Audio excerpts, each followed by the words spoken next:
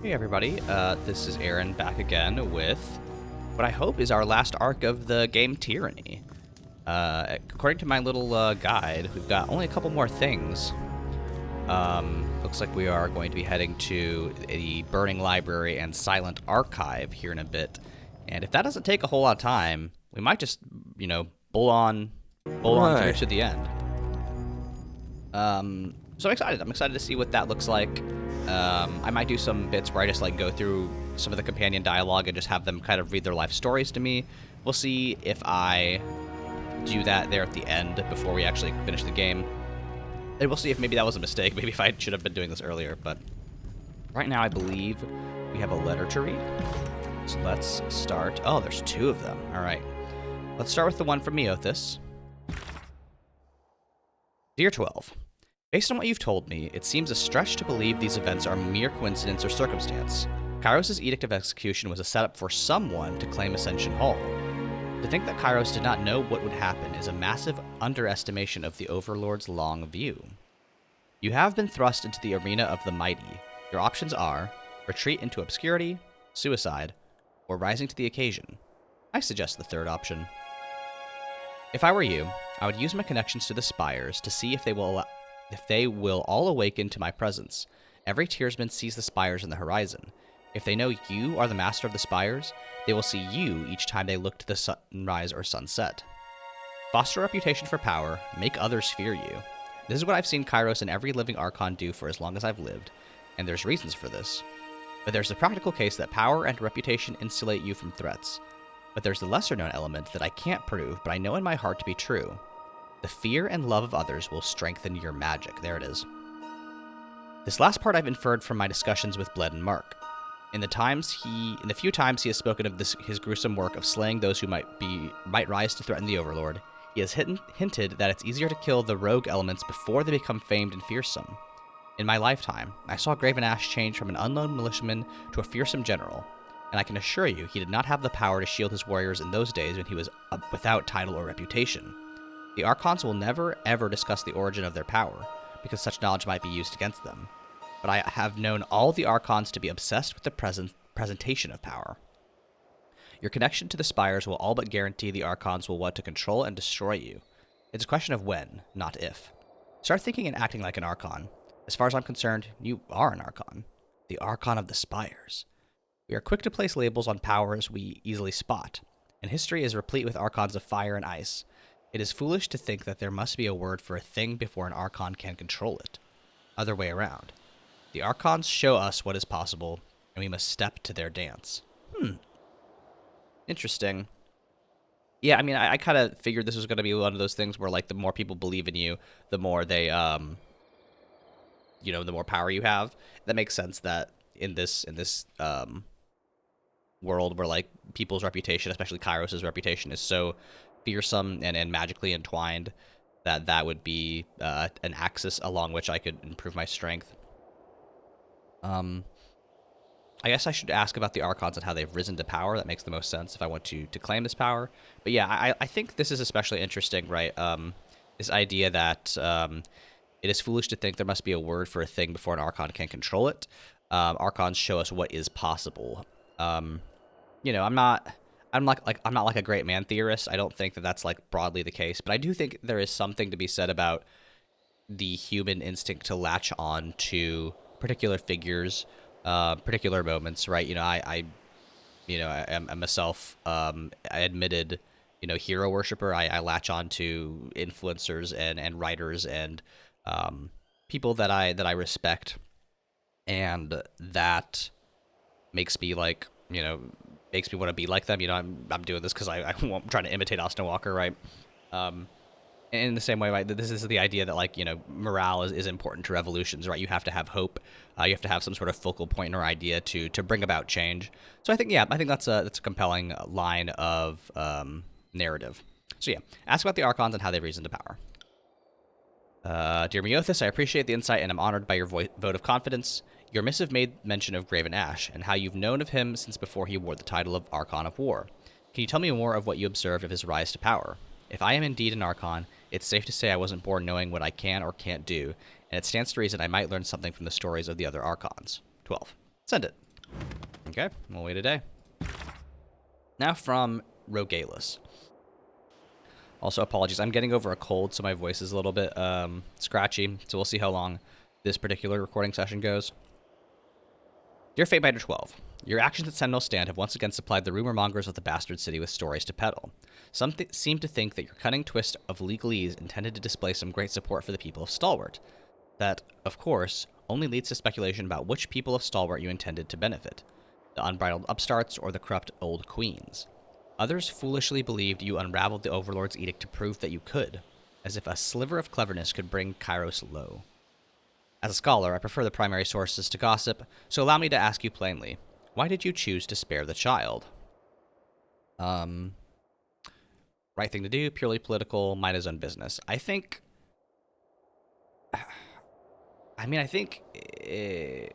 Rogalus isn't to be trusted. But I also want to project strength. I want him to be like, oh, yeah, I'm just doing something for power, right? I do think 12, like, personally wouldn't have wanted to kill the child. I think he would have, given like, his... I've kind of imagined him as being somebody who is solely interested in bringing down, or at least harming the Empire, and, you know, would have killed the child to do that if that child was aligned with the Empire. But yeah, I think I'll say it was purely political. Dear Fatebinder Rogalus, the blood of Graven Ash, Archon of War, flows through that child's veins. It should take no scholar of history or governance to recognize the potential in protecting it. The Archon appreciates family above all else.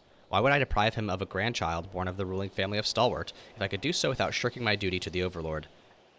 I do not make a habit of discarding gifts of fortune. Yeah, that's very... I think that's covering my ass. I think that's going to work. All right.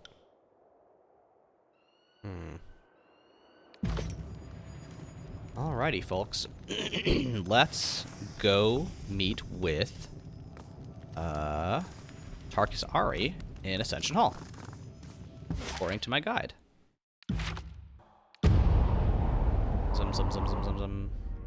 There's Tarkus Ari. Matthias, you're a fool if you think you can win this war without the support of mages. Do you think Kyros conquered Tyrannus with the force of arms alone? Matthias glowers at Ari. Tarkus Ari. We choose to recruit the Unbroken so that Zedenia's weapons wouldn't go to waste. Questioning our every move is a good way to make us regret our decision, Captain. Zedenia, Master of the Forge. This is no time to bicker over our petty differences. That's the sort of talk that landed us in this mess in the first place. Oh, what's going on here? Verse. That much should be immediately obvious. You expected Southerners to cooperate, and they're simply not equal to the task. It's no wonder that most of their friends and relatives died in the conquest. Verse, shut up. Verse, can you shut up for a second, please? Glare silently. Tarkus Ari. A disagreement among allies, nothing more. Ari frowns. I'm trying to guide us in a path of selectivity, and I appear to be doing a piss-poor job of it. Well, you know what, Ari? I think you're doing the best you can. Zedenia, Master of the Forge, we should pursue an alliance with the Earthshakers. I know it seems counterintuitive, but think about it. Their guild bent the knee to Kyros, which means they've had the freedom of research and unlimited resources that less cooperative mage guilds have been denied. Kyros invested in the guild, but we have the opportunity to reap the benefits. Matthias, no matter how you paint it, this coalition has a blind spot in its defenses against Kyros' armies, who employ the likes of the Blood Chanters and Earthshakers. The sages at the Burning Library haven't bent the knee, and their guild is in decline. Both the Unbroken and the Vendrian Guard have worked with them in the past, and know well the value of their wisdom. I mean, it seems wise to seek out both. I don't see, I think the game is going to prevent me from allying with both, because that's how this game works, but it seems wise to seek out both. Ari. Agreed, and in as wide a net as possible in building this army. But there's no telling if circumstances will get worse in the Stone Sea, nor how much longer the sages will cling to existence. We need to act swiftly, and you can only be in one place at a time. Can we send somebody else? Like, I know that we're not like a huge army, but I feel like we should probably send 2 messengers, right? What might the Earthshakers Guild offer our coalition? Zedenia says, though the Earthshakers aren't a very large group, their spells to shape, move, and destroy the stone would be an extraordinary boon to your coalition, an important advantage to deny the disfavored. Ari, I feel it unwise to surround ourselves with mystics, especially ones drawn from our enemies. We need more warm bodies to defend our holdings. That said, we would indeed be stealing from our enemy to strengthen ourselves, and well, I can't argue against sound strategy like that. The Earthshakers are sworn to fight with the disfavored. Do you have some notion of how we'd convince them to turn? Zedenya. With Cairn's demise, Radix is their new leader, but Isadora, his close associate, is like the old Archon of Stone, stubborn and independent, and her mindset is hardly uncommon amongst her peers. I know for a fact lots of the Earth Mages consider Cairn their master, not Kyros or Ash, a sentiment kept quiet, but one we could exploit to cleave them from the herd. Now, if you'll remember, I believe, cast the edict that destroyed Cairn way back in the first video, so I don't know how how receptive they're going to be to me rolling up. Zedenya. We need to give them a compelling reason to risk Ash's wrath, but it's important to note that the Earthshakers are magical allies to this favored and nothing more. Save for a few exceptions, they do not share the family ties that bind the Legion. How might the sages help our cause? Ari. The sages know all sorts of magics, protection spells, ways to heal with a gesture of a hand. A few of them were instrumental in the defenses of Vendrian as well. They gave their lives trying to keep the walls held together with magic. Okay, well, my guide says that I can go to the Silent Archive. Okay, so Silent Archive or Burning Library. My guide is telling me to go to the Burning Library. I wonder... I would be surprised if that keeps me off track, but I'm also not willing to risk it. I'm just going to go to the Sages of the Burning Library. I think it also makes sense, right?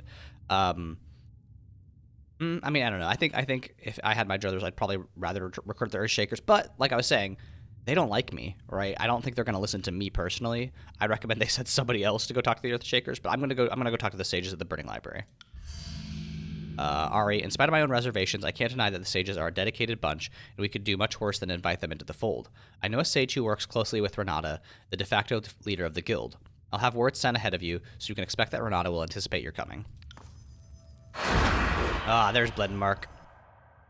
Bledenmark emerges from the shadows, daggers drawn. His golden eyes flare, then darken as his pupils expand, his face set with purpose. Surprised gasps escape from your allies in Ascension Hall, quickly followed by the clang and shuffle of weapons being raised at the ready. Careful, Archon. You're outnumbered, and we are not afraid of shadows. He throws his head back and laughs deeply, shoulders raking, shadows flaring behind them like massive black wings. The lights flicker and die, consumed by the spreading darkness. You should be. Roll your eyes. He grins, teeth starkly white, but it's not a friendly expression. I've been watching you, Fatebinder, and I don't mean in the fun way. I want answers for what you did in the Blade Grave. You broke an edict and survived. That made you a fluke. But then you broke another and survived it. And that makes you interesting. You will tell me how you did it. What's the most... Bledenmark has 2 favor and 1 wrath with me, right? So he likes me a little bit more than he doesn't like me. I would rather have him on my side than not, so... I just understood how. Is that unusual? Yes, very unusual. As in, I'll now be keeping an eye on you for the Overlord. And how did you feel after? If we're going in the spirit of what I just got from that letter, which is like, I need to build my own myth, I'm gonna go, great. Like, I could take on anyone and win. That sounds promising and dangerous. Now the question is, will the effect intensify or lessen for you with each subsequent edict you unravel? I'll be waiting and watching you. Alright, Bledenmark, sure. Alright. Well, with that, let's go to the Burning Library. Alright. Oh, I should have just teleported. Oh well. Zum.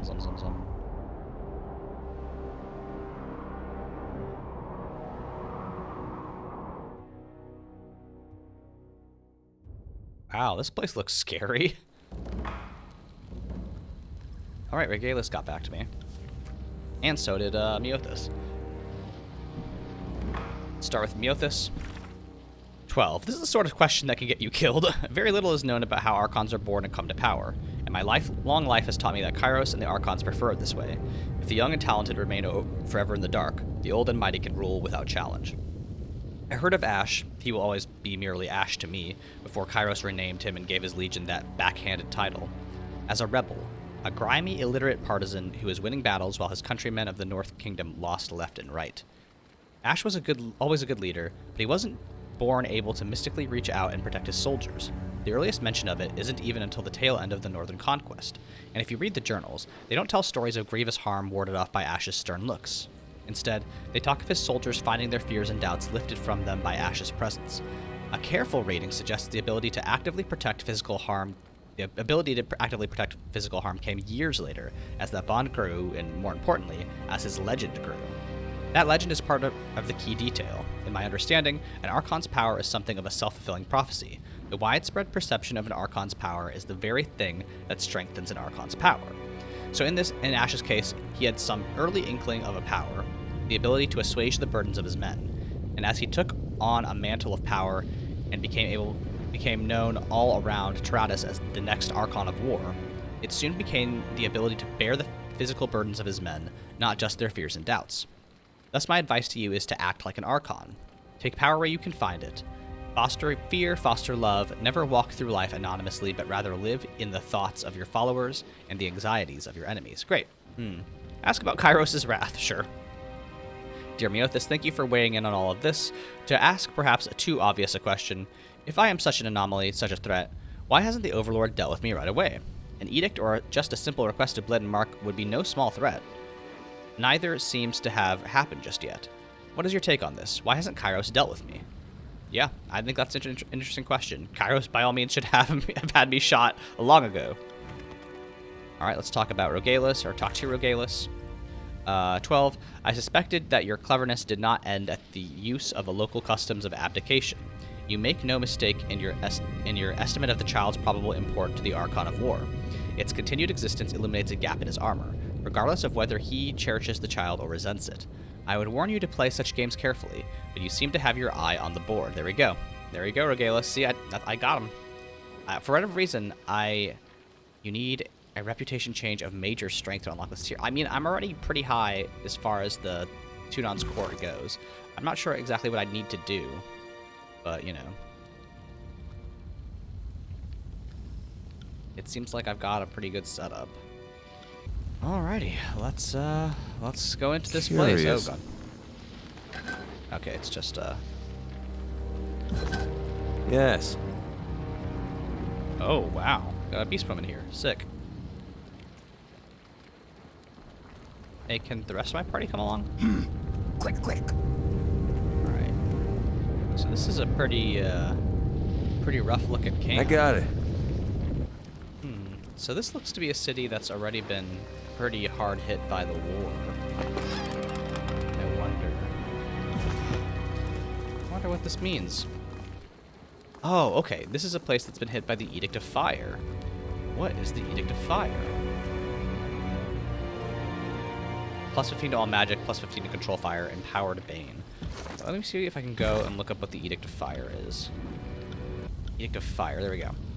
In the year 430 TR, Kyros the Overlord proclaimed an edict over the Vellum Citadel in the contested lands. It is our most solemn duty to protect the citizens of our empire from all dangers, including the danger of knowledge that is forbidden. Let those who, in their burning arrogance, hold tightly to this lore be consumed by our wrath. Therefore, let the fires of Tyranny rise up and consume them for as long as forbidden knowledge lies within the heart of Vellum Citadel. Huh.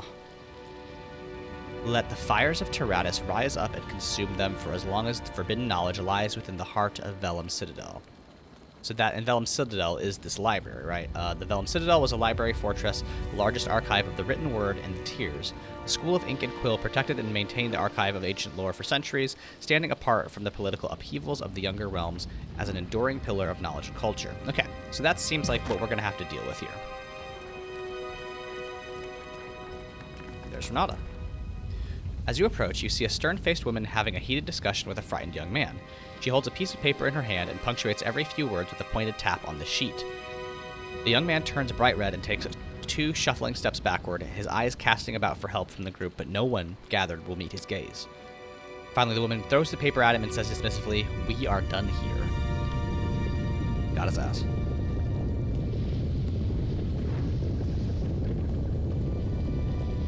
The young man makes a couple of frantic grabs at the paper before finally securing it, then turns and runs away, tripping as he goes. The woman squeezes her eyes closed, sighs, and puts the palm of her hand against her forehead, working it around in small circles. She takes another deep breath and then turns to face you. She gives you a half bow. Her face is stoic and no longer shows any signs of frustration. Fatebinder, you honor us with your presence. My name is Renata. She makes a small gesture of salute. I'm sorry we are not better prepared to receive you, but we have had our hands quite full recently. She waves a hand dismissively, shooing away the old subject before starting on a new one. However, you are not here to talk of such matters, and I am certain we can come to a mutually beneficial arrangement. What business do you have with the sages? Again, I love that this game is giving me the opportunity to break my alliance at any point in time. That's pretty good. I'm gathering a force to stand against Kyros' armies. We want the sages to join us. Renata, blunt, direct, and to the point. I like that. I would love to help you, but my attention needs to stay a little closer to home for the time being. Scarlet Chorus are swarming all over my former home right now. Right now, I have nowhere to go and practically no one to help you. They're desecrating the library, and I'm afraid they will find the silent archive. If we lose that, my whole life's work goes up in flames along with the building. And on top of it all, we have to deal with the smoke and embers from the Edict of Fire. So you'll forgive me if I don't take you up on the offer. Well, if I eliminate the Scarlet Chorus and retrieve the silent archive, will you join me? Renata gives you a confused look. Seriously? That's no small task, Fatebinder. They have taken control of the grounds, and I don't even know if you can get to the silent archive. She chews the side of her mouth, thinking. Okay, if you are serious about doing this for us, the sages will join you to stand against Kyros. We have had nothing but pain and destruction at the hands of the disfavored and Scarlet Chorus, and I'd be happy to return their kindness tenfold. And I can help you get to the library unscathed. One of my sages escaped captivity and was able to return here with information on where all their patrols are. That's convenient. Unfortunately, actually getting the silent archive isn't going to be as easy as walking in and picking it up. It is protected by an arcane barrier that prevents passage into the chamber that holds it. Once you get inside the Citadel, you'll need to find parts of the passcode. She sighs and shakes her head. Passcode. The sages in charge of the Vellum Citadel changed the runes needed to deactivate the barrier every week. Only a specific few were told the actual sequence. They said it was to prevent unwanted eyes in the vault. I say it's because they were control freaks and like to make people jump through hoops. That's very funny. The passcode was broken into 4 parts and placed in shelves around the Citadel. Anyone with sufficient skill could find the runes and decipher the passcode, telling them how to deactivate the barrier. That's what you will need to do. Oh, and one more thing. The Silent Archive is the focus for the spell that is keeping the library from collapsing. You can't simply take it from its home. A suitable substitute must be put in its place. The chamber where it is housed was used as a storage place for powerful artifacts. If you search in there, you might find something that could be used to take the place of the scroll. Okay, like an Indiana Jones switcheroo. Do this for me, and the sages are in your debt, Fatebinder. What was that argument all about? Renata looks to where the young sage disappeared behind a building. She pauses and looks up thoughtfully. How do I say this diplomatically? We are rather short-staffed at the moment, and certain aspects of my day-to-day life are more difficult than I would hope. Because Kyros saw it fit to have our home destroyed, it is taking some people longer to adjust to their new surroundings than others. But that is not the point of your visit. What can you tell me about the sages in this area? We are very busy. She looks at you pointedly. Not only are we trying to take back the burning library, there are disfavored skulking around, sticking their noses where they don't belong. On top of that, a lot of the sages have scattered across the region. We could use more of them here, but we don't have the bodies to spare to gather them up. Scarlet Chorus in the library, disfavored hiding around, the sages in chaos. Sometimes I wonder why I want to lead this group. You want to lead the sages? Yes. Sages tend toward the lifestyle of a hermit if left on their own. Studying, reading, copying manuscripts. With proper leadership, motivation, and organization, they are an unwavering force. The problem is, and the only one recognized with authority over the sages is the one who wields the Scrivener's Eye, and it is lost somewhere in the library. What is the Scrivener's Eye? A very important item to the sages. With our group in chaos, there is no one in charge, and we are floundering. The person in possession of the eye is considered the one in charge. If I can get my hands on that, I could fill the vacuum and bring the sages back. I'll look for the eye. Thank you so much, Fatebinder. With the necessary leadership, the sages will be far more powerful. If we can properly organize, I dare say that, with me in charge, we could surpass the power of the previous group. That would be great. First Sage Arwell was the last one to hold the eye. He didn't make it out of the Citadel's lower levels when Kyros' edict granted it apart. If it hasn't been devoured by the lava, It'll almost certainly be on his remains. Great. I'll talk to you later. Okay. Oh. I do wonder if I can talk to this beast woman. Nope. Beast woman is on patrol. Go away. Get flee. Who is Acalia? You seem important. You notice a young woman standing apart from the rest of the sages. She fidgets and twitches, hopping back and forth from foot to foot, murmuring to herself. Even though she seems energetic, her eyes are tired and rheumy, with dark circles underneath them. She leans against the wall, bouncing up and down on the balls of her feet. Looking up mid-twitch, she catches your eye and calls out to you. You there, yes, you can help me out. I have so much that needs to get done, and I have no way of doing it, and I asked Renata for help, but she's all business and organization, and there's never time for anything with her except becoming the leader of the sages, or something, whatever that means, and how we all have to come together for one purpose and recover the knowledge lost in the Vellum Citadel, and strength and unity and knowledge and scrolls and blah, blah, blah, blah, and I just want to carry out my research, and you look like someone who knows a thing or two about magic, and I forgot to introduce myself. How rude of me. My name is Acalia, and it's nice to meet you, and how are you, and please tell me how you know a little bit about magic. Holy God. Whoa, slow down. Do you even breathe? What? Oh, the talking. Yeah. Well, it was. You see, I wanted to get my more research done, but I couldn't because I was always falling asleep on my scrolls. So I had to find a way to keep myself awake so I could get more research done. So I found some scrolls, and they referenced some herbs that were being used to keep people awake and alive while they were being tortured, because that would be they were both a stimulant and a curative. The herbs, not the people getting tortured. Wouldn't that be hysterical if it was the people? Then I would look like such a fool talking about these herbs, thinking they were helping at all, but they were doing all they were doing was tasting like shit, but not actually helping me. And I wanted to be able to do more research. So I said to myself, well, if you want to do more research, you should probably find yourself some of those herbs. So I did, and now I've been at this research for almost 2 solid weeks. It's incredible. Anyway, let's me concentrate on what I'm trying to decode. But wait, you say, how could you possibly be alive after 2 weeks with no sleep? And I say, ha! I told you the herbs had curative properties too, so it keeps me healthy, and I only have hallucinations twice a week now instead of 3 or 4 times a day, and I call that progress. But where was I? Oh yeah, I needed your help now because Renata. Wait, I already said that part. I was asking if you could help me out. I was sure you were someone who knew a thing or two about magic because you look like you've been around and seen a lot. Not to say you look old or anything. I'm a horrible judge of age. I'm just saying you look like you can handle yourself in battle. Not to say that you look particularly bloodthirsty or anything, unless that's how you're trying to look. Then I say good for you, because you look just bloodthirsty enough, but not at all old, and maybe just a little weathered. But do you know anything about magic? Oh, doing this voice is gonna kill me.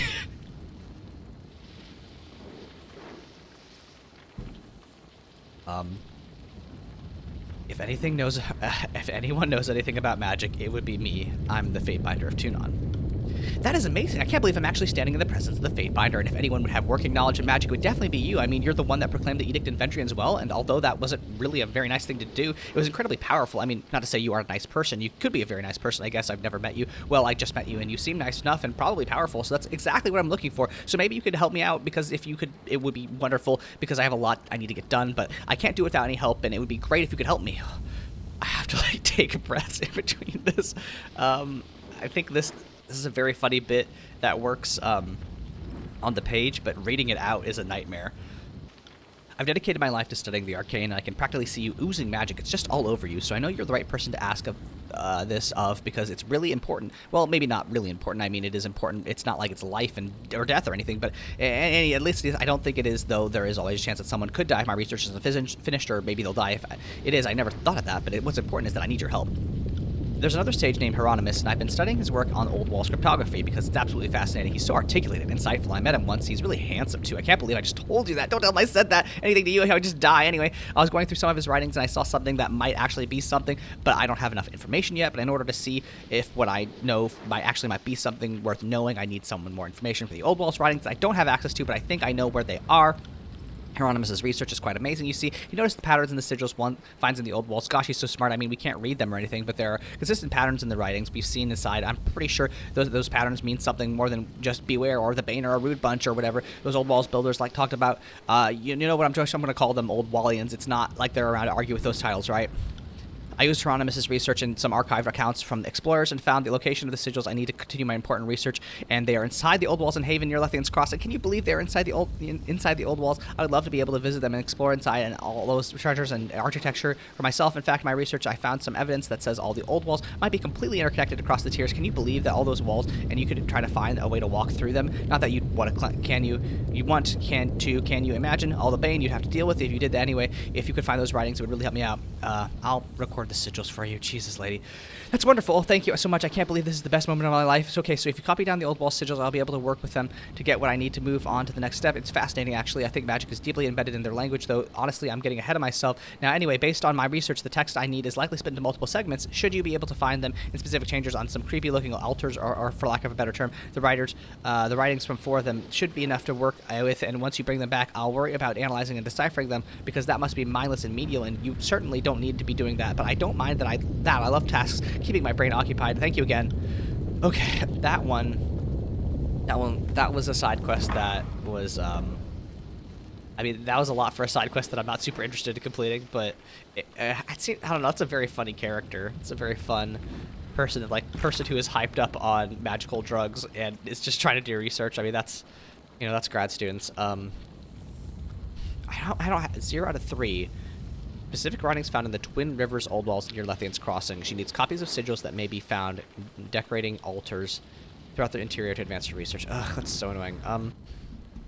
I might have to... I might just have to do that off-screen because I'm not super interested in doing a puzzle for you all. I think it's going to be a lot of, SpongeBob getting cut in there until I get whatever these are. Maybe I'll figure this out. I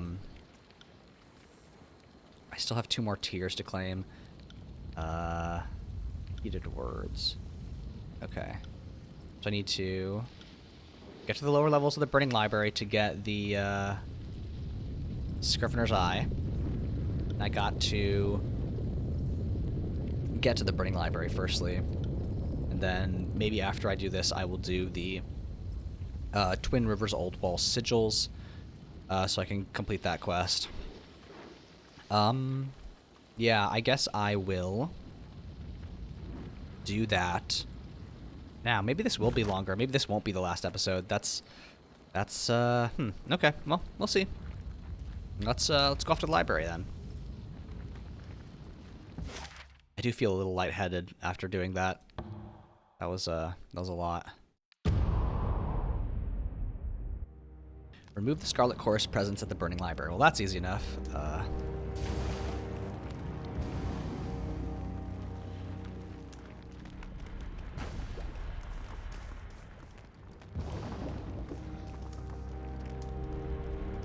Can't do that.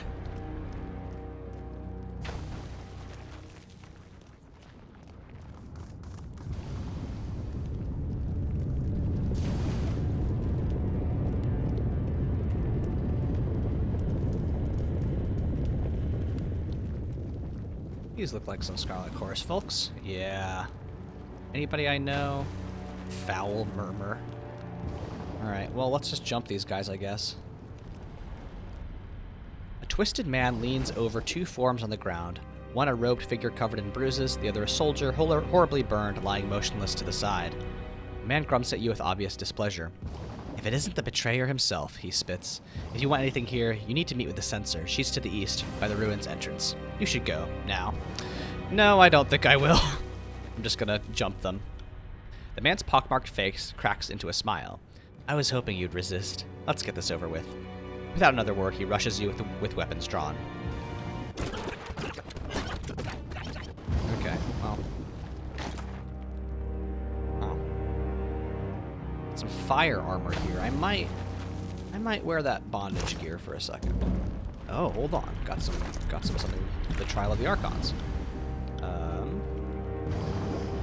Foul Murmur tortured disfavored soldiers before the Civil War. Now that's interesting. Let me get that cool Bloodhound leathers. It's gonna give me some fire armor, which will be useful. Worse armor overall than what I'm wearing, though. Oh, damn. That is kind of hot, though. Oh, wow. Check that out. Hell yeah. I'm gonna wear this. Fuck it. I don't care if it's worse armor. I'm wearing this. Now let's talk to this guy. Volant. The sage has clearly suffered at the hands of his captors. Burn marks cover his legs and his shoulders slump unnaturally. He looks at you in stunned belief. Thank you. I can't believe those blackguards are finally dead. He spits. May they rot. I would say more, but I have to make my escape before a patrol circles back, and you wouldn't want to be caught here either, for that matter. He clasps both of your hands in his. If you are truly committed to taking on the Scarlet Chorus, you should speak with Renata, our leader. She is nothing if not sympathetic to your interest. I'll way ahead of you, buddy. Seek her out in the ruins of Effigy. She has a camp there with other members of our order. I've already met with Renata. You should regroup with them. I thought none would come to our aid, and Taradas would watch us burn. I'm glad to be mistaken. Thank you again. I'll take my leave, but tread carefully. The Chorus are crazy and disorganized. That is part of their strength. Don't let them get the drop on you. Sure, buddy.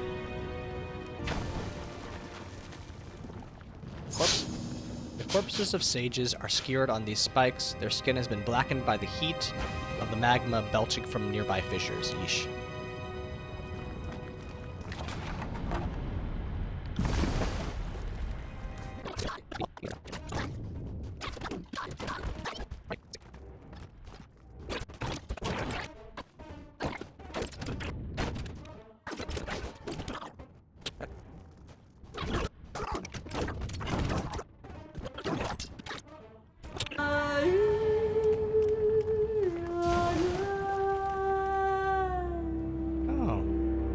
Sharon singing the theme song to Tyranny? That's really fun.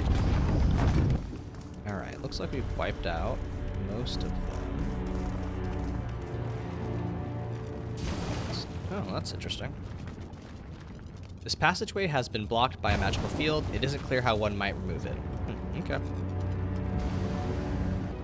think lava is such a fun thing to include in your set piece building. I think it is just so, like, you know, my understanding of real lava is that it's like so hot as to be like if we were standing as close as we are here, like our flesh would start peeling off, right?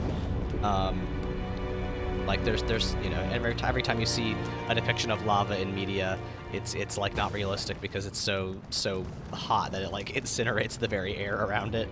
But I think it is so evocative, right? You get like, you know, these big plumes, you get this like splash of red. You know, aesthetically, it's really striking, right? It's also very useful as a hazard, right? If you want to be like, hey, you can block off this area. Maybe there is a way to cross it, but if you're gonna like, you know, disregard the actual physics of lava, you can like say, oh, you can, you know, put a stone or a trunk over it. You can, you know, pour water on it to make it crossable. It's just a very useful, you know, fantasy-ass device to use if you're, you know, thinking about running an RPG. Oh no, what is all this shit? This passageway has been blocked by a magical field. It isn't clear how one might remove it. I feel like I could control an entire... Verse. We just got through the front door, and already there's a wall. How impractical can you be? army now. Let's go find one.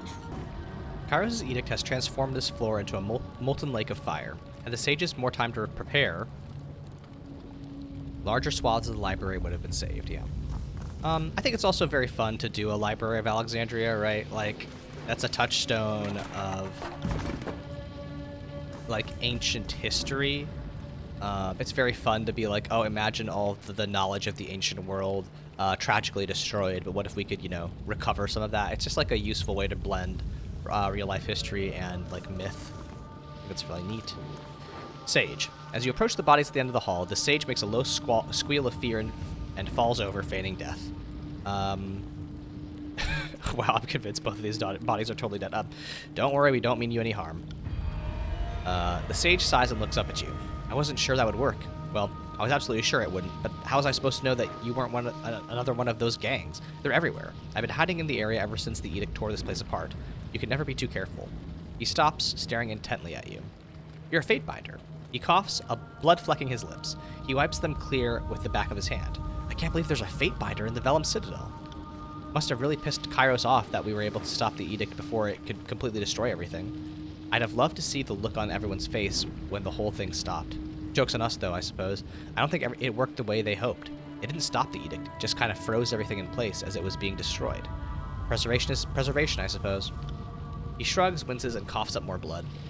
Not that it's doing us any good with all the Scarlet Chorus in here. Do you see how many of those thugs ran in? When I saw them enter, I knew I couldn't stay in hiding anymore. I had to come in and prevent anyone else from getting in, so I activated the barrier by the door. That doesn't explain why you're dying. I came over here to destroy the piece of the passcode so no one could get through. He pointed to the shelf behind him. But this one must have followed me. He attacked me and told me he'd kill me if I didn't tell him how to get through. He laughs and winces again. You can see how well that went for him. Please, Fatebinder, you have to protect the Citadel from the Scarlet Chorus. Don't let them destroy it. That piece of the passcode will get you through the first barrier. Find the rest and keep them from those monsters. They can't be allowed to unlock our secrets. Let me try to bind those wounds. That's okay. I know I'm not long for this world. Don't worry about a single sage when there's so much more to save. Just keep the Citadel safe, please. He lets out a quiet moan and then falls dead at your feet. Not that quiet, if I'm being honest. Smells strange. Like air before first lightning strike. I want to claim his own. Interesting. Okay. The party has received incomplete passcode, kills in shadow. Drawings look like naked humans, if dismembered, and dragged to form shapes. Kills in shadow chuffs. Hope Alpha knows words. Thanks. I guess.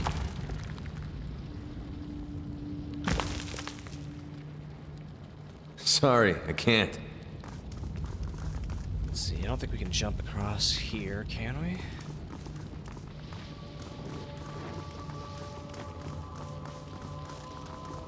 Alrighty. So we're touching symbols now to make barriers disappear? I don't know if the sages have a flair for the dramatic or if no one taught them how doors work. Come on, first. You don't have to put on this act. We're just doing shit. No, there's no one to impress here. And how exactly do you think you're going to get away? An exasperated voice asks. The sensor is right outside the... Oh, now get your worthless asses moving before I tell the sensor myself. And if I get the get the shackles too, it'll be worth it just to see the... Okay. Well, anyway, let's just jump these guys, I guess. Pat Olson. Hey, you, come here. I want to talk to you. Okay.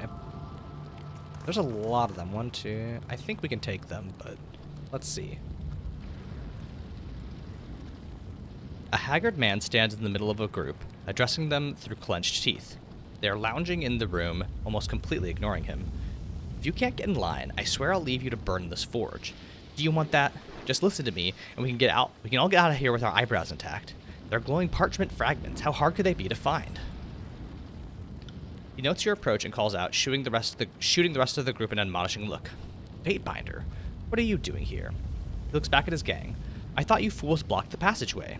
One of his men snorts and shrugs and then goes back to ignoring him. Let's see. I'm watching an undeserving leader try to direct a worthless crew. Two of Olson's men look at each other and then at him. Did he just insult us? Olson closes his eyes and lets out a defeated sigh. I didn't ask for this. I'm just trying to stay alive. He suddenly straightens as if he realizes you're still standing there. Shape up, you worthless fucks. He snaps at them and then looks back at you. I will find the Silent Archive even if it kills me. Siren. Of course you will. A disorganized group of malcontents led by a man who can't even keep control of them. That's some real competition. I tell you, I'd be surprised if you made it out of this room, let alone to the archive. Verse. You watch that pretty mouth. We may be in competition, but these soldiers are still Scarlet Chorus. Verse. Do you not know what we're doing at this point? Siren. As if that mattered one claw. You speak about it like it's some glorious calling. Leader or grunt, you're all still clamoring around in a dung pile. Whether you're buried underneath or standing on top, you still reek of shit. Get their asses, Siren. Verse. Because your dung pile is so different than mine, at least I'm at the top. Remember that the next time the Voices of Nerat buys you a pretty dress. Voices is not doing anything for Verse anymore. Fat Olson. I'm sorry, Mr. Siren. I didn't know you were here. Fat Olson makes an awkward bow to the mocking delight of his men. I did not mean to imply I was in any way superior to you. It's the heat. And these fools. They're as scared as baby beastmen. Kills in shadow. Then are not so scared at all, yep. Even first season brood whelps are fearless. I like that I just got this group of people who has kind of the perfect dialogue interaction for these people. Maybe they wrote out this encounter to include all, combinations of party members, but this is a very lucky draw. I love that. Do you need anything else? What exactly are you doing in here? He looks at his men who stare back blankly. I assumed you knew. Why else would the censor have let you in? He shrugs, absent-mindedly scratching his armpit. She's put us in here to compete. We're supposed to find the Silent Archive. And isn't it just like the chorus to have a contest that gets a score of decent soldiers killed? Which is why we're bent on finding the archive first. He glares at his crew. Rather, we were bent on finding it. This lot are squeamish as babes who don't want to singe the hair on their toes. Haven't even found a single piece of the passcode. We blocked the passage so no one could follow us, and then they sat down and refused to move. So, what's so special about the archive? It's the heart of the Vellum Citadel. They say the most valuable records are stored there, books that only the senior sages knew about before the Cataclysm. The voices of Nerat wants it destroyed so that Kyros' wrath against the sages is complete. The archive is said to have some magical properties, too. Olston frowns. Supposedly, the archive is the sole reason the library is still standing. I don't know. We were just looking for it. Okay. So I can, berate the people and into following Olston. I can say that I can try to get Olston to, go off on his own. But the funniest one, Olston seems like a real pushover. If you kill him, you could go your own way. I do want to kill them all, but I want to try this first. What? Fatebinder, you can't take away my command! Also, as Olston draws his weapon, the rest of his unit advances on him. It's our chance. Let's get out of here while we can. Well, maybe they're all gonna go their own way. Let's see what happens to them. Oh, they just disappeared. Well, okay. Sure.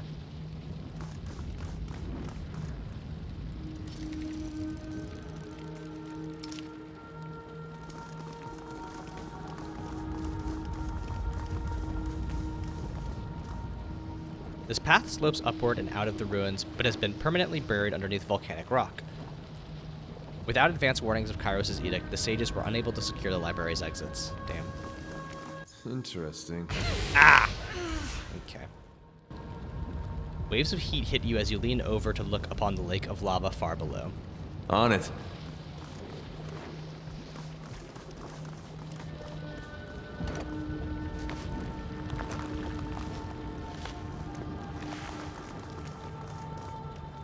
Who is this? The sage backs up as you approach, fear in his eyes. No, please, don't hurt me. He stops when he sees you and drops his hands, relieved. You're not chorus members. He looks around. But they're nearby. I can hear them. I would leave, but they've blocked the exit and I can't open the barrier without the right key. You're free to go. The way is clear.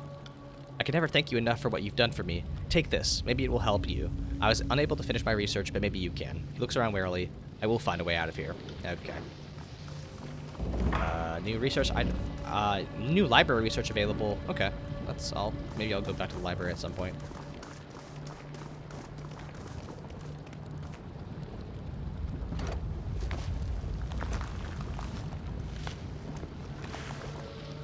Bloodhound. Gaptooth, there's someone out here.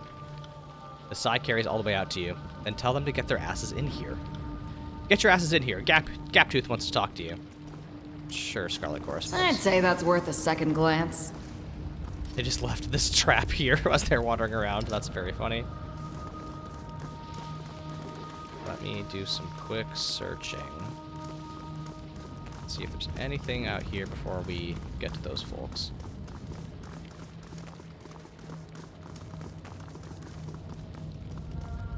Though the amount of heat rushing through this fissure is intense, the lower floor somehow remains intact. Well, that area below us doesn't look as bad as up here. It isn't clear why the library hasn't been wholly consumed by lava. I bet there's some... Lower. Ground is less broken, maybe safer for creeping and pawing. Thank you. I bet that's where the body of that one guy with the artifact is. That seems likely to me. Sorry, I can't. What is this? Okay, so... yeah.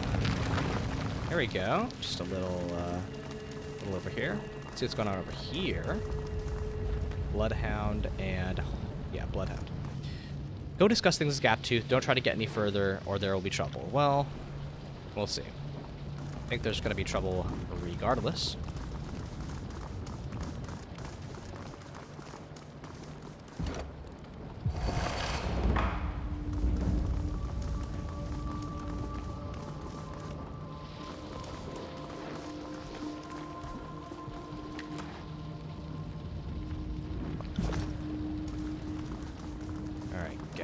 Gaptooth. A rough-looking woman stands in the gap made by a broken wall, turning to address you as you approach. So, the censor didn't trust 4 groups to get what she wanted and sent another one? She shakes her head. More groups? Talk about an excessive use of force. She throws her hand in the air. For Kyros' sake, it's still just a library. It's not going to get up and walk away. We have time to get the archive. I even know where a piece of the passcode is. Tell me more about this archive. What do you take me for? Your own personal sage? She holds up a hand and starts counting off facts like a checklist. It's in the library. It's rumored to be incredibly powerful. It's behind an impenetrable barrier. We need to find the passcode to get it. The censor is particularly itchy to get her hands on it. Problem is, she sent all of us in to get it, and only one group is allowed to claim they did. And that means she puts her hand to her throat and mimes strangling, making a gagging noise. And that means a lot of, okay, such as the way of the chorus. My current problem is Numby's group down below. They're guarding one of the passcode pieces, and they can be particularly stab-happy. I don't want to cross their path with a molten pit nearby, so I'm just trying to decide what to do. I was like, well, we're just going to pass through. Ha! As if. We plan on being the victors here. You may not have our biggest concern. You may not be our biggest concern right now, but we'll have to cross blades at some point. And I don't have a reason why that can't be sooner rather than later. Let's see. If you wait here, I'll deal with Numby and his group. But I could also go. You could always try to get the drop on Numby. Does he even know you're here? Gaptooth purses her lips, a contemplative look on her face. True. I'm sure they don't know we're right behind them. Not a bad idea at all. Sneak up on them, and she draws a finger across her throat. Out of the contest. Yeah. Why don't you all do my work for me? Let's see where they go.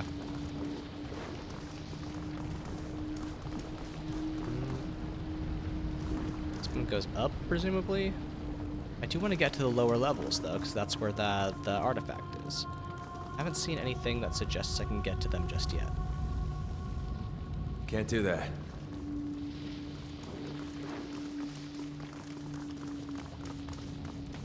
Can't do that.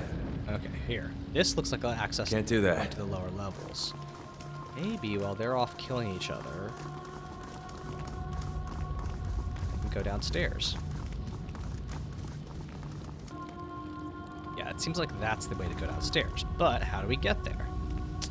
Well, it doesn't look like there's a way to access that Sorry, part of the I can't. library just yet. Can't do that. Forge.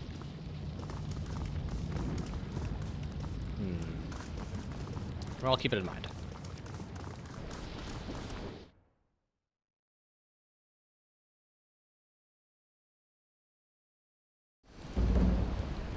There we go. Retrieve the Scrivener's... Oh, this is the lower level of the library. Well, weird, but I'll take it. Huh. It's a sage. It's a beast man, and that's Numbly. Well, I guess Numbly was, in fact, ready for them. That's very funny. Numbly. A large, blood-splattered man glares at you in the midst of a pile of dead bodies. Gaptooth and her crew said someone sent them down to deal with us. He spits a gob of blood and phlegm to the stone floor. I assume that's you. You assume correctly. He seems taken aback by your honesty. Thank you for being so forthcoming, but I was planning to murder you either way. This just makes the decision easier. He charges you, his men following closely behind. Die! I guess that sage wasn't on our side then. That sucks. Scarlet Notebook. Hold on. A few entries contain recognizable sentences, and the book appears to be the journal of a Scarlet Corps commander detailing troop movements. Times and locations are noted alongside numbers and pictures of trees, stick figures, and rocks. The author either didn't know the words for lumber and people, or just felt more comfortable with pictures than words. While much of the journal is inscrutable, the corner of every page has the day's head count for the author's brigade. While some days note dozens of losses, the brigade appears to be recruiting far faster than its members are dying or deserting. Interesting. Iron brand. This hunk of wrought iron is used to sear the counterclockwise twist into the flesh of the Scarlet Chorus recruits. Those who cannot endure the searing mark are deemed unfit for even the most menial chore in the chorus, and such unfit recruits become teamsters or corpses, depending on their capacity for manual labor. You can sell this to a merchant as spare parts. Fashioned in great number by the overworked smiths of the Candle Mountains, each recruitment brand has its own unique size and style of curl, as well as imperfections and deformities that come from the hurried fabrication process. The lack of a uniform brand creates cliques among the Scarlet Chorus. All recruits that share the same brand share memories of being burned and marked for life by the same person. Deeply fucked up. Okay. Blood Chanter's spine. Ugh. Yucky.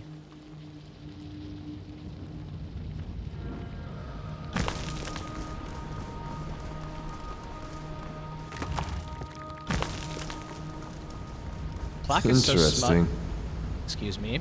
The plaque is so smudged and scratched that you can't read most of it, but it mentions a new binding technique and mastering the magic to preserve the scrolls. Find the remaining parchment pieces. Great. Oh, what's this? First King of Stalwart. This document chronicles the early days of the Regent bloodline in Stalwart. In among the lists of names and titles, you find the story of Queen Porcia, who stripped her infant child of any legal claim to the throne to stave off an assassination attempt. This event set a legal precedent that has lasted for centuries. You think someone might find that of interest? Yeah, this is what, maybe if I had done this quest earlier, I could have, used that as a document to help with the queen. What's her name? Amelia and the kid earlier. But it doesn't seem like the game wants you to do that in that order, so that's a weird that they put it here. But maybe I'll give it to Amelia anyway and see if she's Found something. interested in it. If Amelia ever does show up in this game again. Okay.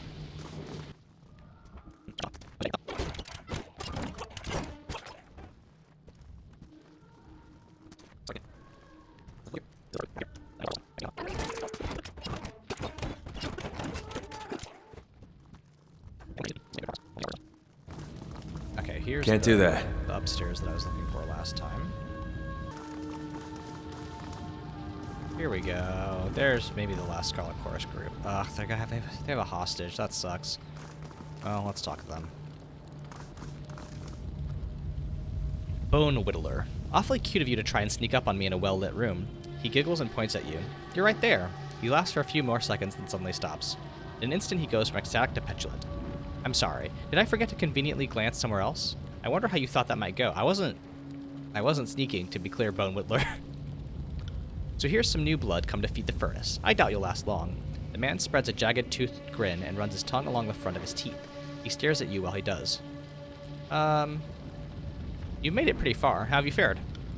I have high hopes of making it out with all my pieces intact. If the censor wanted this to be challenging, she should have sent people with more drive. He shrugs. With the help of my mates and a few sages, we'll toast the competition into a fine ash and powder our faces with their defeat. And if we find the Silent Archive in the process, that will be good too. What do you know about the Silent Archive? Nothing. He stares at you for a couple seconds before continuing. In my estimation, if it can't do anything for you, it's not worth your time. Okay, address the sages. Do any of you want this man to find the Silent Archive? Because I don't. Think a sage can get the drop on me, do you? He studies you with an even expression. Won't happen. How can you be so sure? Okay, well, that's how. He turns his eyes to the second sage, who immediately drops his gaze. Would you feel inclined to misbehave if you knew you'd be put down the moment you started acting rabid? He looks at you again. Our sages know their place. You help and you obey, or you die. Well, you really need to die.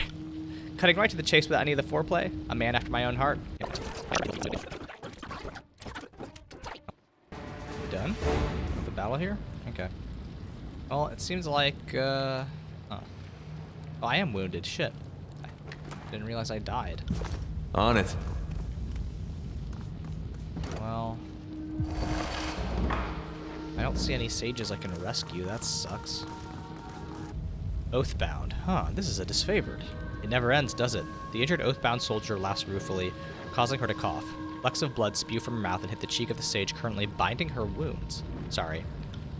You're fine, says the sage. A little blood does come with the territory, but you need to keep quiet or I won't be able to get this done right. I don't want you bleeding out. Oathbound. Thank you. I appreciate your help even with all the troubles we've caused you. The sages aren't nearly as bad as I was led to believe. She smiles and winces. She stares at you, all signs of levity gone in her expression. What are you planning on doing? We are both trapped here with those chorus members right on the other side of that rubble, and I'm certainly in no shape to fight. It would seem we're in quite a bind.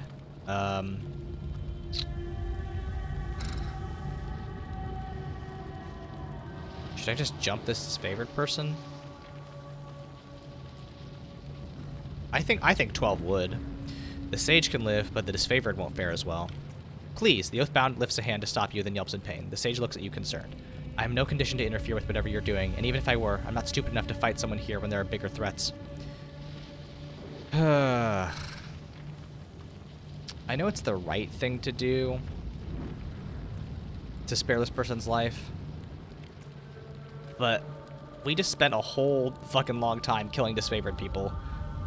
One disfavored soldier left alive is one too many. It's a battle! bleed and beg to live.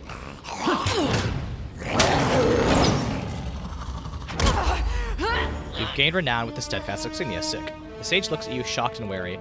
Thank you for sparing my life. It is a shame she had to die, but I will not question your methods.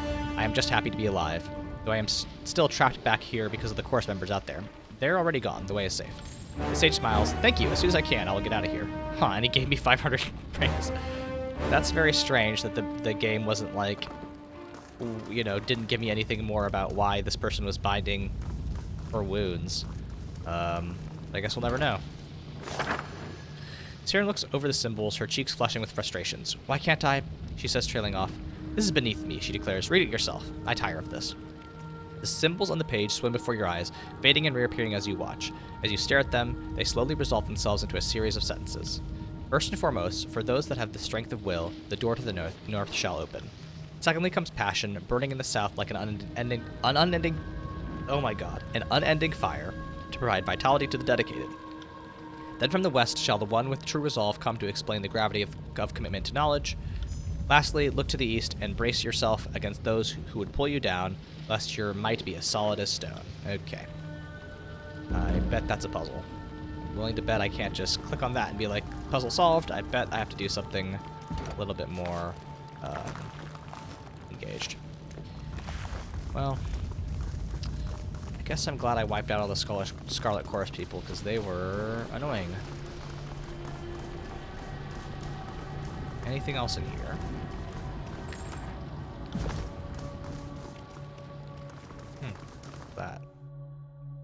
That's another thing. Oh wait, maybe this is the way to the secret chamber that I am looking for. Found something. I'm willing to bet one of these bodies has an artifact on it that I need.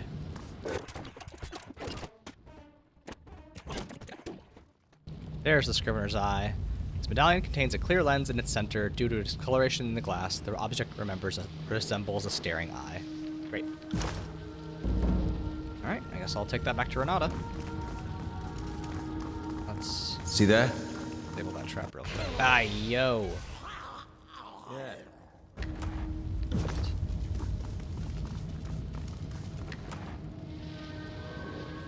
This missive is a reply intended for Sage Renata. It urges her to make an important decision about the future of their guild. Evidently, the sages were often used as mediators between the armies, oftentimes because Grave and Ash simply refused to work with the Voices of Nerat due to the troubled past between the two. Well, that's, yeah, that's gonna be evidence. Against Ash, presumably. Or maybe both of them. Whoa, what is this?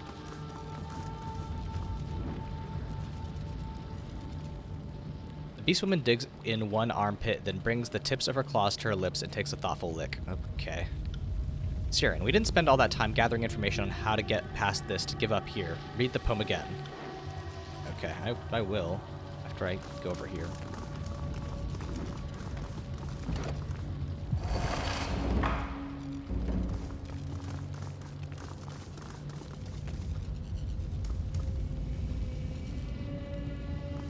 I do it. I do the thing. I read the poem. Everyone claps. North, south, west, east. Yay, that was easy. Right.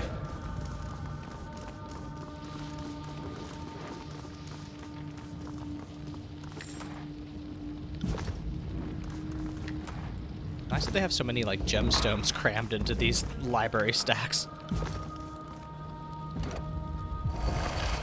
Alrighty, let's go down a little deeper. I think as far as journal stuff goes, right, I've got the Scrivener's Eye.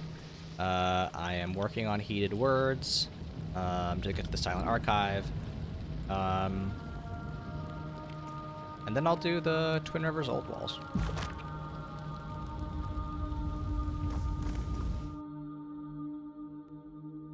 And then maybe I'll talk to first for a little bit. Just to pad out this video, just for fun, you know? Build up some tension before the final act. Here we go. Huh. Ominous?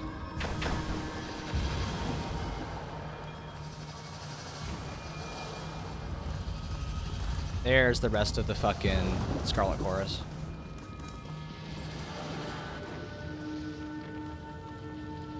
The Censor. Well played, Fatebinder. Whether you wanted it or not, you competed in my game to perfection. She strides forward eagerly, glancing past you at the newly uncovered chamber. I've been setting these idiots into this furnace for months to no avail, and yet you've done the impossible in mere hours. She pauses, scratching her chin in thought. I suppose I shouldn't be surprised. Literacy proved useful in getting past that barrier in a place like this. My men couldn't tell scholarly writing from chicken scratch. She shrugs. Lesson learned. And bodies are cheap anyways. It's a shame that your talents can't be put to further use for the voices. She shakes her head, disappointment evident in her voice. You've a talent for ruthlessness, you know. But your string of successes ends here. Your body will join those of the sages on the altar. It's rather amusing if you think about it. They may have stopped the building from collapsing, but they couldn't stop the edict, or the Scarlet Chorus. All they did was sacrifice themselves for a scrap of parchment they're going to lose anyway. Interesting, because I find your confidence amusing. I just eliminated your entire crew. Almost as amusing as yours, Fatebinder.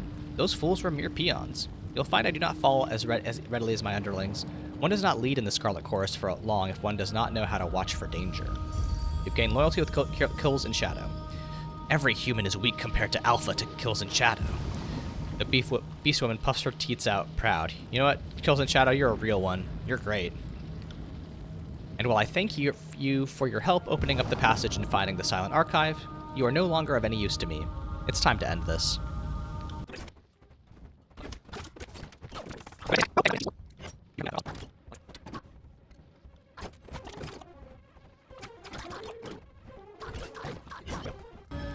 Will do.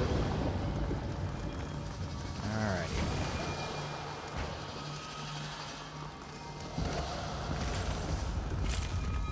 Packmates to see what Only Lantry can equip this. Okay. Well, Beast that's Woman fine. sees.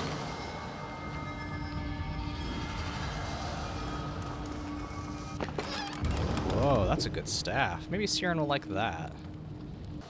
I mean, I hate to say it, but I think these three are like my favorite companions. Like, I think Barrack is such an interesting character, but he annoys the shit out of me so much that I can't really engage with him. But I love Kills in Shadow. I think she's so interesting as like a beast woman who, you know, is like engaging with the human world. I think Verse is like the most interesting member of a faction.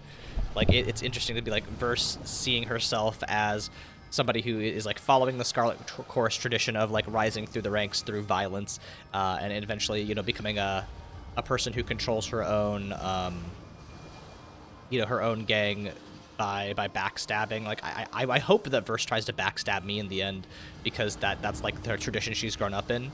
To prove your strength, you have to be able to, you know, kill the person who's your leader. And then Siren's interesting because she's a really powerful magical kid who also is kind of in the Scarlet Chorus, but like worked with me and like has ambitions of her own. But she's also like, you know, a child in many ways. Like I think these are really interesting characters, and they're largely not annoying, which, you know, I think is actually a huge difficulty in RPGs, especially computer RPGs. In tabletop games, it's, you know, if you're going to do a character that's annoying to your friends, you know, you're doing it as a bit. But in computer RPGs, you can often make a companion that just is very annoying on accident.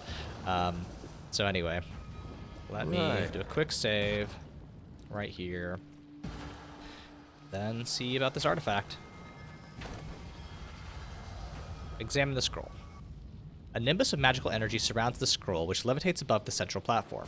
You see characters upon the parchment, but they seem to shift from one language to the next. Siren, do you hear that? Like a heartbeat in the walls around us? It's power. This is a place where energy crosses, and ordinary words can seem as alive as those who read them. This can only be the Silent Archive. The motion of the characters on the scroll's surface slows as you approach, seemingly in response to your presence. Examine the magical aura surrounding the scroll. Waves of energy radiate out from the scroll, billowing up toward the ceiling and fanning out to encompass the cavernous chamber. It appears that the Silent Archive is an active participant in some sort of ongoing spell, one that is likely keeping the burning library standing. Removing the scroll would assuredly have disastrous effects upon the active spell. Analyze the active spell. Judging by the bodies arrayed around the Silent Archive, the mages appear to have been successful in their attempts to halt the destruction of Kyros' edict, though they did not survive the process. While the nature of the ongoing spell isn't clear, it seems very likely that Renata's claim is correct. The Silent Archive is being used as the focus for the protective magics. What are you? As you utter the question, the scroll's surface is suddenly wiped clear. After a moment, words begin to form on the page. Indeed, the Silent Archive is meant to be the final source of knowledge. Every text we have magically transcribed bubbles beneath its surface, waiting to be called forth. First scribe Gaynor, Sage Archival Mythologies, Volume 8. If the entire library, says Siren, could be summed up in one sheet of parchment, perhaps there wasn't much worth learning after all. Thank you. The passage fades away, only to be replaced by another. The Silent Archive is the 100-year endeavor of the School of Quill and Ink. As one of its creators and guardians, I have ensured that its knowledge may only be accessed by the sages of my order, and only those specifically charged with such a weighty responsibility. The Silent Archive is, thus, a glittering jewel that only a few may see. Should the artifact fall into outsider hands, I expect that less than 1 in 100 of its secrets will be revealed in the span of a lifetime. First Age Arwell, Legacies of the School of Quill and Ink, Volume 20. In the blink of an eye, the scroll's text disappears, only to be replaced by a chaotic swirl of overlapping letters and words. It refuses to respond to any further questions. I'm gonna get Lantry. This is very clearly a Lantry problem. I know he wasn't super useful last time, but let's take a quick detour. I'm gonna cut away for a second, and when I come back, Lantry will be in the party, probably replaced by Siren. No offense to Siren, or replacing Siren. No offense to Siren. I'll also check on my javelin. Maybe they've built my javelin at this point. Ending his note with a flourish, Lantry licks the tip of the quill, pausing to taste it a second and third time before tucking the pen in a holster on his sleeve. So what's on your mind? Did you want to discuss matters of the present, or would you prefer a more scholarly rant? I have some questions for you. I am nothing if not a semi-reliable font of knowledge. Oh no. What did you want to discuss? I actually just wanted you to... Okay, well, I guess I'm in this conversation now. What can you tell me of the School of Ink and Quill? You mean what's left of them? What would you like to know? What's the core philosophy of the School of Ink and Quill? The sages are archivists, academicians, and arcanists. Our mission is to preserve the knowledge of today for the good of tomorrow. Though we are known for our magic, few realize that most sages concern themselves with scribal work. Only a select few have the talent or focus to work the sigils. Each sage benefited from the scrolls of learning that came before him, and so each sage must repay this boon by gathering, authoring, or translating new texts to the stacks. But all that's a bit generous. It's no secret that the sages were far more happy to add knowledge than to share it. Why did the sages resist Kyros? Why, indeed. As historians, it is our place to document, not direct. Let others rage and resist. Ours is the duty to record. The decision to defy Kyros was not unanimous, nor one decided upon lightly. The laws of Kyros would forbid much of the knowledge contained in the Vellum Citadel. The elder sages feared, rightly perhaps, that the Overlord would put an end to our tradition of stockpiling knowledge. The Battle of the Vellum Citadel was a battle to preserve knowledge, but our actions will be remembered as treason against the will of Kyros. Okay, neat. Let's speak of something else. Let us discuss current matters. How can I help? Okay. Never mind. Let me just... I guess I'll just have to swap the party when I go here. But who has my... Praxis? Do you have... Praxis. Can you give me my lance, please? My... what have you made for me? Let me show you.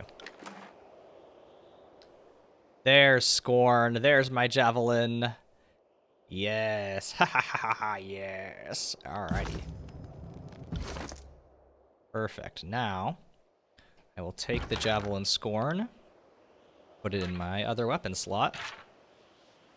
Do I have any good shields that can go with Scorn? I'll just put it here until I get another. Wait, what's this? This is pretty good. I'll put this here. There we go. Weapon set 2. And I guess since we're not doing any more fire stuff, I'll put my clothes back on. Select all party members. I'd like the party. Lantry to join my party, please. One moment, my friend. Add Lantry to the party. God, I'm so silly. Gather your things are coming with me. I can sober up on the road. Ready to go. Okay, another letter from Miothus. Archon 12, allow me to address you by such a title before it becomes fashionable to do so. Becomes fashionable to do. I pride myself as a woman who stays ahead of the trends. Why Kyros smites some but allows others to exist is a question we all ponder. The Overlord can certainly appear arbitrary, and if I learn anything, that's the point. Kyros is intentionally aloof and distant, both for matters of personal security and because if you had to wrangle the most powerful entities of Tyrannus, you need to keep them from getting too comfortable. To me, the most obvious answer is that Kyros knows exactly what you are doing. She probably approves of your actions and is likely working at every opportunity to create a situation wherein you are acting in your own self-interest while satisfying her ambitions as well. You have to consider one important detail. There's nowhere left in Tyrannus to conquer, now that the Tears are in the Overlord's grasp. What would the great generals even do in a time of peace? The voices of Nerat is barely tolerable when you have a need of a spy master. Why keep around such a monster when you no longer have need of such a gruesome weapon? I would argue it is in Kyros' interest that the Tears be a costly invasion that claims the lives of as many of the Archons as possible. Not enough meat on the Tears to keep too many sharks sated for very long. Kyros ordered everyone to take Ascension Hall or die. The or die must have been an acceptable option, correct? If I had to hazard a guess, I'd say you have the unspoken backing of the Overlord. It's not like Blendenmark can't find you whenever he wants. That's really interesting. I love the idea of... I mean, I don't love the idea, right? This is like classic Empire shit of like, okay, we need to just continue inventing wars so that way we can maintain our military, but also, you know, have a reason to consistently focus our ire externally instead of internally. If you, you know, I'm recording this in middle of January 2026. Yeah, it definitely feels like at a certain point you start getting internal dissension. I don't know that this... You know, I don't know that this exactly works, right? I feel like at a certain point, you're going to have your armies revolt if they keep getting sent into, you know, areas where they're intended to die. But I do like the concept of like, hey, let's just have my idiot vassals keep throwing themselves at like impossible challenges, because that's a good way to stop them from fighting amongst themselves, or you're not even fighting amongst themselves, but fighting me. Inquire about Blendenmark's killings.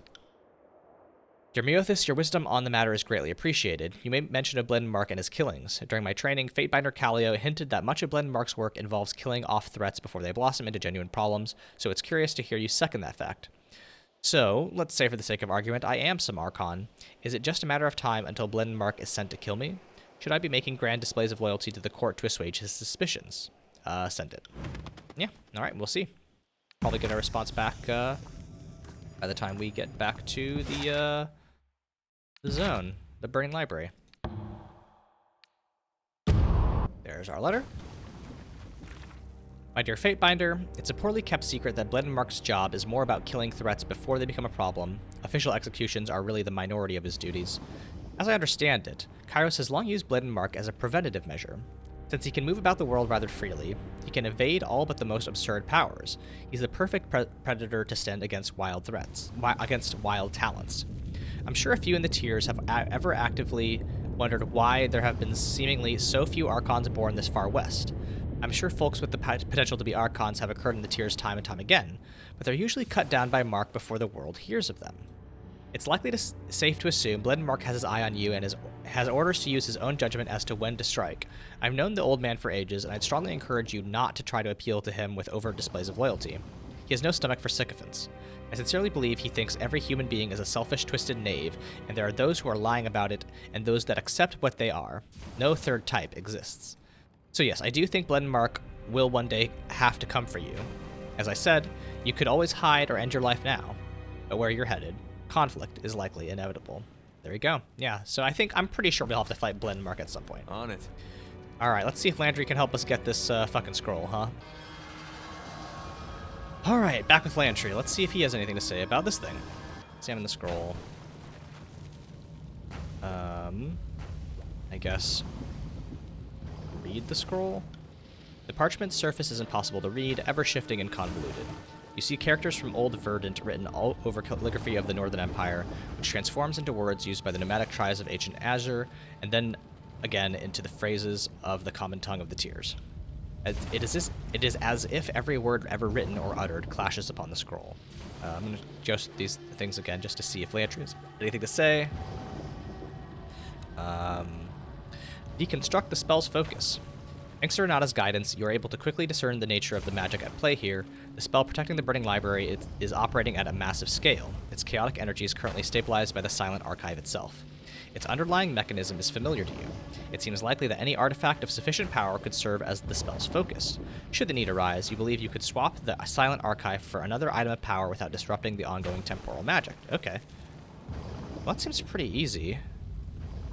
Swap the Silent Archive with an artifact. Lantry, you should be able to grab the Silent Archive and replace it with something of roughly equal arcane might. Make sure whatever you swap isn't something you'll need later. Oh. Place an artifact on the pedestal. Still, equipped artifacts cannot be used. Interesting. Interesting. Oh, okay, here's First Sage Arwell's directives as well. Sage Torvin. Kyros' armies have been rebuffed for now, but is only a temporary victory. I have no doubt that we may hold these walls a good deal longer, but you must remember that the Overlord aims not to butcher the Citadel's keepers, but to destroy its secrets. Kyros is not omnipotent. Her powers may be known and understood in time, and she rightly fears the knowledge we hoard here. The Silent Archive must be protected. There is no library in the Tiers that is its equal. Nothing else matters. Nothing. We may not know the Overlord's plans, but, with time and research, we can circumvent any of her designs. I need you to ensure that we will have that time when the moment is right. Focus your efforts on Sage Stea's theoretical forays into temporal magic. While we were right to deny such dangerous experimentation before, now is the time in which its risks are justified. Gather the Elder Sages and make your way to the lower chambers. You are to remain there until you devise a solution to Stea's problem of scale. Holding the flow of time in a single chamber won't be sufficient if Kyros drowns us all in a storm or hurtles this library into the firmament. You must find a way to encase all the Citadel in such a spell, should disaster come. Your success isn't optional. This library will be a distant memory if Kyros has her way. Should we both survive, I will be happy to congratulate you on your breakthrough. Until then, get to work. Sure. Check some of the other people. Sage Torvin's notes. Sage Leotes, we can't help you with the ringing in your ears just yet, so we'll have to make do until the conflict is over. Yes, Arwell was very explicit in his directives. I know they seem impossible, but that is the situation we face. Everyone that could interpret the Silent Archive died in last night's attack, so we're not getting any assistance in this matter. Thankfully, I do have an idea, one which requires everyone's participation. Scale is the issue. Stea's last experiments only affected as much as a small chamber. I believe that we can amplify the spell's effects by repeating the motions of its sigils as a group, similar to the ritual magic used in primitive cultures that predated modern Tiersmen. Sage Dangling Participle believes that this will create an exponential growth in the spell's effects, but at an expected cost to stability. I'm inclined to agree. Also, we have no other ideas. No one else here has your expertise in magical foci. You've told me countless times how minor baubles can have a profound leveling effect on spells that exceed the control of their casters. What if we use something as powerful as an artifact as the focus of the ritual? Without one, the energies involved will quickly become chaotic and almost assuredly deadly for all of us. At least with an artifact, there's a chance that Strea's spell will encompass the entire Citadel and put it into a state of stasis. In my opinion, there's only one artifact to use, and that's the Silent Archive itself. It's clearly the most potent object in this room. Sage Dangling Participle believes that the Staff of Hours will suffice, but I'm not going to leave anything to chance. Better that we use the Silent Archive as our focus now, and figure out how to safely retrieve it later.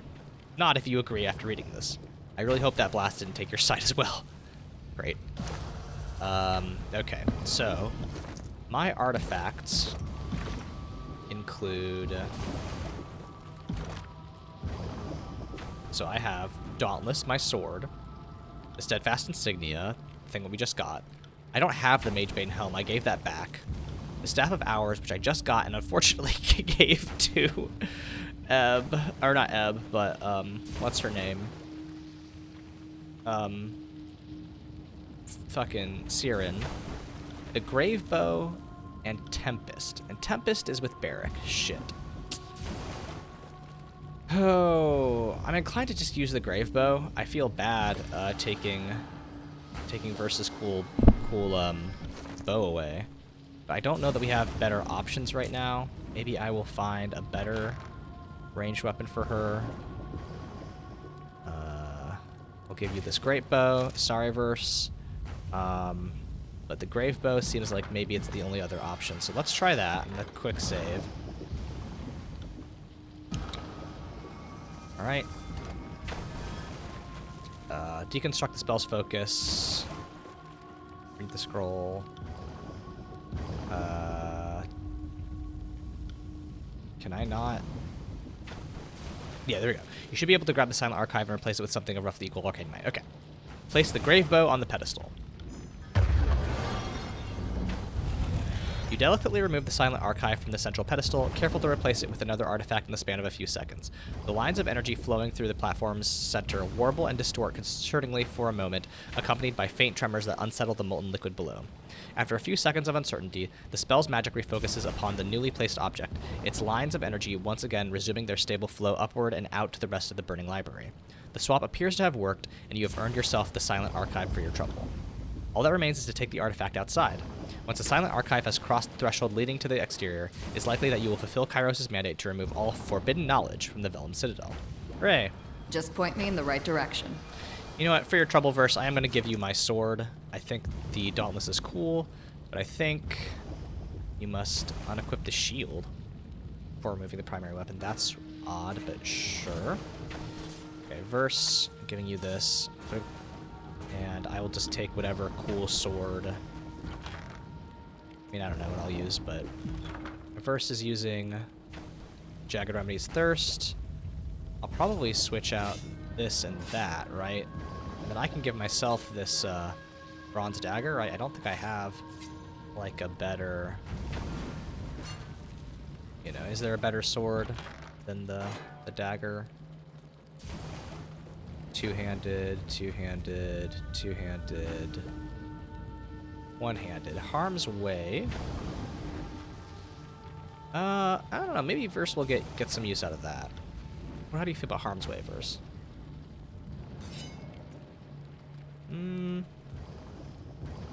It's slightly... It's not quite as good as Jagged Remedy's Thirst. Jagged Remedy's Thirst is really useful for you. Yeah, I'm just going to keep you with those, and I will myself... I'll give myself... the bronze dagger can be thrown, though, right? No, it can't.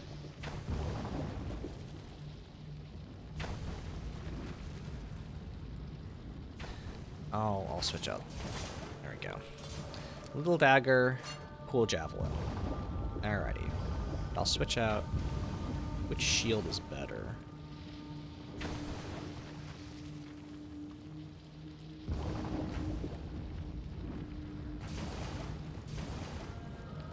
I'll switch these out. There we go. Okay. Let's get out of here, huh?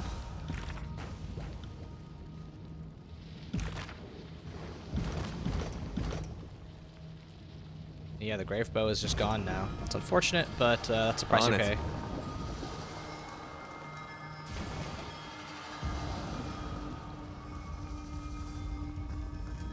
Can I look at the Silent Archive? What's an accessory? This glowing scroll is decorated with runes that seem to twist and swim about the parchment whenever you try to read them. Okay.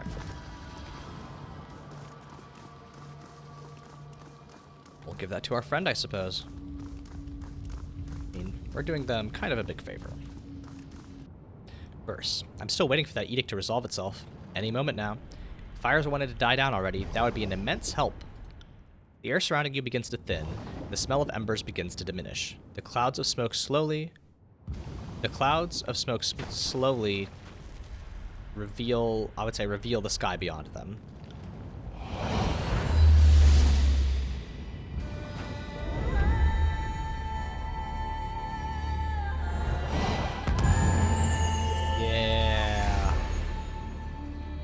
Feel a powerful pulse of warm energy burst from the Silent Archive. Sound disappears into a deafening silence, your vision blurs, and you are overcome by a dizziness that nearly knocks you off your feet. Then, as quickly as it hits you, the feeling passes. The air around you begins to settle, and the particles of fire and ash that moments ago stung your eyes dissipate with a chilly gust. With the silent archive removed from the burning library, the Edict of Fire is extinguished, and its warmth feels pulled into your very chest. Kills a shadow, reeks of ash and rotted trees. Hurts to breathe. Lantry, so much knowledge turned to smoke and ash. Ending the edict can't undo the damage, but perhaps now this place can be rebuilt. I hope future scholars can unearth whatever remaining books and scrolls are still buried within. Verse. I do love watching someone's hard work unravel like an old sweater. If you ever meet Kyros, ask how long it took to draft the Edict of Fire. The shape and intensity of the fires leap in your mind. The details of the mighty incantation, the wording, the magical logic of the flames, are all seared in your mind with perfect recall. The Edict of Fire is now a part of you. Sick. As the edict fills you with its power, you feel the inferno inside the burning library begin to wane. Temperatures start to cool, lakes of lava recede, and eternally burning fires flicker and fade. It may take time before the burning library is referred to as the Vellum Citadel again, but ending the edict will allow access to knowledge thought to be lost forever. Hell yeah. Renata. I will admit I had my doubts, Fatebinder. Tales of people's deeds and accomplishments are always exaggerated, and legends never live up to the stories told of them. So when you said you would help us, I assumed I'd never see you again. And yet here you are. When we arrived, we found the sensor gone and the remaining Scarlet Chorus easily fell. We've already started setting up a permanent camp and will soon be able to explore the library and retrieve anything else that was lost to us. The sages will join you in defiance of Kyros' rule. I will go to Ascension Hall and lend my voice to those of dissent. As you are obviously capable of protecting the Silent Archive, I will leave it in your care until we can rebuild the library and make a new home for it. That's not all. I have the Scrivener's Eye for you. Fatebinder. How could I have doubted you? Thank you. Now my authority over the sages is assured. You've given me hope that the sages will regain the power they once had. We are truly in your debt.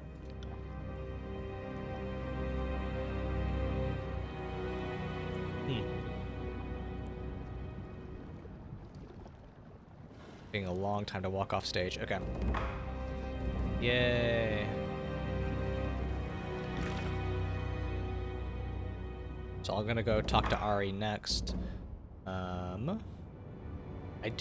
But before I do that, I do want to find these stupid sigils. I'll do that side quest. Potentially off camera. I don't know if I'll actually record any of that, but oh yeah, we got the Sages Guild. Hell yeah. It's a pretty good alliance, I think. I am going to give this dude the Silent Archive. The immunity to poisoned is nice. I do think he's probably better off with having this, though. Alright. And once I go back to my thing, I'm going to switch him out, because I don't know that he's like an especially strong party member. But that's fine. I just prefer, what's her name? Siren, because she's cool. Fatebinder, it is good to see you. By this point, I've usually been passed off to someone else for more training. Siren's face shows a mixture of confusion and hopefulness. See, this is why I like Siren. Like, you know, she just wants to prove herself. What do you need? Add Siren to the party. I'd like you to come with me, Siren. Well then, let's go. If you're gonna teach me the wonders of the world, it's not gonna happen here. Oh, and Verse has something to say. That's interesting. Verse, you've carved out a real knack for yourself by breaking the old Overlord's edicts left and right. Whatever Tunon is paying you for your services, I'd say you're due for a raise. How does it feel? Not only have you given voice to the Overlord's will, but you're breaking Kyros' magic left and right. I'm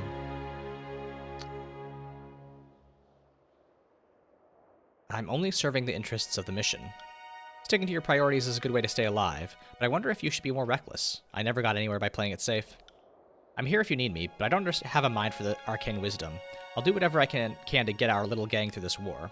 And if it ever looks like your strength is flagging, I'll put you out of your misery and take control.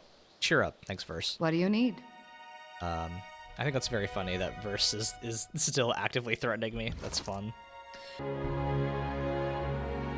Yeah, if you insist. I'm a Scarlet Fury. That should raise some flags for you. It means that I'm good at killing, and more importantly, that I enjoy it. What I won't enjoy are the pleasures of funerary rites packed with weeping mourners. Someday I'll fall in battle, and then they'll roll me into a mass grave or heap me atop a shit-stained wagon. One more anonymous, knife-riddled piece of meat. Until then, I plan to take whatever I can from life and have a little fun along the way. At your service, Fate. What do you need? Okay, so I think it's time to see what the rest of Verse's dialogue options are. So let's see what she has to say. What are your thoughts on the disfavored? A warren of self-entitled children so wound up in delusions of honor they're likely to hang themselves by their own high standards. I wish they had stayed in their northern empire where they belonged. Then we could get some real work done in the tiers. What do you think of their leader, Graven Ash? I've seen enough of that high-minded braggart to know that he's all duty, nothing but a charismatic, broad-shouldered scarecrow. He calls himself the Archon of War, though by the way he stalls his forces waiting for a better strategy to present itself, you'd think he's afraid of battle. Barrick. Oh, I forgot Barrick's over here. That's really funny. This is going to make it very good for Barrick to snipe from the tower. Barrick, watch your words. I would not hear of you talking of the Archon this way. A growl ripples through Barrick's armor, accompanied by sounds of bending metal. I wonder why he's bending. Verse, was I even talking to you, Junkyard? And no, I will not. You'd think that someone more deserving would take Ash's mantle from him, but the disfavored have this cult of personality built around their great general. In their eyes, he can do no wrong. What about Ash's connection to his troops? Raven Ash protects. His soldiers keep harping on those words like they mean something. I don't deny that the disfavored can take a few extra lumps on the battlefield, but that only speaks to their thick-headedness. If anything, it's only true because his soldiers place that much trust in it. I've seen the power of suggestion do stranger things to people. Could that be possible? We're talking about a man who's centuries old and wears glowing armor. You tell me. Yeah, I think that's, right. The game is very interested in the power of building legends. So, like, we've already had that conversation with that other Fatebinder. So, not Rogalus, but the other one. Who would you see take Ash's place? I would rather let the disfavored sort it out amongst themselves. Raven Ash is this aging figurehead of what should be a constantly changing role. The right soldier needs to grow a pair and kill the old man, kick his cane out from under him, remind the Legion what strength looks like. The voices of Narat changes. He's a multifaceted gem, and the Scarlet Chorus is a reflection of that beauty. If someone could rise up and strike down the voices, any of us would follow them in a heartbeat. I suppose you have a better idea how to handle the disfavored forces. Of course I do. First, I'd stop babying the troops. Pain is a lesson best learned early. I'd conscript from the locals to bolster the front lines, because why waste your elite on the vanguard? Then I'd leave any misplaced ethics back in the Northern Empire. They're not helping Kyros' campaign anyway, so fuck them. Excellent. You'd make them more like the strong at Chorus, or you'd take away everything that makes them strong. Well, I'm trying to impress a verse here, I suppose, so you'd make them more like the Scarlet Chorus. Would that be so wrong? The Chorus is accountable for itself in ways that the disfavored aren't. Our weak die, and the strong fight to keep their rank. The disfavored promote their waning bloodline and discipline any soldier with the audacity to show their teeth. Though they never admit it, the disfavored need the Chorus to show them the way. Back to my questions about the disfavored. Do you think the disfavored have a chance to succeed in the tiers? Speaking as one of the exceptions, most of the tiersmen are pushovers. The people of the Stalwart seem capable enough, though I have my doubts. You might call them the disfavored's best challenge. Even if they succeeded, it might be too late to redeem themselves. The Chorus have already impacted the conquest more than the disfavored have, or likely ever will. Barrick, and how many thousands of choirmen did your victories cost you along the way? Barrick clears his throat, the grating sound echoing in his helmet. As many as it took, junk heap. What are your thoughts on their battle strategies? They've really got something with that phalanx maneuver, a formation built on holding still, moving forward slowly, and hoping that no one slips in the mud. At best, the disfavored are tired of using the same tactics over and over again. At worst, the enemy knows what to expect out of them. Scarlet Furies are dancers. We hear the music of battle and organize ourselves into works of killing art. Every fight is as hot and passionate as the last, with no room for stale routine. Barrick, you speak of routine and discipline as if they were weaknesses. The shield wall keeps soldiers alive. Chorus recruits fly to their deaths like moths to a candle flame. Verse, to burn out while covered in the blood of your enemies is more honorable than the slow march to a dignified retirement. Would you rather feel the bite of a spear while hewing an axe through your enemy's skull, or the clench of your heart's betrayal while you sit up in bed, aged and alone? Barrick, in the shadowy depths of his armor, Barrick makes no sound. He doesn't even appear to be breathing. Let me ask something else. This is awkward. What do you think of those who defy Kyros' authority? You mean your little coalition Ascension Hall, right? No offense, but I'm skeptical of their chances. They couldn't defeat Kyros at full strength. Don't ask me to believe they can do it now. I can unite the tiers without the armies of Kyros. We have a chance. You've gained fear with first. Interesting.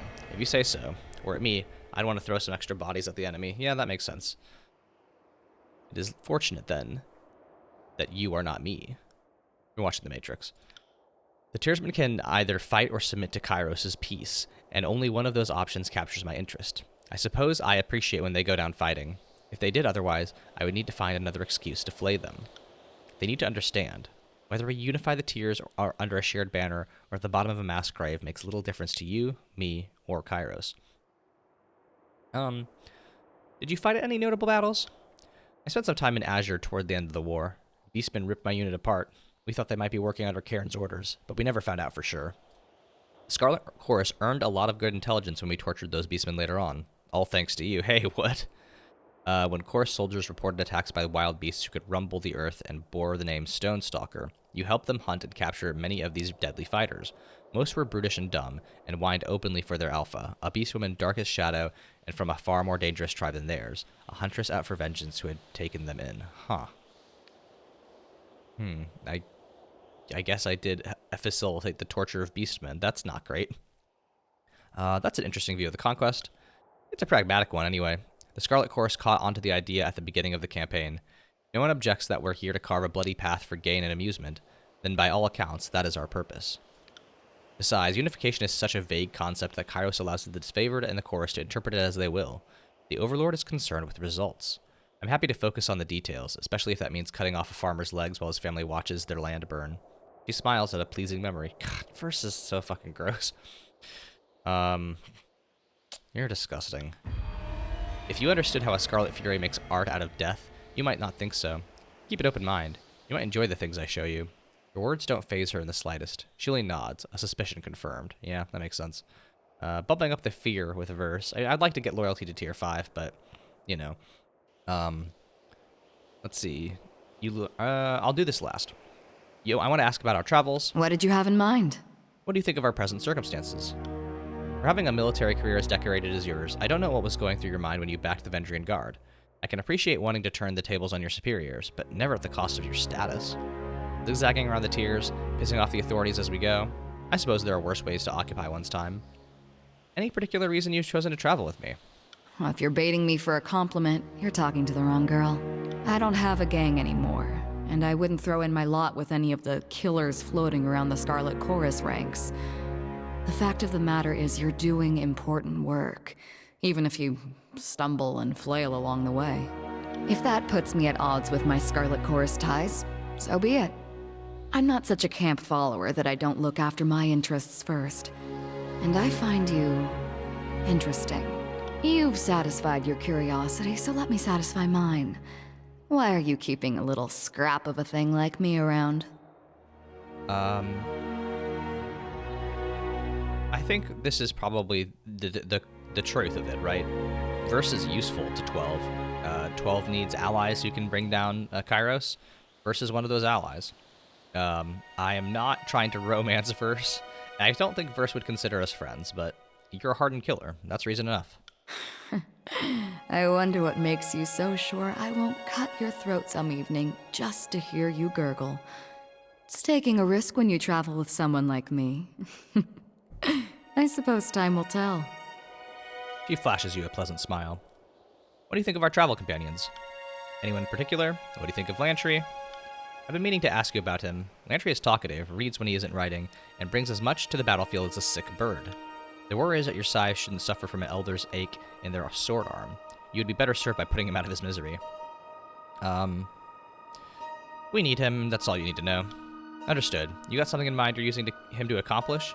Then by all means, let him tag along. But don't expect me to keep him alive. If he's pulling his weight somehow, feel free to clue me in, because I'm not seeing it. Let's see what she says about Barrick, because I think this might be a separate dialogue option. What do you think of Barrick? Well, I'll give him some due credit. He's more complicated than he looks. He's still an intolerant and unapologetic bastard, but that's more his business than mine. Okay, so yeah, there is more to Barrick. What do you think of Kills in Shadow? I've been watching her fight. She's fierce in a way that the Scarlet Chorus could use to our advantage. We've tried to conscript beastmen in the past, but the results have been less than successful. In truth, the results have been ugly. It's tough to capture something that a net won't hold. As often as not, we either have to talk her kind into conscripting, or murder enough of them that only the weak are left. What do you think of Ebb? It's easy to respect someone who brings that much passion to a battle. Even so, when she gets to talking about pushing Kyros out of the tiers, she makes me want to carve my opinions on the matter across her back. Jesus, first. What do you think of Siren? Take this in the spirit in which it's intended. If I had her kind of power at that age, the last thing I would want is to take orders from you. You may think you're leading her around, but it might be the opposite. Would any of us even know the difference? All I need to know about Siren is that she scares Kyros. That pretty much says it all. Very interesting. I like that Siren is the only person that scares a verse. That's really good, actually. Maybe I will go through everybody else's dialogue, even though it's going to take for fucking ever. Back to my previous questions. All right, I'm listening. Back to my previous questions. Go ahead, Fatebinder. I would like to discuss your apparent connection with Barrick. You've just got to know, don't you? I suppose there's no point in hiding it. Barrick and I are siblings. We share a father, if little else. I didn't know that. Huh. Okay.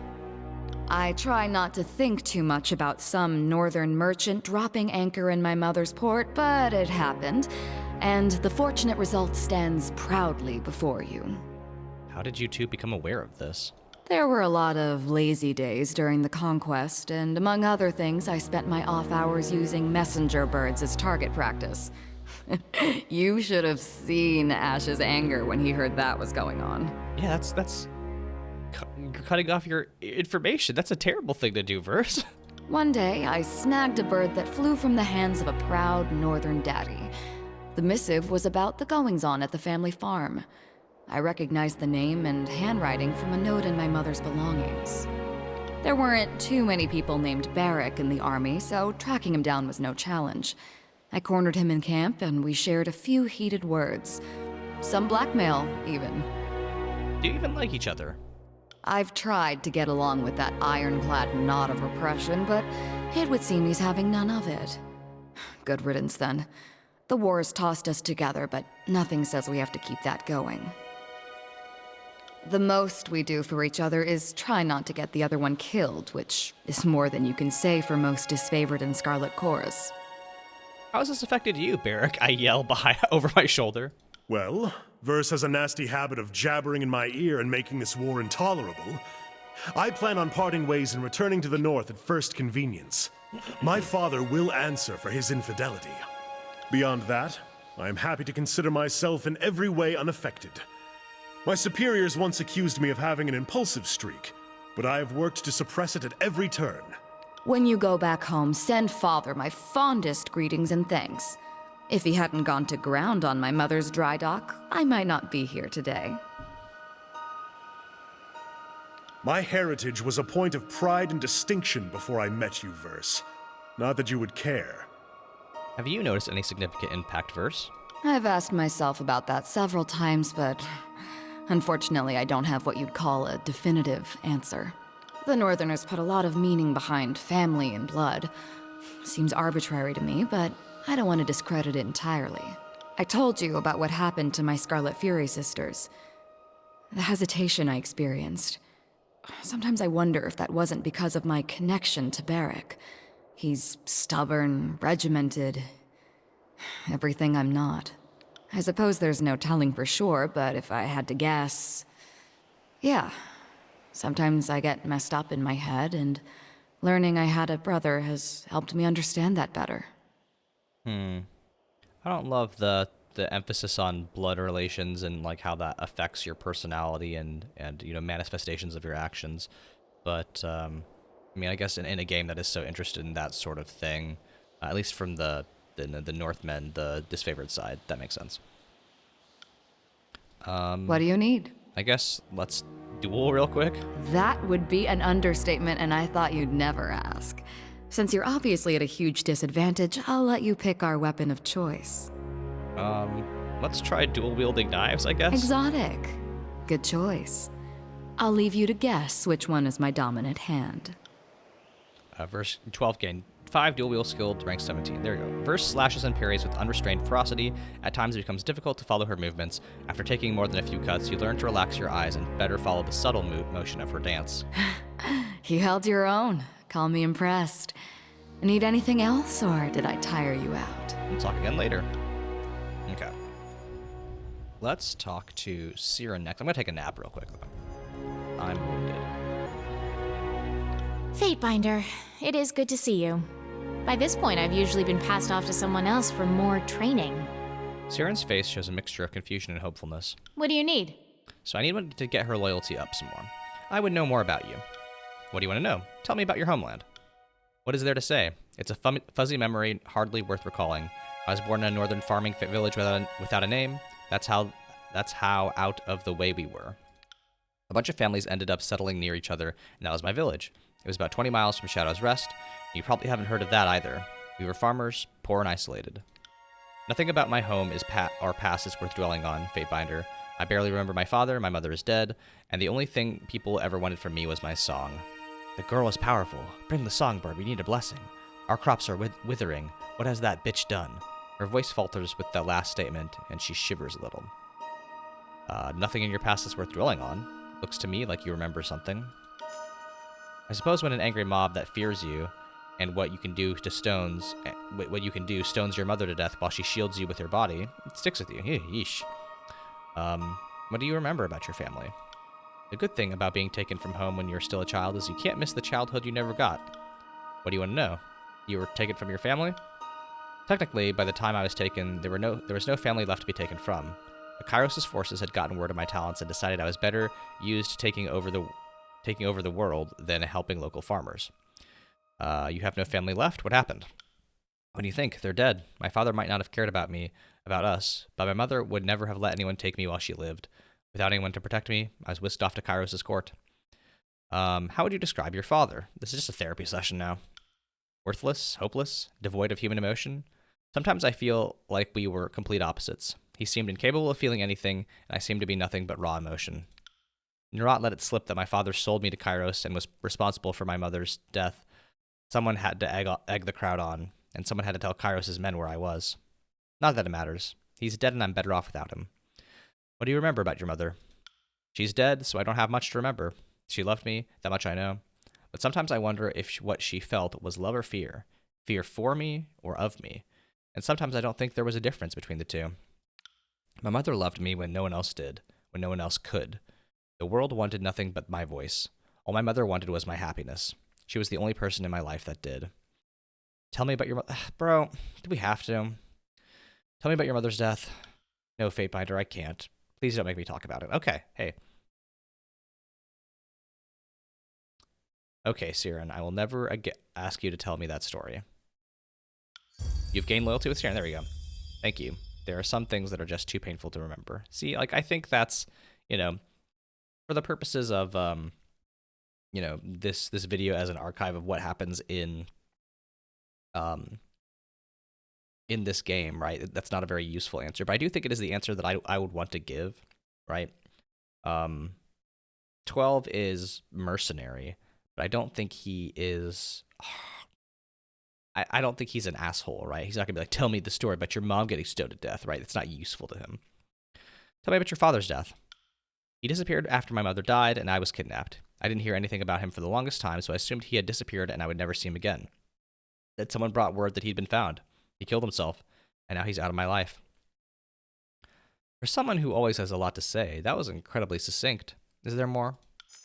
You're relentless, Fatebinder. Did you ever think that maybe there are some things I want to keep to myself? But yes, you're right. There's more to the story. When I got word he'd been found, I had him summoned to Kyros' court.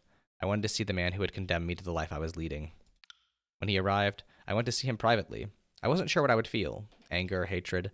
I didn't expect apathy. For the first time in my life, I felt nothing. Standing there, staring at the man who had ruined my life, waiting for him to notice me, my heart was dull and disinterested. Then he looked up and smiled. He smiled when he saw me. Can you believe that? He smiled and opened his arms to hug me, and it felt like someone reached into my chest and squeezed my heart, sending hate flooding through my veins. So I sang him a song. I told him how tired he looked, how haggard he seemed. I spoke of the weariness he must feel, the guilt that surely plagued him every day. I asked how he withstood the weight of his betrayal. The burden must be too much to bear. I watched the tears roll down his cheeks as he pulled the dagger from his belt, the sobs that tore from him as he held it before him, thinking about his wife and child, the look of ecstatic relief on his face as he dragged the blade across his neck. I think I think I should support Siren in this. He got what he deserves, Siren. Gained loyalty, hell yeah. Already at tier 3 loyalty, great. That's what I tell myself, and for the most part I believe it. I can't help but wonder what terrible things he did in the 5 years after he vanished, and what I might have prevented if he'd only been around to hear me the morning my mother died. Now you know what happened to my father. As I told you before, he killed himself, and that's it. Do you have any siblings? No. I was close to a boy in my village for a time, but his mother stopped letting me play with him when everyone realized what my powers were. That's the closest thing I ever had to a living sibling. A dour expression clouds her face. A living sibling? My brother died very young. I never knew him, so I had hardly count him as a sibling. Life in the middle of nowhere is difficult. For a single child to survive, let alone more, is a testament to the parents. Siren Loyalty 1. She looks at you for a time, her lips a thin line. Her eyes grow red and tears form in her lids. Finally, she nods slowly and breaks her silence. I remember my mother talking about me getting a little brother. It wasn't long after I started singing and my powers started growing. She told me that soon it would be too hard for her to travel with me. Siren, sweetie, she said, you'll have to go with your daddy. It wouldn't be good for the baby if I kept traveling like that. Maybe after your brother is out here with us, we can all travel together. Siren looks out at the horizon, her voice breaking. Go on. Everyone wanted the songbird to sing for them, and they paid us so much money. So we went. But I didn't want to go without my mother. She was the only real comfort I had. When I was with her, I felt safe. Nothing could hurt me. There was a trip coming up, and I knew she wouldn't be going. I couldn't bear the thought of all those days in the care of my father. Her voice breaks again, and she closes her eyes. So I sang to my baby brother. I told him we were all waiting for him. I told him we needed to be a family so we could travel together. I told him he should come out now. I don't know if I meant for it to happen, but I sang the words. No one can resist my voice. Yeah, see, bad punctuation. My mother's screams cut the song short, and the blood. It was everywhere. I was dragged from the room, but I don't remember who took me. I only remember staring at my foot the rest of the afternoon, the pattern soaked into my shoe, the splatter across the tops of my toes. I couldn't bring myself to clean it off. I just looked at it. Go on. People came and went all day. There's a lot of crying, and nobody looked at me in the same way after that. My mother told me that things happen like this all the time, but even at 5, I knew what I had done, and part of me was happy. I wanted my mother back, and I got her. She still loved me. She died protecting me, but I terrified her. Every time I opened my mouth, I could see her flinch, and after my brother died, she was never around when I sang. She couldn't bear to watch me. Let's talk about something else. Yeah, I mean, I think this is an interesting backstory for Siren, right? Someone who very early finds out that they have the power to control people's, behaviors with their voice, and also early on finds that like they can use it as a way to manipulate people, and especially get revenge on people who have hurt her, right? I guess this is why Verse is afraid of Siren, because Siren is like her in that she's able to just like completely destroy anybody who is deserving of it in her estimation. I have mixed feelings about doing this sort of backstory dumps, right? Because if I just like played the game as I had been doing instead of taking this break right here before the end to just go like, all right, what's everybody's whole shit about? I do think there is something lessened. I wish this stuff had been spooned out to us like over the course of time, like just in conversation. I know that's not like really like an RPG thing. RPGs are much more likely to be like, all right, anyway, during your downtime, have a chat with your party members. But I do wish that they were introduced more naturally over the course of play. How long have you been practicing magic? Always. I have no memory of being without the power. It has been my driving force, and I am who I am because of it. Every defining moment of my life is because of my voice and the power behind it. I have become what it made me, and it is what I have done with it. Tell me about your time with the Voices of Nerat. What do you want to know? How did you meet Nerat? I met it when I was unceremoniously dumped on its doorstep by Kyros. All I felt toward it since the moment I saw it was sheer hatred. When one person tires of me, they just hand me off to another. I seem to be quite the handful. No one is truly prepared to deal with me, I suppose. I was its possession for 3 years, stuck around doing what it wanted until you came along and started messing around with Kyros' plans. Why did Kyros give you to Nerat? I made the mistake of trying my song on Kyros, and forgiveness isn't exactly in the Overlord's vocabulary. I didn't realize that Siren had met Kyros. That's fascinating. Interestingly enough, I think it almost worked. Can you imagine how differently things would have turned out if I had a little more practice? I was brought out at one of the many lavish gatherings thrown in the palace. Kyros loved showing me off. You know, impressing the gathered elite. So I performed. I sang, I danced, I convinced more people to join in. Then in the middle of it all, I had a brilliant idea to work one more performance into the show, something that would breathe the ultimate end to the evening. I added a counterpoint to my song and directed it at Kyros. In it, I mentioned that it might be in everyone's best interest if Kyros ended up impaled on a sword. I honestly didn't think it would work, but why not try, right? I went as far as Kyros unsheathing one of the Royal Guard's swords, but then everything stopped. I don't know why. It was probably me. I got too excited and lost my control.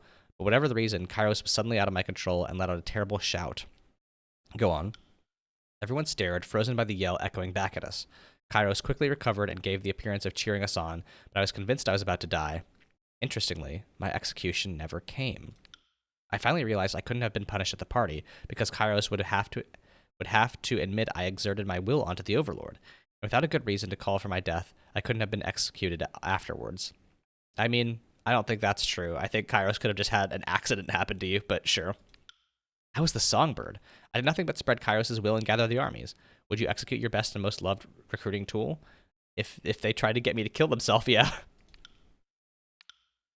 So Kyros worked with Nerat, and they gave me this helmet to bring me back in line. Huh. Then I was handed over to Nerat, that monster, because it is the one thing in the world I cannot control. Present company excluded, Fatebinder. Why can't you control him?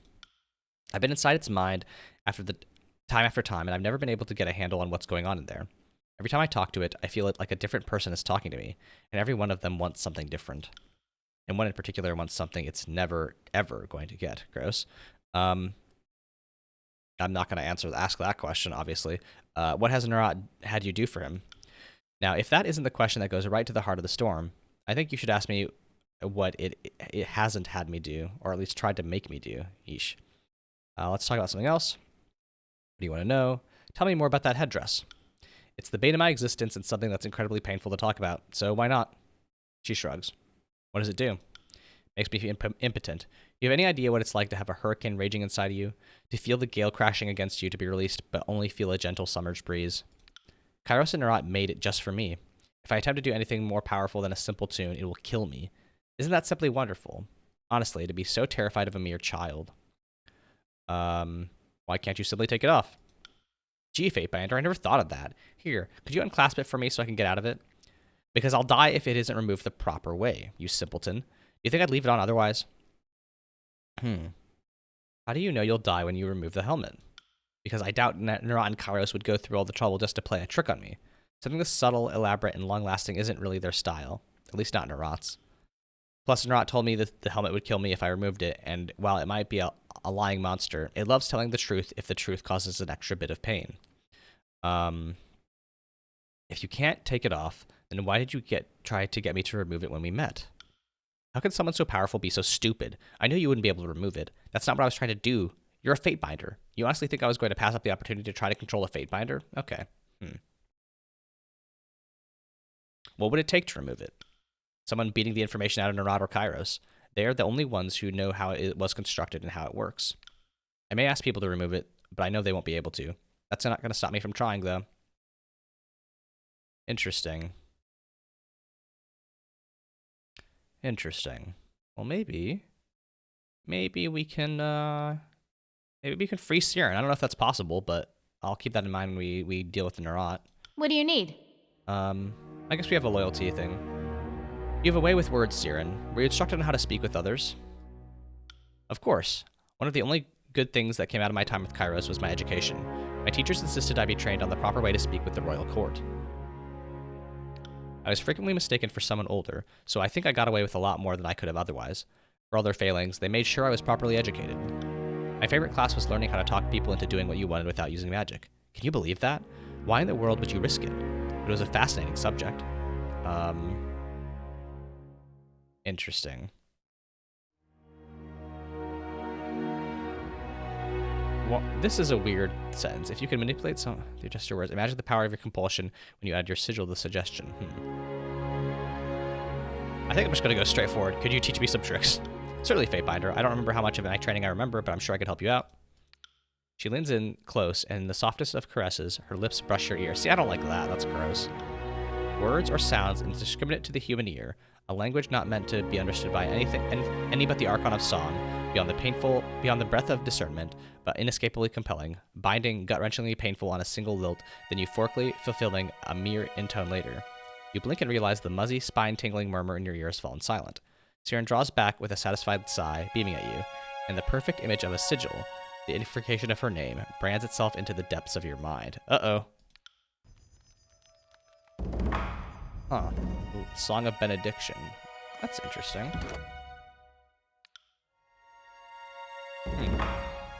Briefly suppress the power Siren's headdress has over her, Siren quickly rises into the air, unleashes a single note before the power of the crystal returns.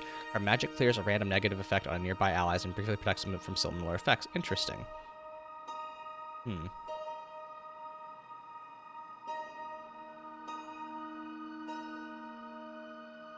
Interesting. Okay. I think that's a pretty good chunk of Siren backstory. Let's talk to Kills in Shadow.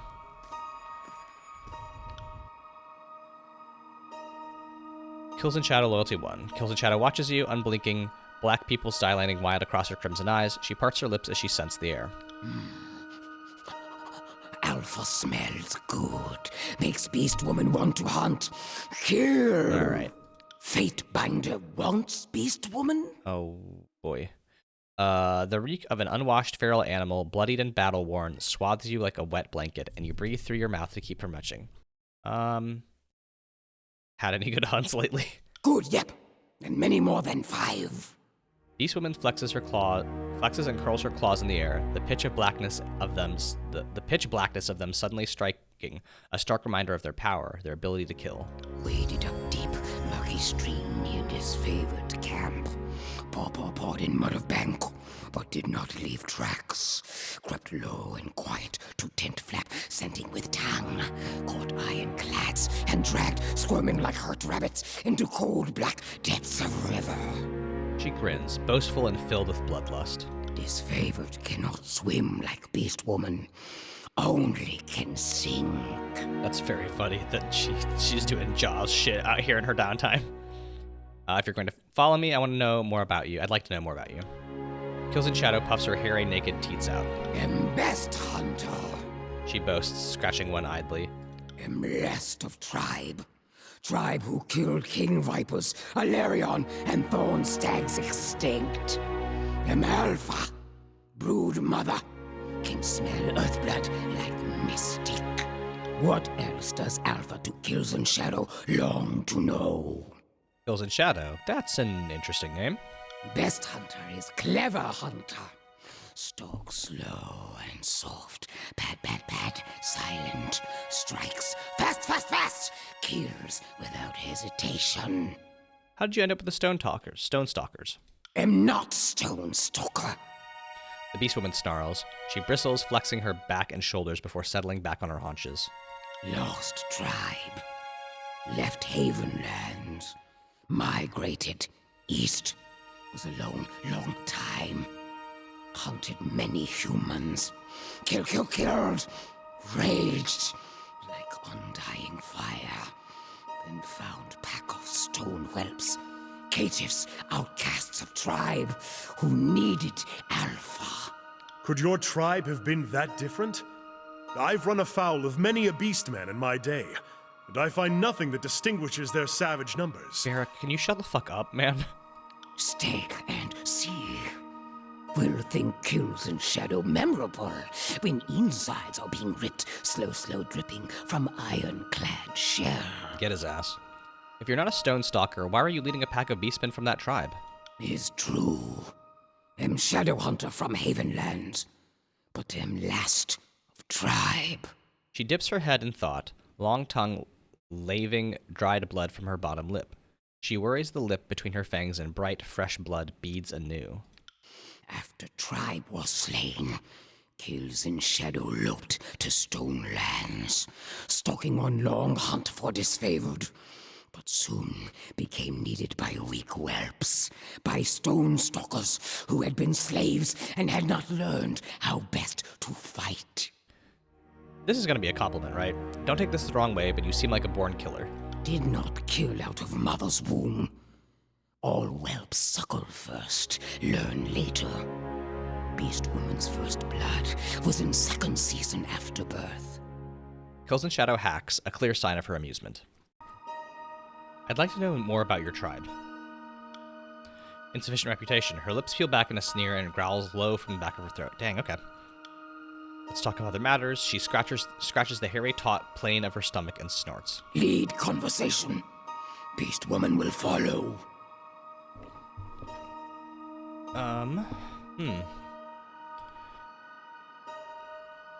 Let's see. Am last of tribe. Lead conversation. Beast Woman will follow. Let's play a game. Immediately, the Beast Woman perks up, back straightening as her red eyes rove you with interest. Like playing with prey, or with pack. Would play sometimes with stone whelps. Rut, mate, slaughter. Her dark maws part in a massive fangy grin. I'm always down for a game. Unless it involves throwing and catching. In which case, Thank you, Ebb. Is easy. Packmate chooses one of each. Rut, mate, slaughter. Oh my god. If prey is chosen, pack joins ensuing hunt.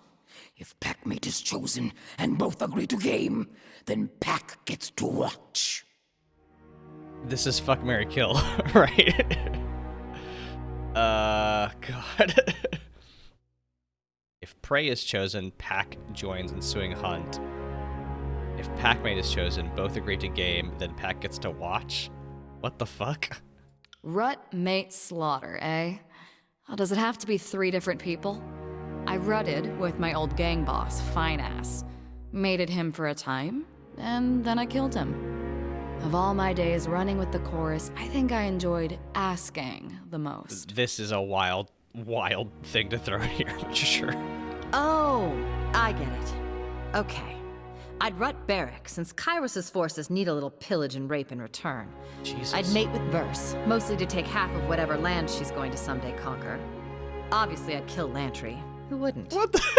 Deeply fucked up, Ebb. What? I'm old enough to be everyone's father. This is disgusting.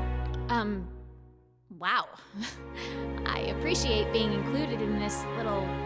Well, I'm not even really sure what to call this. It's not like any game I've ever played, but... I'm gonna say nothing and pretend like I haven't heard a word anyone said. And then I'm gonna go sing myself a little amnesia. Yeah, I'm glad that Siren is not included in this. Barrack looks at you and simply shakes his head in horror and disbelief. How could Beast Woman choose any other? Would Rut Ebb good and hot fast? Would mate Alpha and would slaughter, carve back to pieces, slowly, savoring while slicing flesh from neck. Yep. Well, I'm glad that no one has decided to kill me. That's exciting. This is very strange. I mean, it's kind of funny, you know, but I do feel like it falls in the realm of fan fiction, right? Like, this is so far beyond the experience I've had of these characters that I don't think it makes sense for me to even consider this part of the like actual characterization of them. It's a funny thing to do, though. I want your opinion on something. Kills in Shadow. The Beast Woman sits back on her haunches. She scratches under one hairy teat, then the next, snuffling at the air, head bobbing lightly. Her red eyes slide closed with contentment. Fatebinder has good musk. Smells of bloodlust, of predator, of savage strong alpha. I don't like that.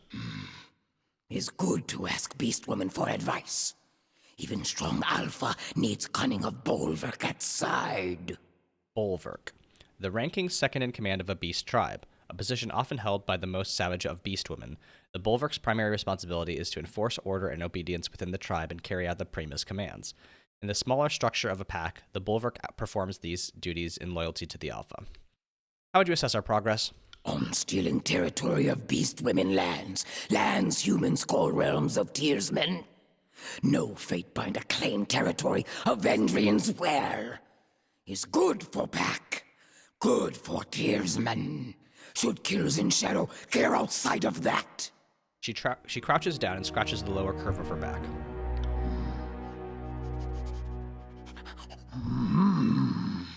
Alpha smells stronger after braving winds, cutting claw in blade grave. Confronted edicts of Kyros, made people fear Fatebinder. How would you have us proceed? Fatebinder and kills in shadow will help humans in beast women lands humans call Tearsmen. Will use to fight Kyros' tribe. Is what Fatebinder who smells of Alpha wants to do, yep. Kills in shadow understands. Tearsmen are not good choice, but are better choice. Tearsmen are not predators, are smaller risk to beast women tribes. Agreed, they're the lesser of the evils. You're right, but I want to help them. To struggle for freedom is a noble cause. That's not true. They're but a means to overthrow Kyros, nothing more. You gain loyalty with kills in shadow, hell yeah. The beast woman huffs her version of an amused, contented sigh. Good. Can slaughter humans that infect beast women lands after threat of Kyros is gone. Damn, okay. Proper strategy sometimes means sacrificing some lives to save others. But this seems less a matter of cunning, more negligence? Cowardice? Yeah. What do you think of the others in our pack? Her red eyes darken with cunning as she shifts her stance, hunkering low as if to spring an attack. Rather than strike, she rakes clawed fingers through her thick mane, thinking, assessing.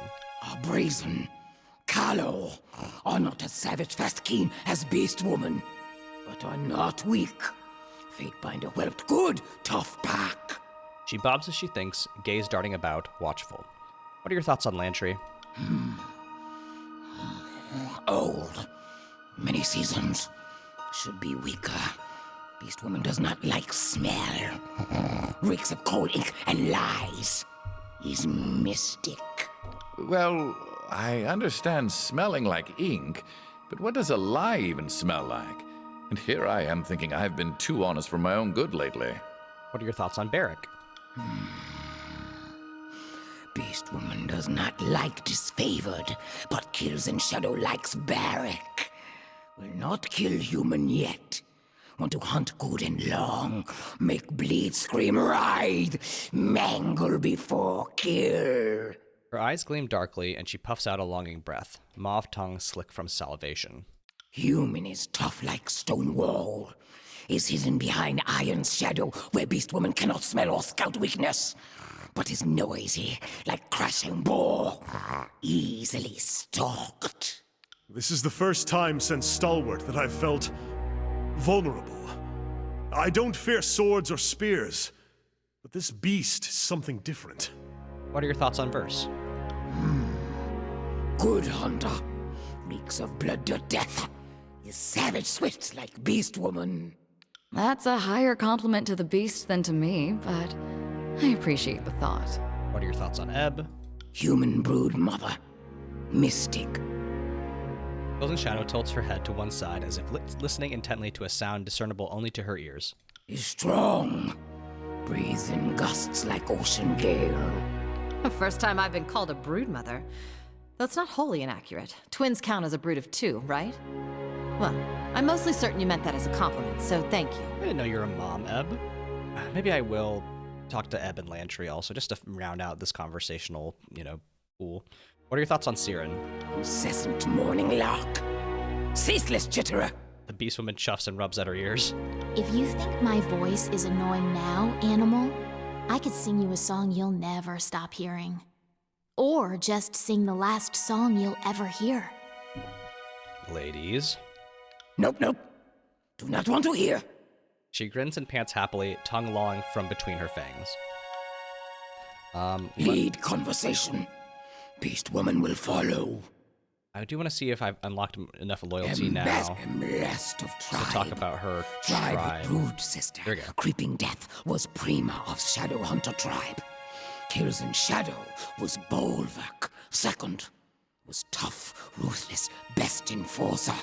Rutted when wanted, ate when wanted, raised many whelps. Missed seasons before hunger, before death. before humans hunted tribe. You are bulwark of your tribe, but you're strong enough to be a prima. Fatebinder thought Kills in Shadow was prima? Could have been. Was stronger. Could have taken by blood. Old Prima was a mystic elder of tribe. Had grown weak with many seasons. Slaughtered first, then helped creeping death kill old Prima's brood, every son and daughter. Liked old Prima, but liked creeping death better.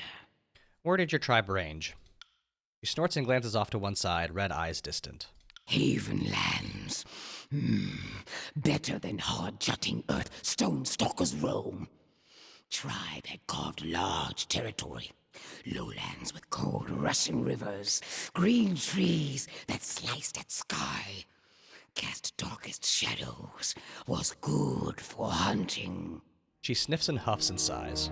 Was before Kyros' tribe challenged beast women for lands. And that makes 2 of us from Haven. Though I doubt you're familiar with my old stomping ground, Ardent. It's a filthy, noisy city. Doesn't seem your style. Is true. Loped far from human dens before tribe was hunted by Kyros. Do not like smell of urine, sweat, death, and rot. She shrugs her hulking shoulders, digging at her fangs with one claw in thought. Your tribe perished? Were hunted. Slain by disfavored.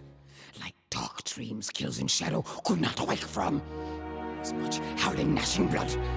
Most from humans, some from Kith. The beast woman crouches low, refusing to look at you. She grinds her claws into dirt, scarring her pain into the ground. Should not have been. When fell to last breath of death, even best predators do not rise again. But disfavored fought. Beat death. Beat beast women. She looks up at you, a wild, violent anger gleaming in her eyes like unshed tears. Disfavored hunted tribe for slaves. But shadow hunters are not slaves, not weak, not prey. Would not be tamed, would not yield. Fought to death.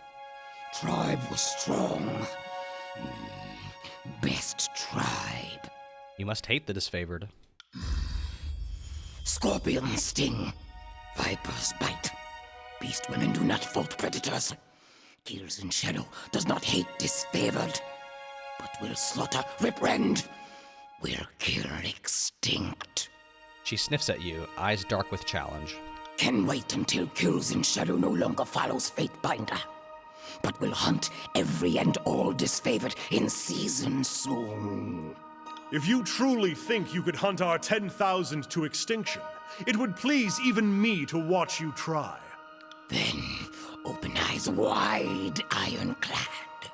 Watch as Kills in Shadow rip mangles body after body, starting with disfavored and own pack. She snarls viciously and licks her rough, purpled tongue over her fangs.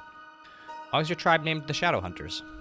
The beast woman settles you with a disparaging look and proceeds to pick lice from her mane, as if trifled by the question. Shadow hunters are beast women born from darkness. The tribes show a lot of physical diversity. I've heard of coastal beasts with gills, boreal beasts with impossibly long climbing arms. They can be a varied bunch. In her case, I think she means her tribe is highly nocturnal, perhaps to the point of seeing better at night than by day. And if you look at her pelt, hard to deny she's built for darkness. Tell me more about your tribe's history. Some tribes grew strong from earth, sky, or ocean. Shadow Hunter tribe thrived in darkness. Was born from darkness, hunted in darkness, bred and died in darkness. The beast woman flexes and curls her claws in the air, the pitch blackness of them suddenly striking. A stark reminder of their power, their ability to kill. Ancestors of beast women were weak, hairless prey like humans. But mystics learned strength from earth blood, from sky touch, ocean swells. Grew rending fangs and killing claws, crawled, crouched in shadows, changed to predators. Interesting that they're an evolved. It seems like they're at least some form of evolved human. That's all I need to know. She nods gruffly and grunts. Yap more now, or yip more later. Lead conversation. Beast Woman will follow. We should strategize on how best to deal with our enemies and our allies. Best way is with bloodshed, yep. She grins wide, tongue lolling across her gleaming blade-sharp teeth. Fatebinder has many allies. More enemies. Which do Fatebinder and Kills in Shadow hunt today? I want to talk about Kyros and the Archons. Fatebinder's tribe. No packs well.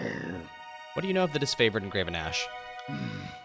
Disfavored hunting slave beast women. Only predators to rival tribes. Dislike. Admire. Envy skill. Want to stalk. Then want to kill slowly. Make scream. But disfavored do not yowl easily. Have taken killing teeth and throat, carving claws and gut, and survived. Alpha laves pain from pack, makes pack tougher, deadly threat. You are correct to assume we are the more elite, but do not expend yourself trying to destroy us. We are the arm of the Northern Empire, and you would only bring annihilation upon your race. Let's discuss those in the tiers who seek to defy Kyros. Well, actually, no. Wait, let's go back. What do you know of the Scarlet Chorus? Tribe. No packs well. Excuse me. What do you know of the Scarlet Chorus and the Voices of Nerat? Archon with many voices is vicious, cunning, feral, good, desirable alpha. But pack is rank, has taint of rotten meat. Kills in Shadow rakes a curved black claw across the bridge of her snout. Pack wails, bleeds from relentless infighting. Even bulwarks cannot wrestle whelps into control. Strong are few and feud each other. Rest are many weak chaff. But Archon does not call pack. Makes aberrant. Dangerous. Nerat is the cause of the rot in the chorus. That monster is part of it, not outside it. Nerat encourages the chaos and revels in the destruction. The Voices of Nerat is many things, and more than one woman has called that creature desirable. Ask yourself where any of them have gone. Let's keep talking about this. What do you know of Tunon and his Fatebinder's tribe. Fatebinders? No chorus and disfavored fear Fatebinders more than chorus and disfavored fear each other. She bares her fangs, darkly pleased. Means Fatebinders are better war makers, better blood spillers, would like to fight other Fatebinders, test prowess of these feared killers. But Fatebinder bows to Tunon. Cannot fight within pack without answering to pack's bulwark. Archon cold-blooded mark. I'm not worried about Blindenmark. She lifts heated, blood-red eyes to your face as she pants excitedly. Her rough mauve tongue peeks from between her fangs. Beast Woman agrees. Make Archon of Shadows bow to Alpha. Or let Kills in Shadow mangle Archon instead. Let's discuss those in the tiers who seek to defy Kyros. Humans of Beast Women lands, humans called Tearsmen, are many roiling maggots that infest, ruin good meat. Clever hunter would crouch behind humans like stone cover during fight with Kyros' tribe. Let Tearsmen die, so Fatebinder and Beast Women can survive. Win! Many humans live in Beast Women lands. Kills in Shadow knows Tearsmen pack well. What do you know of the Vendrian Guard? No pack was defeated by Kyros' tribe. No pack struggled and survived. Not many packs can stand again when death wounded. Makes Beast Woman's blood rush hot fast with pride. Oh, cute way of putting it. Though I think Kyros technically has two tribes that like to knock us around time and time again. What do you know of the Bronze Brotherhood? Lying kith. Are not brood brothers, use bronze killing claws. Smell of tanned hide, blood, piss, and firewater. Fight like black-striped jackals. Laughing, nimble, reckless. Fight for trinkets, not survival. What do you know of the Unbroken? Strongest humans in Beast Women lands. Earth blood must pump hot fast through veins. Are tenacious, undefeated. Stand tough as mountains, even against disfavored. Do not get taken in by the unbroken reputation. The people of Stalwart are fond of rewriting history in favor of a version that fits their sensibilities. Imagine that many people rallying around an idea, a story. An idea of an empress, perhaps. I should speak of something else. Lead conversation. Beast woman will follow. Tell me more about the Beastmen tribes. Best tribes. Tribes that grew from lands. Kills in Shadow scratches a calloused, gangly hand under her matted mane. She snorts. But are not beastmen tribes. Beastmen are small, weak, good only for rutting. Tribes belong to best hunters, biggest, most savage. Belong to beast women. What does Fatebinder desire to know regarding beast women tribes? What are your thoughts on the Stone Stalkers? She crinkles her snout in disapproval. Stone stalkers breed like rodents, swarm, consume lands, have no pride, rut weak mates, whelp weak cubs and starve, enslave own tribe to humans to survive. Now range far from azure lands, but still do not flourish. But Kills in Shadow has tried to help Stone Stalkers yet. Thought to use for own gains for hunting disfavored, but ended up leading pack of good, obedient stoned whelps. Maybe fond of some few. I just noticed that the game is paused where Kills in Shadow is just in a perpetual wall sit, which I think is hysterical, and incredible thighs on this woman. Are there any other tribes in the tiers? Shadow hunters are gone. Troll hooks are gone. Catvarners wander northwest of bastard lands. West Reaver's tomb. Bonebreakers are gone. Mantaborn claimed Fanged Bay. She gnaws a clawed fingertip between two fangs. Have heard our other tribes north. I don't have a hunter requirement. Let's speak of other matters. Conversation. Beast woman will follow. Do you know anything about the magical guilds in the tiers? Kills in Shadow does not understand human behavior towards mystics. Tribes should value, protect mystics, not treat like outcasts, caitiffs forced into separate packs. Humans fear and snivel, snap at own mystics, until mystics become strong alphas like Archons. Then humans grovel and beg favor. Follow Archons in droves. Maybe Fatebinder understands ways of human mystics better. Maybe not. Ask and discover. What do you know of the sages? Strange pack. Dispersed. Sage humans know each other, but prefer lone wolf travel. Are clever, harder to hunt. Smell of coal ink and rotted trees. Leave beast women alone most times, so Kills in Shadow likes. What do you know of the Forgebound? Forgebound are builders, not fighters. Are like slaves to own human pack. Work without rest. Are weak and submissive, but can mold hard gray ore like pressing paw prints into mud. What do you mean they're like slaves? Forgebound make better than iron, killing claws and hard pelts all day for kith of other pack. Why give to others if have choice? What gray ore? Rock, ore, heart and skin of Tarotus. Smells like iron, but is different. Forge-bound mold gray ore to give tribes teeth and claws. Carve better, slice deeper than ones of iron and bronze. The beast woman snorts and sneezes. Why would you call them weak? Strong mystics, beast women mystics, use earth blood power to hunt, kill, eat prey.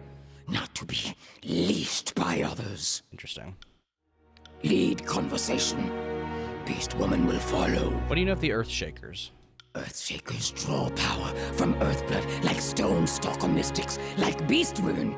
Archaeans pack, yep, are strong, are disfavored, but are tearsmen. Smell more of stone lands, more of earth blood than disfavored, yep. Have you had past dealings with the Earthshakers? If by dealings, Fatebinder means hunts and killings, then yep.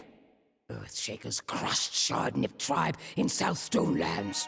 So Kills in Shadow slaughtered pack of Earthshakers in North near Howling Rock. blood do I even want to ask? Beneath dry soil, wet earth blood beats, thrums. Fatebinder's ears cannot hear surging blood song. I'm certain this earth blood is more an arcane or abstract notion, not actual blood in the soil. Her senses are attuned to something we're not seeing. Maybe something like ley lines. Do you share arcane teachings? Stonestalker cubs learn to lap same earth blood that earthshakers do, but beast women methods are different. Both hunt with same mystic claws, but slashing technique varies. Okay. Lead conversation. Beast woman will follow. Tell me about the magic of the Beastmen. Beast women mystics are rare, honored, powerful. Can hear and scent lifeblood in earth, air, sea, and shadows. Are strongest and smartest of beast women, of all creatures, even archons. Would you happen to be one of these powerful beast women mystics? Brood mother was mystic. Kills in shadow, can hear song of shadows, can smell power in darkness, yep. But did not learn, did not train for life of elder locked in cave. Wanted to be strong, but wanted to hunt, fight, kill more. Your mystics lock themselves in caves? Why? Beastwoman shuffles uncomfortably before settling herself lower on her haunches. Are free, can roam, can hunt, but don't. Exist to make pack stronger, sometimes lead, teach, protect. Many seasons carve knowledge into cave. Where's this cave of the Stone Shadow Hunter mystics exactly? Would not tell Fatebinder. Humans cannot read marks either way. Not even sages. Damn. Do Stonestalkers also carve magical knowledge into cave walls for everyone to stumble across? Not that Kills in Shadow has seen.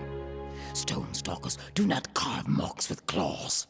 Have no understanding of things that remain past death.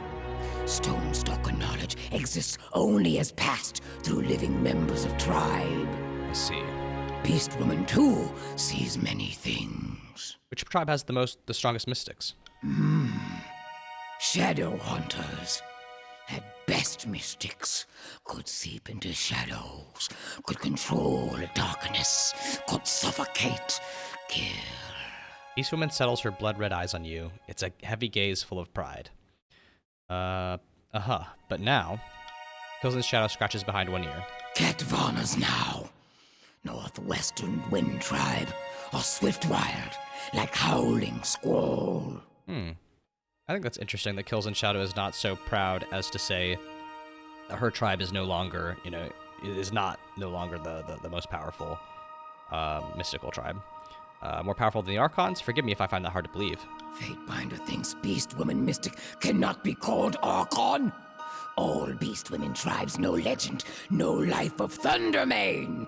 Slaughtered endless humans, struck 5 Archons dead before was slain by Kyros. What is Archon, if not merely name like Prima? Beastwoman's lips split into a menacing grin, all fangs and rough, dark tongue.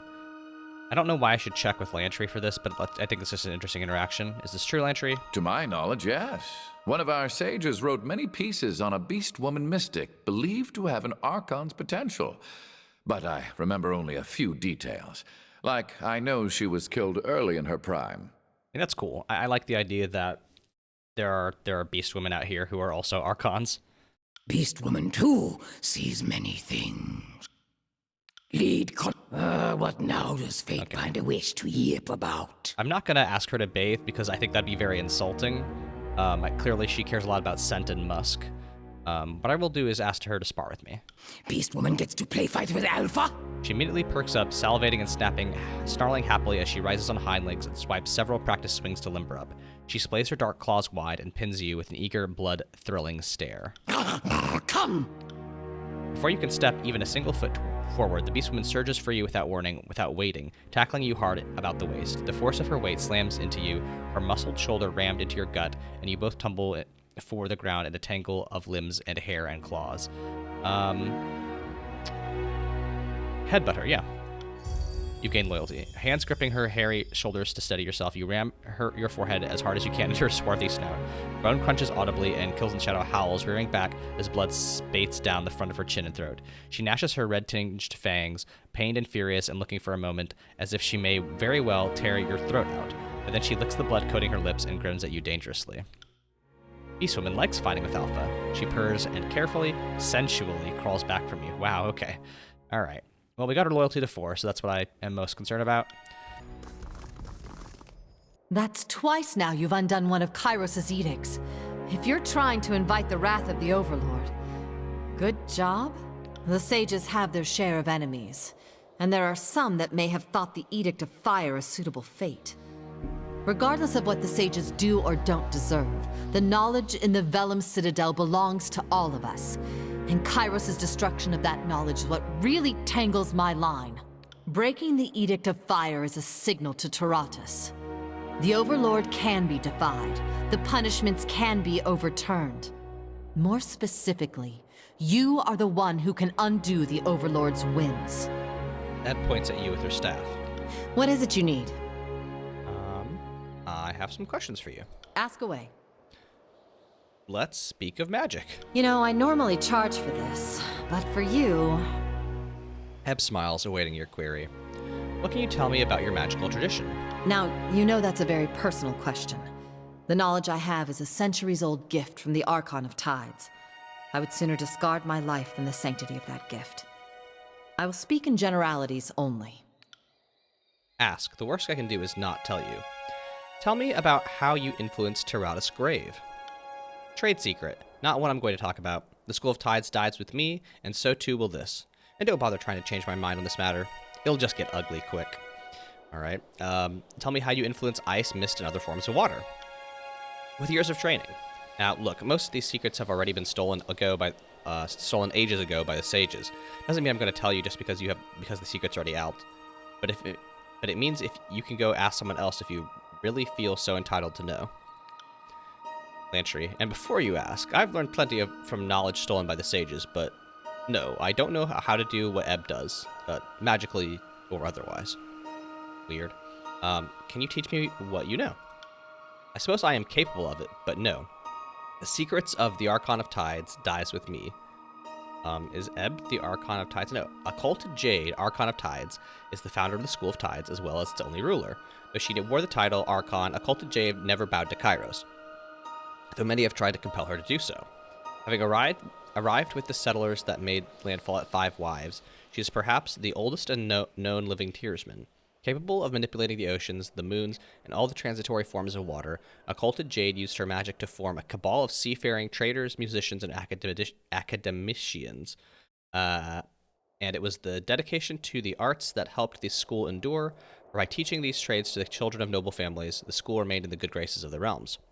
Being able to control most anything cyclical and fluid, Occulted Jade has lived for centuries and could still be alive today. That's interesting. But none know with certainty. In the years before the conquest, the School of Tides discovered the Overlord's plan to invade. Despite all assumptions that the Tyr's resident Archon would defend her school and home, to the surprise of everyone, the Archon vanished across the seas, taking nearly the entire School of Tides with her into exile across uncharted waters. Neat. I'm not going to command her to teach me what I know. What are the philosophical teachings of your magic? There's a question I can answer. It would surprise you little to learn that we see all things, people, wars, seasons, to be cyclical, waxing and waning through their various forms like the tides and the light of Tyranny's grave. Tyranny, the planet, has 2 satellites visible by the naked eye, the tide-locked Tyranny's grave and the rapidly orbiting interloper. Scholars have long studied the effects of these 2 moons on the ocean currents, and a great deal of folklore concerns the origins of the moons. Common belief in Kyros' empire is that Tyranny's grave will finally set on the horizon when Kyros' rule ends, whereas those of the Tyrs insist the moons are older than the old walls and will outlive even Kyros. I think that's a really funny thing to do in a game where you literally cannot look up, is be like, by the way, there's 2 moons. I mean, I think that makes the School of Tides a more interesting and compelling magical school. But it is very funny to be like, there's been 2 moons in the sky the whole time and you haven't noticed. I'll have to check the little travel log to see if they're up there. The mind is limited. We are born and spend our lives dodging death. We expect all stories to have a beginning and an end. We assume all things start and stop just like us. In truth, all things are cycles, some by a matter of minutes, others by matters of years or lifetimes. In the School of Tides, we appreciate patterns of all sorts. Most are called to the depths, others find their interests skybound. Many still find the tides of human emotion and political fortunes far more intriguing than inanimate tides found in the orbits and oceans. From what archon do the Tidecasters draw upon for their magic? The first Tidecasters were given the gift of magic by our school's founder, occulted Jade, Archon of Tides. Though she was not of Kyros' ilk, she was as powerful as any Archon, and from her name and legacy, we can mimic the moon's pull on the seas and change the currents. Okay, and that talks about the moons. And it's from her that we have spells to turn the moon's pleasant hues into a baleful ray of searing grave light. All these years, I have not grown tired of the thrill of power. It's a rush of carnal humors every time. Grave light is the magical term for the light of the moon, Tyrannus Grave, specifically when harnessed and manipulated for nefarious purposes. Okay, so that's why Ebb could do, like, moonbeam attacks. I'm guessing you could tell me more than I ever wanted to know about the moons. You'd be right. My magic is generally associated with the moon Tyrannus Grave, but you have to know where the interloper is in the sky when mucking about with mystic forces. Let's do my lore option. Do you control water, or do you mimic the tidal effects the moons have on water? Both, actually. I'm amused you're keen on the difference. Our spells of ice and mist affect water directly, but are of limited volume. Displacing your own body weight in water is no mean feat. But if I were to move an ocean current, I'd drive myself nuts moving water in front of a boat a little at a time. That's where I use a cantrip to simulate a tidal pull. Tyrannus Grave is the big one, right? Tell me about it. Tyrannus Grave is fixed in the sky, always overhead day and night. It was first named by folks living far to the east. They'd look to the west and see the moon like a permanent hill on the horizon, a grave where the sun dies each evening. That's how the older folks saw it. If you live in the western part of the world, Tyrannus Grave is overhead all the time. This means that day and night, it's reflecting the sun's rays, and if you know what you're doing, it doesn't just reflect, it magnifies. Interloper's the one that moves in the sky, if I remember lessons correctly. Exactly. Interloper orbits Tyrannus at a steady clip, and its orbit sometimes crosses in front of Tyrannus' grave, leading to mystical calamity if you don't know what you're doing. Cool. Have you heard anything from the Tidecasters that left before the war? No. And I don't like entertaining the hope. Those cowards are all gone. If they didn't die at sea, they are dead to me. I reserve the right to be pleasantly surprised if they come back, eager to fight the good fight, but I'm not holding my breath. All the brave Tidecasters died, present company accepted. You know, I normally charge for this, but for you... Do you know anything of the magic of the Archons? Enough to know I'm out of my element. That is to say, I've studied the many Archons a great deal, and I have a great number of hypotheses and conjectures, but, well, I'm no expert yet. And like most who have invoked the Archons of times past to work magic, I do wonder what difference of birth or experience gives one the magical potential to be an Archon. Most of my studies have been into the question of origins of form. It's known we can emulate the magic of Archons that came before us, but is it possible to tap into the magic of Archons yet to be? So far, the answer seems to be no. She looks at the ground with a rumpled smirk. Know anything about the old walls and the spires? Not enough, never enough. Ebb smiles, twirling her staff in her hands. As a child, I was terrified of the old walls. I think that's true of most folk. Now that I can arc grave light with a wiggle of my fingers, well, I think when I'm a shriveled old hag, dying in the old walls would be a great way to go. What can you tell me of the Bane? What I know is largely taken from Master Camberl's work and some near-fatal experience venturing close to the old walls. At best, I understand it, the Bane are bits of magical will that have an extended life of their own. I'm of the belief that they nest or reproduce in the old walls, the only place you regularly find them. Our magic attracts the Bane. That much I know to be true firsthand. Again, this is personal theory, but I'm guessing they eat or drink magic, so our spells are invitations to dine. Water Mystic's insight is keen. Have also honed claws by hunting Bane? The beast woman sniffs and gives a slight nod. She rumbles a light purr of approval. Well, I left out the part about all the times I've had to run for my life because I got too curious. Ebb lifts up the fabric of her sarong to show a deep scar on her hip. Kills in shadow. She chuffs happily. She shakes her mane and snorts. Is nothing. His scar-brewed whelps earn in second season kill. Scars of near death are cut deeper. She traces one of the longer, jagged lines that jigsaw her ribs and chest. You two can brag some other time. Not only whelps bond from play. It's good to romp and tease with packmates. Yeah, I know you're into that. Let's change the subject. Ask away. Tell me about yourself. What would you like to know? Tell me about your name. Well, I was born Hazen Lavenja, but for most of my life, and I suppose for all the days after, I'm known and will be known as Ebb. Tidecaster Ebb for those trying to be obsequious. I've also probably used a bunch of aliases that are going to haunt me at some point. Hazen? Didn't realize you were nobility. I know. I dress myself and cook my own food. So misleading. Mother was a magistrate of Ardent. Father was admiralty. It's mostly meaningless, though. Our lands are now the overlords. How'd you get the nickname? It's one of those not especially funny jokes that stuck long past its season. I wrote the word Ebb incorrectly on a written examination. Master Fulvac started calling me Ebb from then on. Claimed it fit me. Said I was a cynical little shit that always sees the ebb, never the flow. That's kind of fun. I mean, like, it's difficult to do character work where it's like, I have two names. Especially if you're doing in this format where it's just like, I'm just going to read a bunch of stuff about this character. It's nice to be like, somebody else gave you a nickname as kind of like a backhanded compliment, or not a backhanded compliment, like kind of a sting, like kind of a dig at you. And she took it in kind of like stride and was like, okay, I guess this is my name now. And then, yeah, said I was a cynical little shit that always sees the ebb, never the flow. Ebb is pretty cynical, so I think that fits. That's fun.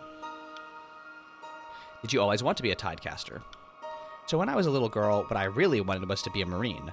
The burly bitch at the prow of a trireme, first to crack some skulls when the ships got rammed. You know, an honest living. Fortunately, the school sought me out before I got myself killed at sea. The School of Tides was looking for new blood, and my father was an admiral of Haven, so the school wanted me for the political connections. I got to spend my first couple of years proving I actually belong with the Tidecasters. That was fun. What'd you like to know? What did you do in the years before the war? My husband was born in Apex, and he left his prosperous lands to be with me. So when the nest was empty, it seemed right we leave my homeland and see his side of the tears. We had a year and a bit to ourselves before the war upturned things. We saw all of Apex. I took him along all my old sailing routes, around 5 wives and sunder. Those were good times. Then came the war, and I learned I would be one of the last tiersmen to live free of Kyros. Ever since then, I think Oathbreaker has technically been my chosen profession. Tell me about your family. Trying to salt old wounds? They're all gone, but if you really care to know, I had a husband, 3 kids, siblings I didn't hate. Every family has its troubles. I was lucky that awkward and stilted dinner banter was the worst of it. Tell me about your husband. Palox Aldenos and I were married in 410. Aldenos was a Falksman of the Vendrian Guard, back before they were starving partisans, but I saw him more as a carpenter. Woodworking was just a hobby of his, but my fondest memories are of him trying to shape something, and me making stupid jokes about the firmness of his materials. What became of him? He perished at the gates of judgment. I saw him die. I do not wish to discuss it. Just know I've made my peace with it, and I'm glad I was with him on the field of battle when his time came. I miss him, but it might have been for the best. Though he was only a few years older than me, my studies left me always a bit younger than him. The difference grew with time. Aldenos was slowing down and half figured the gates of judgment would be his last battle. If anything, he got exactly the death he wanted. So in that sense, I am very happy for him. Tell me about your children. There were the twins, Drevenor and Lorma, and then my youngest son, Akamas. Aldenos wanted more, but I was nearing the end of my trials at the School of Tides, and dueling with lethal magics is a terrible idea when with child. Drevenor and Lorma followed my husband's trade and took to the Falks. Akamas liked the harp more than people. Can't blame him one bit. I made sure my children could read. I'm damn proud of that fact. Probably the only thing I did right. What became of the twins? They died at the Gates of Judgment, or at least Drevenor died, run through by a disfavored spear. Lorma was at the battle, but I don't know what became of her. My fear is she was recruited by the Scarlet Chorus. Perhaps she has a new name, if she's still alive. What became of your youngest? Without Drevenor and Lorma, Akamas, well, he never quite... He took his own life in 430. Ebb shrugs, her eyes glancing far away. I should have put him on a trireme and shoved him out onto the high seas. He did not ask for birth, nor did I prepare him for the bitterness that life would offer. That's, yeah, I'm very sorry for your loss. Spare me the sorrow. We've all lost family to Kyros. I just lost 2 in one battle. But even then, I'm hardly unique. Let's change the subject. What of the rest of your family? My family's Haven folk through and through. My mother prided herself on being descended from a Hazen Rabban, one of the founding magistrates of the city of Ardent. She looks to the side, mouth twisting in thought. Sad thing is, they died during the conquest, but that's not how I lost contact. I lost contact because magic and travel became my life. I had plenty of time to get to know them as an adult, but I simply missed it. But that one's my fault. I can't rightly blame Kyros for everything. See, I think that's a pretty good bit of writing, right? Like, you know, as we go through these characters and see, like, their interior struggles and backstories, I think Ebb has a really, you know, I think that just makes sense as a thing that happens in life, right? You know, you have the opportunity to get to know people, and you just don't take it, right? That's definitely true of, like, many parts of my family, right? It's like I have the time, but if you don't make it, you know, you miss out. I just think that's a really keen insight that we don't get often in tabletop games, just to be like, yeah, you know, I have a life outside of this, and you know, there are problems that are caused by the main plot of the story, but also I'm a human being and normal stuff happens to me. I like that a lot. I don't know if it's any usable, but like I think that is just like kind of a keen or not even a keen thing, but just like it's a useful thing when you're doing NPCs, is to be like, yeah, you know, they're probably going to be affected by the main plot of your game in some way. But also sometimes stuff just happens to them, and it makes them more human and real, I think. And I hope that your players respond to that, to be like, yeah, I relate to that. Not so sure that I believe any of this. You don't seem all that troubled. That's a shitty thing to say, I'm going to say it. Well, I'm an accomplished liar, but I've no need to spin a tale about any of this. My husband, most of my kids, my parents. Kyros' thugs took them all. If I don't seem broken up, it's because I'm not. I don't feel such things anymore. You sign your magic with a great deal of anger. I like to think of it more as well-refined rage. But amusing you noticed it all the same. Hate is akin to an acid, a poison of the heart that consumes most from within. And like any fluid, if you know how to hold it, you can apply it. It's a trick of the trade, I suppose. One's surges and dry spells of emotion are no different than the rhythms of the waves. There's a shared logic to taming both. Sadness, mania, rage. I suppose I have these things, but they're just humors in the blood to be pushed, needed, and restrained as the situation demands. How did you fall in with the Vendrian Guard? In times past, folks of Apex would run us out of town if they saw 2 or more Tidecasters congregating. But war makes strange bedfellows. To the Vendrian Guard's credit, they knew they had to rely on their neighbors. I only wish more of us joined the cause, and sooner. It's to my shame that many of my peers were cowards. If the whole school had met the enemy as a unified force, best not to overthink it. She waves her hand dismissively. If the people of Apex were so hostile, why come to their aid? Though the School of Tides has no official claim to the land, we consider Ventrian's Well to be something of a sacred realm. It's more than a landlocked circle of mountains. It's a sort of big bowl of peculiar waterways. Besides, my late husband was from Apex. I know he'd have joined with the Vendrian Guard had he lived long enough, so I need to honor his passion and do this for him. I wonder if that's a mistake or just like a weird way of phrasing that, because we learned earlier just now that he did join the Vendrian Guard before the war, so I wonder if she means like join the Vendrian Guard in a resistance, or if this is just a mess up. Why were the Tidecasters reluctant to fight? Too much navel-gazing, not enough vitriol. Well, that's my guess. A century of relative peace and calm meant we had become a guild of too many musicians and poets. Alright. Nope, hold on. Let's change the subject. Ask away. I have questions about the people of the Tiers. We all know how to swim, and we all know how to fight. Most Northmen are lucky to make half that boast. What would you like to know? I'm curious about the people of the Tiers? I think you'll find each of us thinks themselves a child of Haven, as in my case, or a child of Azure, child of Apex, or what have you. I suppose we Tiersmen have our shared customs. The most treasured of those customs used to be the pride of being free of Kyros' rule. Did you have particular questions? When were the Tiers settled? Human settlers arrived over 400 years ago, displaced from a war between what are now Kyros' realms and of Trevin and Fertile Sands. A flotilla of barely seaworthy rigs headed west across the high seas. Hills in shadow, right and wrong, Beastwoman had grown from lands long before ranging human packs arrived, but fledgling ancestors were also weak and hairless, like humans now. Tribes had not yet grown strong in darkness and ocean and stoneland.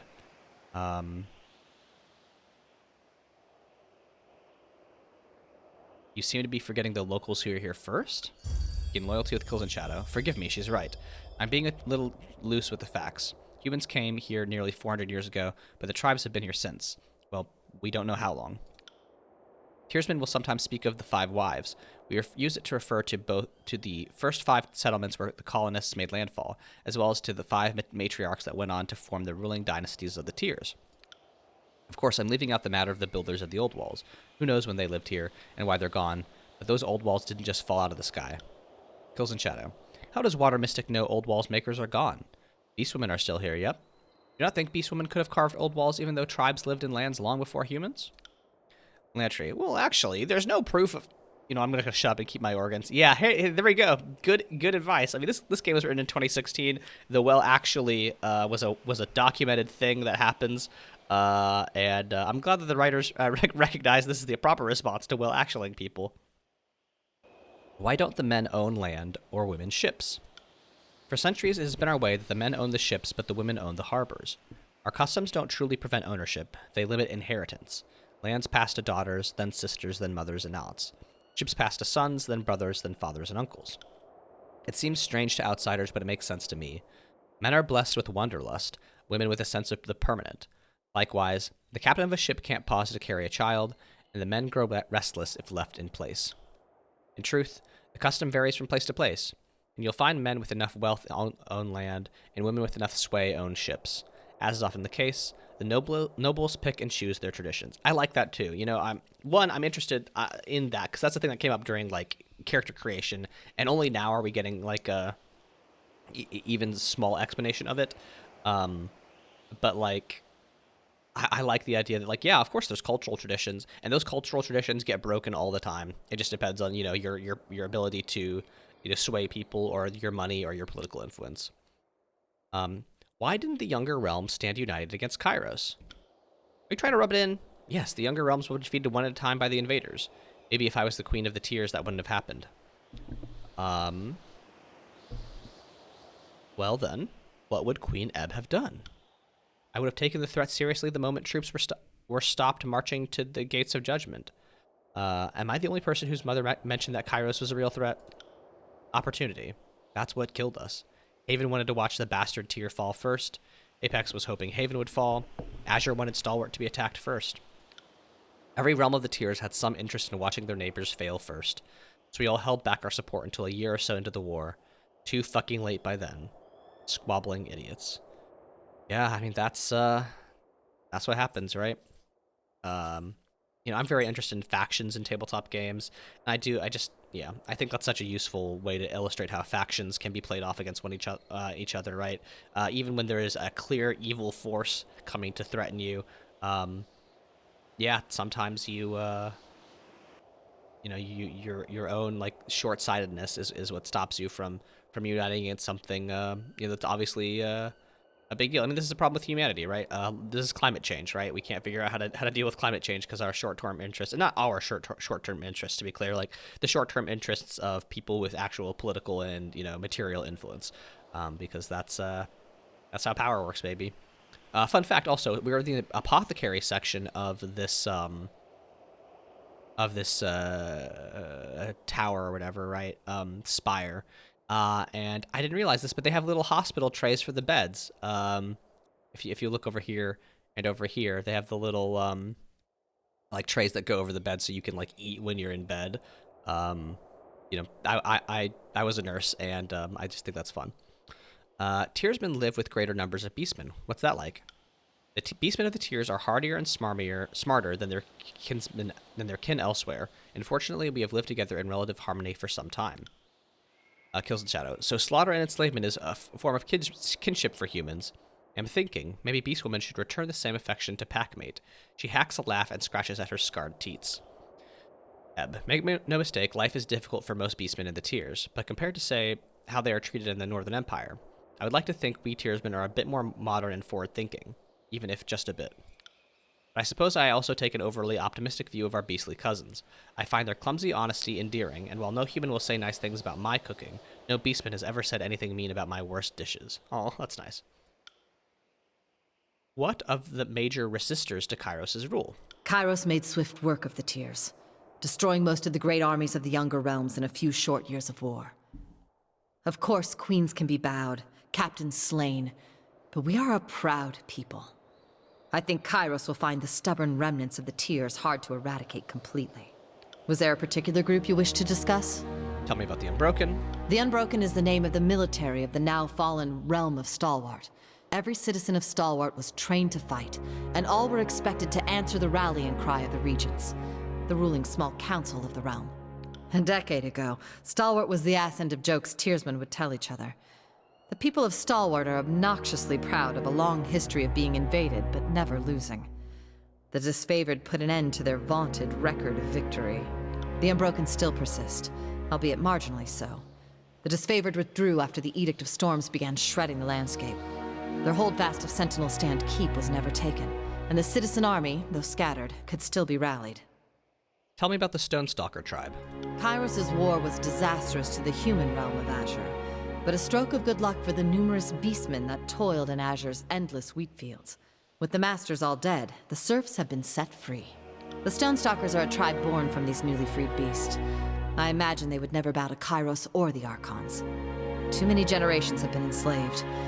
I'd wager anything they'll die before they ever bow.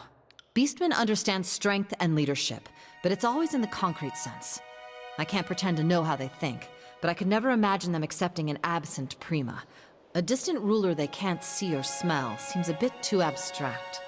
Tell me about the Bronze Brotherhood. The Bronze Brotherhood is one of the most feared and famous of the Free City mercenary companies. They serve the highest bidder, and during the war, that was Kyros. Most of the Brotherhood perished in the war, but a handful, the crew hired to work at Lethian's Crossing. They got to babysit the Forge-bound and survived the last few years with minor losses. The band is too small to be a serious threat to the disfavored or the chorus, but they are scourge-worshipping berserks that will adopt any enemy for the right price. Maybe even Kyros. Are there other remnants of the Younger Realms that could still rise against Kyros? Several sages came to our aid during the Second Battle of Vendrian's Well. I at first thought they meant to kill me, but instead they put their lives on the line for us. They spoke of others in their guild braving the Edict of Fire to salvage lore from the burning library. Though I may find them untrustworthy, it must be said that the sages have a certain fearlessness toward the Overlord. Perhaps that could be kindled further. Having been part of the surrender faction within the school, I'd concur with that point. I thought the Edict of Fire would finally kill their defiant streak. But no, the sages still refuse to bow. We can and should mind their passion. Historically speaking, an alliance with the School of Ink and Quill is just asking to have your efforts stolen and your goals undermined. Mark my words, some things never change. Think of the sages as a resource. In that sense, we are fools not to use them. That is probably the most 12 way to phrase this. You know, he's willing to use anybody to defeat Kyros. Well, perhaps we can shove them in front of the enemy. And the ones that volunteered at Vendrian's Well weren't all bad. Let's change the subject. What can you tell me about the different nations of the Tiers? Before Kyros came, the Tiers were the Younger Realms, the Bastard Tier, and the Free Cities, in about that order of prominence. We all trace our roots back to the Five Wives, though sometimes a bit of ancestral shoreline seems all we have in common. Tell me about the Younger Realms. Haven, Azure, Apex, and Stalwart have been the four major forces of the Tiers for the last 4 centuries. A few other dynasties have tried their hand, but all eventually were defeated or absorbed into the 4 we know today. Not sure when the term younger came into fashion, but it's always been a term of humble contrast. Just look at the old walls. Someone was here before us and built them. Don't really know anything about them, but it stands to reason there used to be an older realms that did all the construction. Before Kyros came, the Tiers were the younger... tell me about the Bastard Tier. It's the northernmost of the Tiers, and the choke point to the Northern Empire. It's been a hub of trade for centuries, and a long line of merchant families and private armies have kept the realm largely lawless. Though many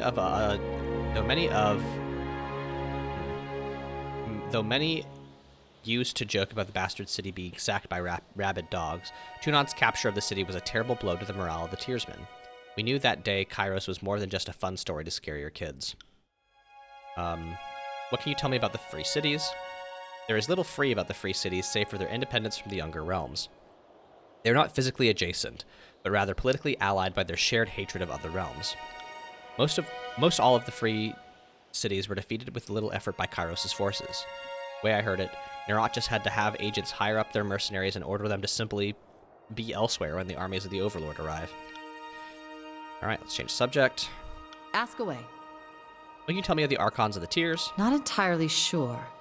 Which is to say, there was a time I studied my enemy in great detail, but I've recently come to learn that much of my information was little more than lies and misdirection. What are the voices of Nerat? The Archon of Secrets lives up to his name.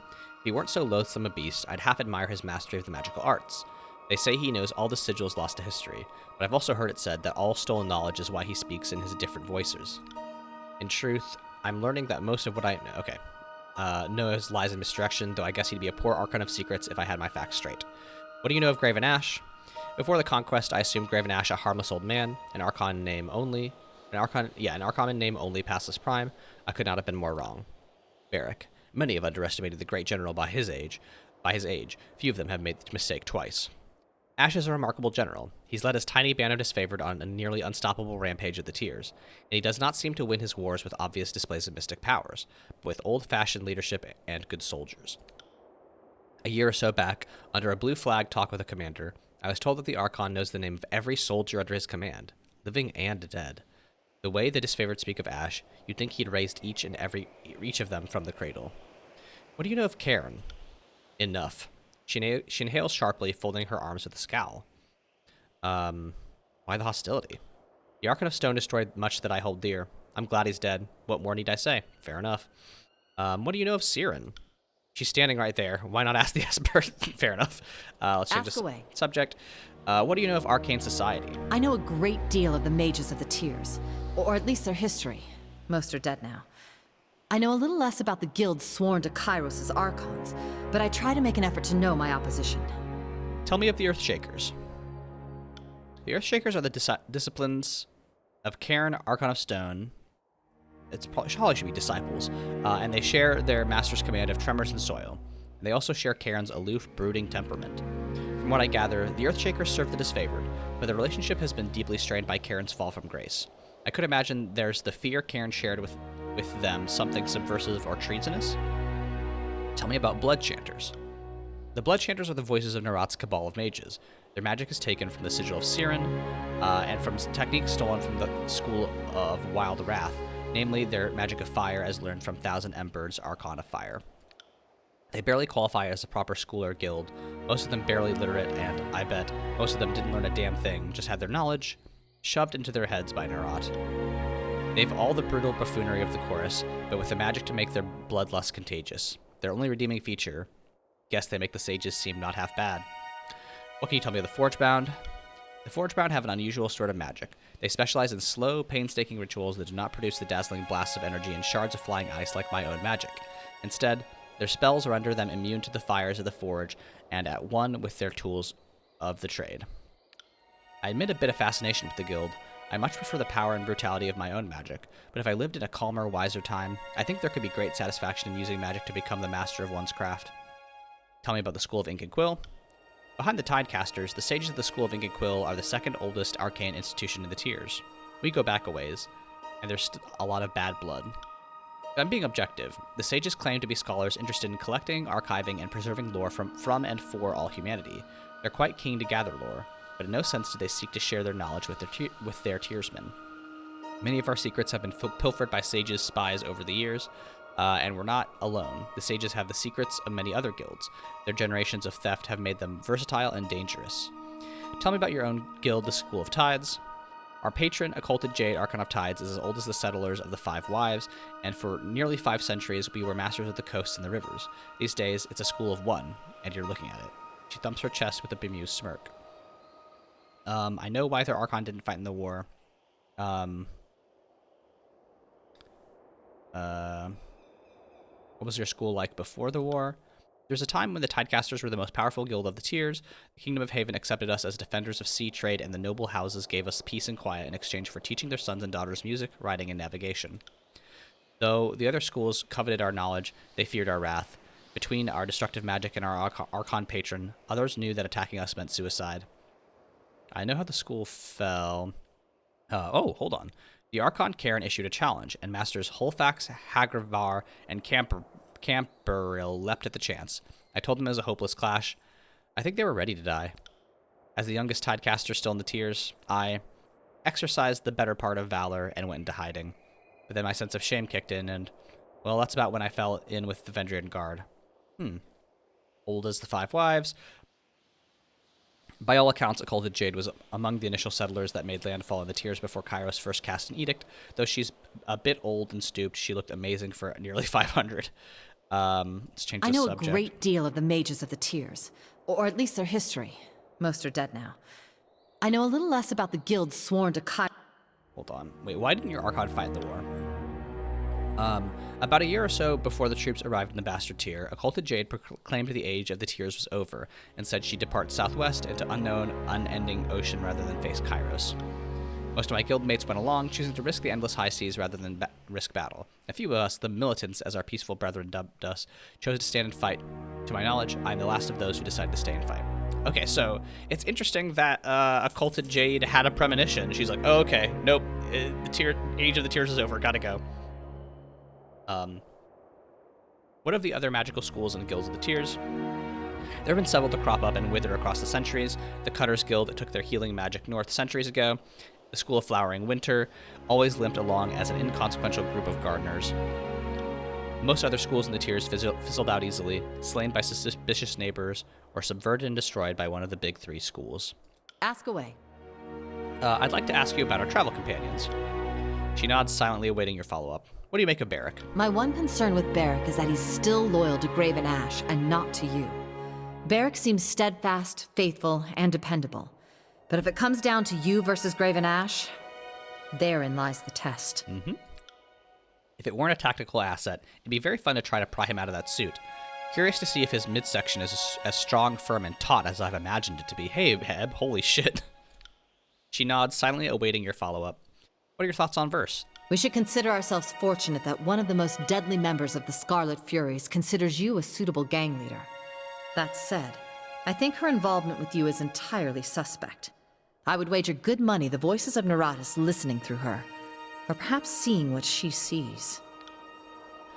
What's your take on Lantry? Probably the only word thief I haven't wanted to dismember. Him? I'd merely play with an ice knife. The Wandering Scholar thing seems an act. It's always an act with the sages, always pretending to know less than they really do. I'm sure he's got 1,000 reasons for why he's not like them or more trustworthy than the rest. But I know his type, and so I don't trust him. Lantry. Oh, that's high praise coming from you. Eb, I'm gonna take this staff and repeatedly jam it into your backside until you prolapse. Lantry. Just like that. Balance is restored to all known existence. You get me worried there. What do you make of Siren? We've all heard legends of child archons, but Siren is the real thing. She's so very jaded for her age. But I'd be a sour ninny shitter too if I had a contraption stuck on my head limiting my greatness. I'll tell you this much. Her hatred of the voices of Nerat is either genuine or a most fantastic act. But being a giant liar, I know another liar when I see one. And I'd wager this gripe is sincere. I'm well aware that she may have already said something to me to make me more comfortable with her presence. And if she did, how would I know she is influencing me or not? If she's playing me, I applaud how well she's doing it. Yeah, that's what makes Siren super cool. Tell me your thoughts on Kills and Shadow. So long as she doesn't perceive you weak enough to challenge, Kills and Shadow should prove a fearsome, loyal retainer. But I find it strange. In humans, Kyros invasions spawn despair, surrender, and rage. But the Beastmen seem almost indifferent to Kyros, and unshaken by the constant state of war the Tears have seen. And Kills and Shadow adopts this optimism more than any. Seems she has no room to be sad about what the Overlord has destroyed. She seems to care only about what can be carved out of what remains. I try to find inspiration in that. Yeah, that makes sense, right? If the Beast Women were persecuted and enslaved before, it seems like, probably not super, probably wouldn't care to exchange one master for another, right? That's why, useful to frame it as like, I'm just trying to find something in all of this. There's something bad has happened, and now I'm trying to carve something new from the destruction. I like that. Ask away. Let's talk of something else. What is it you need? Okay, let's return to our travels. All right, let's get Lantry's backstory, and then that'll be all the companions. That's twice now. By Kyros's icy nethers, twice! Edicts have been broken before, but never in all my many years have I heard of one person doing it twice. This is an interesting option, because now I can be like, how prideful is 12? And I don't know that 12 is especially prideful. Maybe all this power is getting to his head, but I think, his motivation is still to get at Kyros. I don't know that he cares about like how powerful people consider him to be. So anybody can do it. Just think about the wording of the edict, and you'll find Kyros has left options. That's like saying winning a war is as simple as raising a giant army and making all the right maneuvers. Knowing what must be done and actually doing it, well, that's the dividing line between being a legend and being forgotten. So what's on your mind? Do you want to discuss matters of the present, or would you prefer a more scholarly rant? I have some questions for you. I am nothing if not a semi-reliable font of knowledge. What did you want to discuss? I'd like to know more about you. Me? Well, fine, but I'm not a very fascinating subject. I study interesting people, enough to know I'm not one of them. What's your story? Tell me the origins of Lantry. Someday, someone half your age will ask you to sum up your life, and you'll realize what an odious request that is. Well, where to start? I grew up in Sunder. I was born right after independence from the realm of Stalwart. So yeah, do the math and you'll realize I'm old. In a treaty that ended with the firm stipulation that Sunder chose to leave and that Stalwart did not lose a civil war, the free city of Sunder marks 347 TR as its year of independence. He's pretty spry for 84. Okay, that's fun. So Lantry is 84 years old. My parents were harbor hands. My mother never returned from a voyage, and my father lost his hand to infection and decided to sell me to the School of Ink and Quills. Remained silent. As a novice, I was assigned to the Dovecotes, where I learned how to raise and groom birds to carry missives, and most of my early tomes were on that subject. 10 years and several tomes later, someone decided I was ready to be welcomed, presumably, into the inner circle and shown the ways of magic. And since then, I've spent a great deal of time in field study, which I suppose readied me for life after the fall of the Vellum Citadel. Well, as much as anything could ready one for the strangeness of these days. Were you born Lantry, or did you take that name on joining the School of Ink and Quill? Most sages take a new name when they join the school, but for me, the transition was difficult at first. I stuck to my old commoner name, and then just never got around to picking some highfalutin name like Sage Apophasis or Sage Dangling Participle. Is this your true scheme? Did you always want to be a sage? I cannot imagine doing anything different. I suppose in my youngest days, I yearned for battle and glory like most boys I knew. Having now seen how short a soldier's life can be, I look back on that old calling, that old mindset, and laugh. So really, what's your story? What do you mean by that? All right. Subterfuge, yeah, okay. I know you're smarter than you act. Extend me the same courtesy. Lantry strokes his beard, leaving flecks of sepia among his white whiskers. I was on the take from the voices of Nerat. At least an agent of his sent me to the School of Ink and Quill 30 years back. It'd be years later until I made the connection to the Archon. Most people think the war began 3 years ago, but the voices of Nerat had his hands in things sooner than that. I was part of that early invasion, an eager kid happy to accept a 30-year assignment that comes with an education. So you advocating surrender to Kyros was the end of your long plan? Yes and no. When I first left, I was just happy to be getting educated by the sages on someone else's rings, and my orders were simply to listen and report. At the same as the time drew near, my commands were to win them over, a little at a time, to the notion of surrender. But I failed. The elders of the school grew defiant, and the militant minds went out. These are tearsmen, after all. I didn't deliver the surrender, and it took the Overlord's edict to end what I was sent to do. What else aren't you telling me? Well, when you proclaimed the Edict of Stone, I took a bit of an interest in you. In truth, I am deeply curious about any who have lived as vessels to Kyros' most supreme magic. When I heard you were proclaiming a second edict, I had to find a way for us to meet. Being tied up in a prisoner camp was not the intended plan. I thank you for telling me. Now, no more secrets, understood? I will endeavor to earn your trust as best I can. Sorry to have given you reason for doubt. All right, loyalty 4. We're doing good. Let's speak of something else. How do you feel about Kyros? How can I not help but find him to be the most captivating person alive? The man has bent empires, claimed continents. Where he goes, history follows.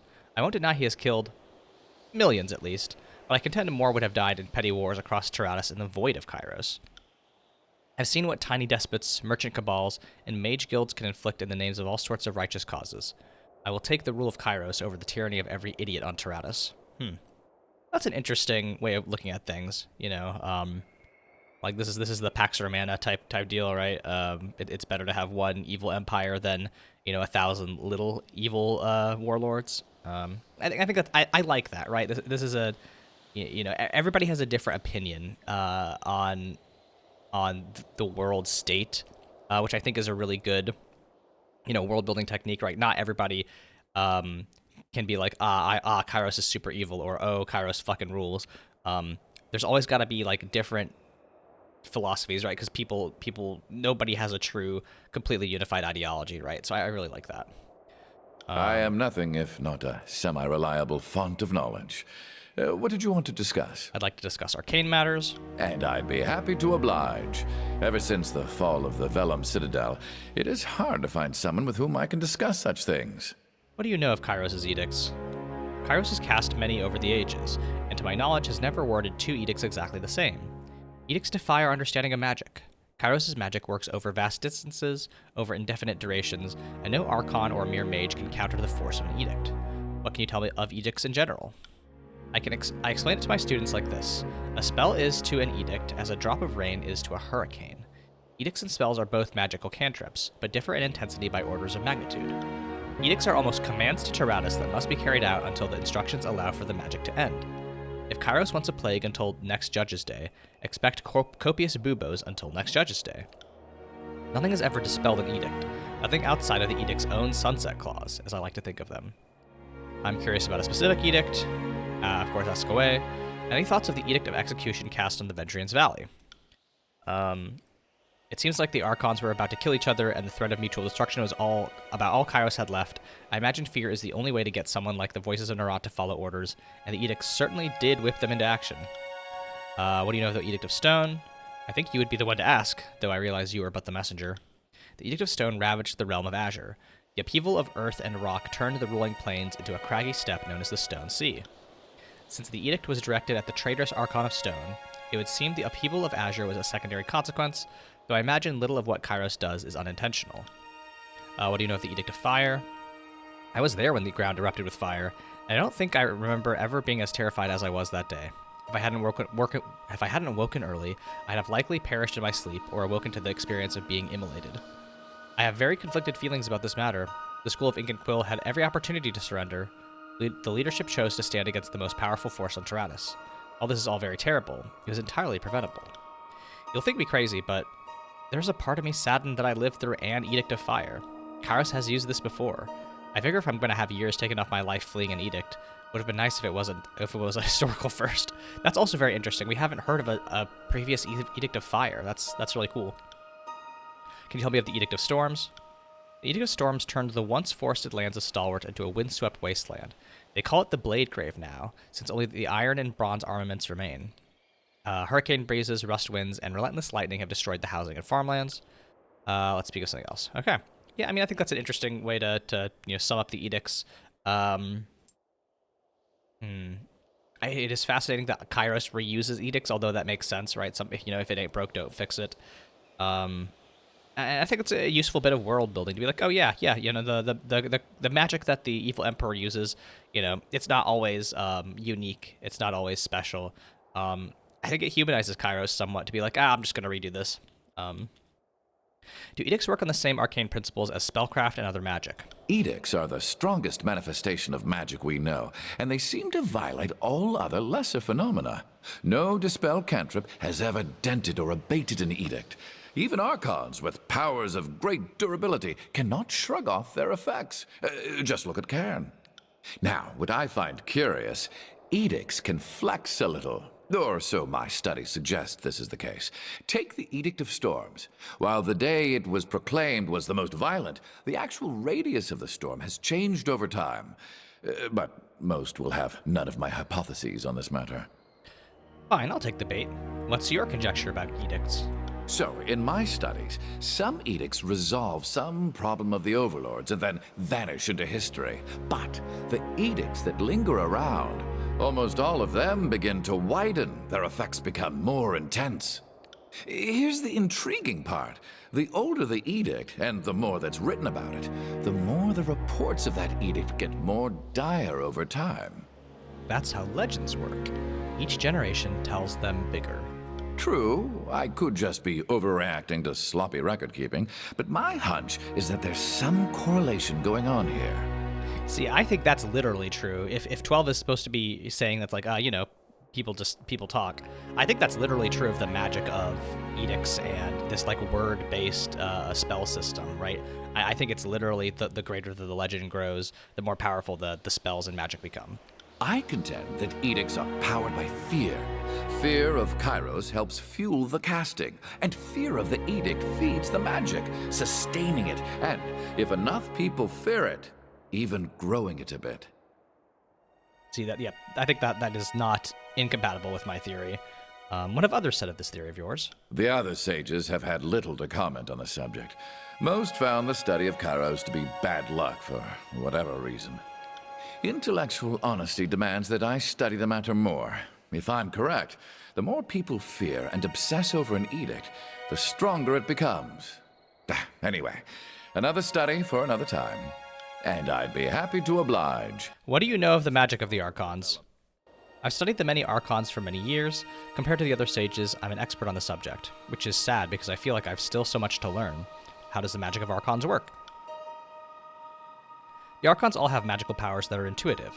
When the voices of Nerat pulls out someone's mind or Graven Ash protects his soldiers, that magic isn't a signed spell or ritual. To them, it's closer to flexing one's hand. Archons are what's the word for it? Axiom of magic? The root of magic? Spell pioneers? Look at the lore. While every guild or school of magic will ascribe different a name to the theory, all mages inevitably stumble upon an inescapable fact. Only the Archons can will magic into being. Everyone else can only cast magic by invoking the sigil of an Archon that has come before. That's crazy.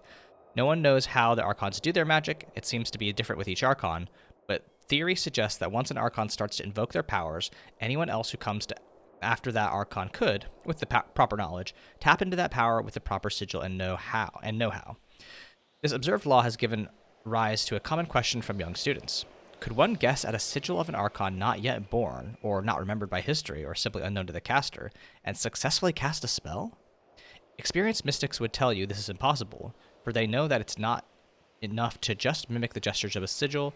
One must have willful, conscious knowledge of the Archon and the intended power being channeled, right? You have to know about them. Having that knowledge, that legend, is literally powerful. I'm sure this analogy is off in many ways, but I see Archons as the mothers of original magic, and everyone else is just imitating them. To confuse things a bit, some Archons learn to cast other spells in the same fashion as us lesser mages. If you are as important as an Archon, you learn quick that all knowledge is power. I studied it. Okay. How are all Archons loyal to Kyros? We know the answer is no. Officially, yes. In actuality, no. Those with this true gift for magic always come to the attention of Kyros. A few manage to evade attention for a bit. The School of Tides was founded by one such uncontrollable, but these are history's exceptions. Ebb. A culted Jade, Archon of Tides never bowed to Kyros, and it's said she survived the assassins sent to silence her.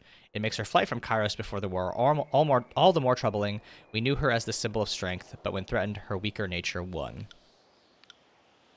When we write biographies of the Archons, we often refer to them as exarchs in their formative years before stepping into their prime. But officially, Kyros is supposed to grant all titles of Archon. It's quite the faux pas to self-appellate. Exactly why Jade insisted on calling herself Archon of Tides. She didn't need Kyros' approval to wear the title she deserves, and I know she loved the fact that doing so must have annoyed Kyros. Lantry. I've studied many of the Archons for many years, compared to the other stages. Okay. How is an Archon born or bred? I think we all dream of one day waking up and being an Archon. Given some of the made men and loons that have exhibited magical greatness, it can seem unfair that the rest of us can't do it. I can say with confidence, Archons aren't born, they become. Graven Ash is a good study of this. Before he was the Archon of War, he was a successful commander, each victory more daring and glorious than the next. Somewhere along the way, his leadership took on mystical qualities. The Graven Ash we know today can reach out and protect his soldiers from harm. But maybe at first he could just protect those near him. I wouldn't know for certain, but all will attest that he didn't have this power his whole life. Siren. Then he's truly lucky. I can't remember a moment when I wasn't plagued by this power. Lantry. Really? Fascinating. So in sum, it really is a lifelong quality. Well, if it were easy to make sense of these things, it wouldn't be academic. And I'd be happy to oblige. What do you know? Ever since Spellcraft. I've forgotten more than most bloodchanters have ever learned. Is that so? Then let's talk about it, Lantry. What do you know? The knowledge isn't doing any good locked up in that impressive brain of yours. Tell me what you know, Lantry. What secrets do you know? Siren rocks her head side to side like a snake in front of its prey as she speaks. Her voice takes on, and as she speaks, her voice takes on a strange melodic quality. Hey, I want to watch this. I'm happy to let Siren hypnotize Lantry, so I'm going to say nothing. Well, where to start? There's the secret as to how to perfectly roast pheasant. Lantry drops a finger in the air in excitement as Siren rolls her eyes. Listen patiently. Cooking, you see, is like magic. Instead of sigilant shapes, think of them as your basic food solids and more ethereal spices. And so I told him, no, you fool, you can't try to form two shapes into one spell, round and straight. Don't make a corkscrew. What a novice mistake. And so I argued it seemed more likely the scourges are trying to eat us, not mate with us. Wait, how'd I get on this topic? Yeah, serves me right for asking. It's very funny. I think that's also a very... Lantry's clearly got something going on, and he's, you know, he's been able to evade Siren's power there, right? And he just kind of made it look like an old man telling a doddering story, but, like, I think there's something going on with Lantry. What do you want to know? Can you teach me anything? Most certainly. I probably should have shown you how to mend wounds sooner. If you have a moment, I can show you the healing sigil I was trained to use. No time like the present. Rummaging through his satchels, the sage produces a long quill and a crumpled piece of parchment. With 7 quick strokes of the quill, he inks a pattern onto the page. We'll start with the first principles. When mending wounds and easing pain, we invoke the magic of the Orphan Midwife, Archon of Rebirth. By invoking her sigil, we channel her mastery, however briefly, through our hands. Now trace the sigil, following the lines in the order I sketched them. Follow his instructions. Since this isn't your first cantrip, I'll move a little quickly, but I think you can keep up. Lantry walks you through countless repetitions of the signing the magic sigil. For hours, you wave your hand in the air to no effect, until at last you sign the pattern in the air and feel a rush of power through your veins. Gain control life, skill 5 ranks, great. And so if you need to heal pain as opposed to purge an infection, you'd move your hand like so. But you know, that's enough for now, and I think the rest you can figure out on your own. What sort of magic did the sages teach you? Sage Sinden tutored me in the traditional sigils, those of preservation, concealment, and healing, as derived from the bygone archons of Theravis, Fading Wrath, and the Orphan Midwife. See, there's also like forgotten or like archons that don't have like practicing schools anymore. That's really cool. The preservation magic is largely functional, sealing parchment, binding books, that sort of thing. All of us chroniclers learn concealment magic, as our ideal method would be to study events without contaminating the decisions being made. As for the healing magic, many of us modern sages study this a great deal. The school has a shoddy reputation among the common folk. I figure if they knew us as healers and caregivers, maybe we can start to change opinions. Healing. 12 would be like, so, you study magic to spy on people? You call it spying. I call it studying a subject without inducing causative elements. But I suppose, yes, my magic is useful for doing the stealthy sorts of things one expects a spy to do. Way to make me sound so tawdry. What can you tell me about signing magic? Scholars don't have a good word for what Archons do when they cast magic. Couldn't tell you how Graven Ash casts his protection over his soldiers, nor would I know how Bliddenmark consciously decides to move through a shadow. But when us mere mages want to cast a spell, we do so by signing the sigil of an Archon that previously discovered the magical phenomenon in question. It's debated whether Archons create new magic or just discover magic that was waiting for us, but such questions seem impossible to answer while sober.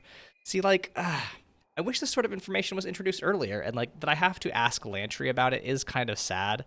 That I'm only getting it through like an extended companion dialogue that I kind of have to go out of my way to do. I know, again, that's kind of the mode when you're playing a CRPG like this. You are expected to go through in the dialogue, but yeah, I just wish this had been woven in more efficiently, right? My background, I guess, in RPGs starts with JRPGs, with the Final Fantasies, right? And while I think you could absolutely criticize the Final Fantasies for having big, long cutscenes that dump a lot of exposition and world building on you, I think they are effective in that they set the rules out of the world in a more effective way. Obviously, like, I don't think the gameplay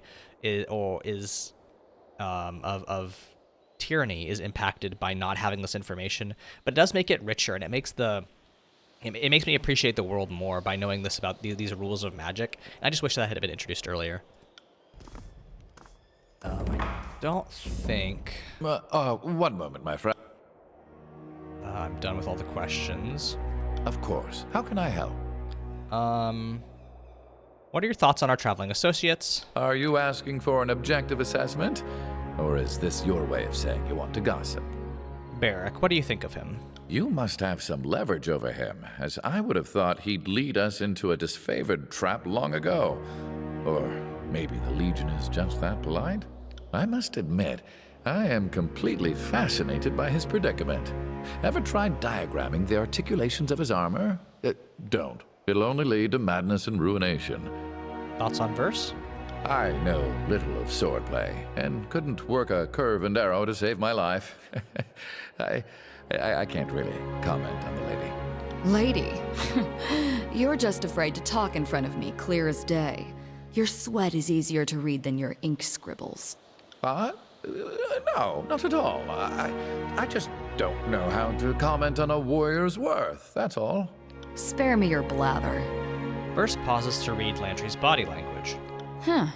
Think that, do you? Didn't know you had such swollen hope for me.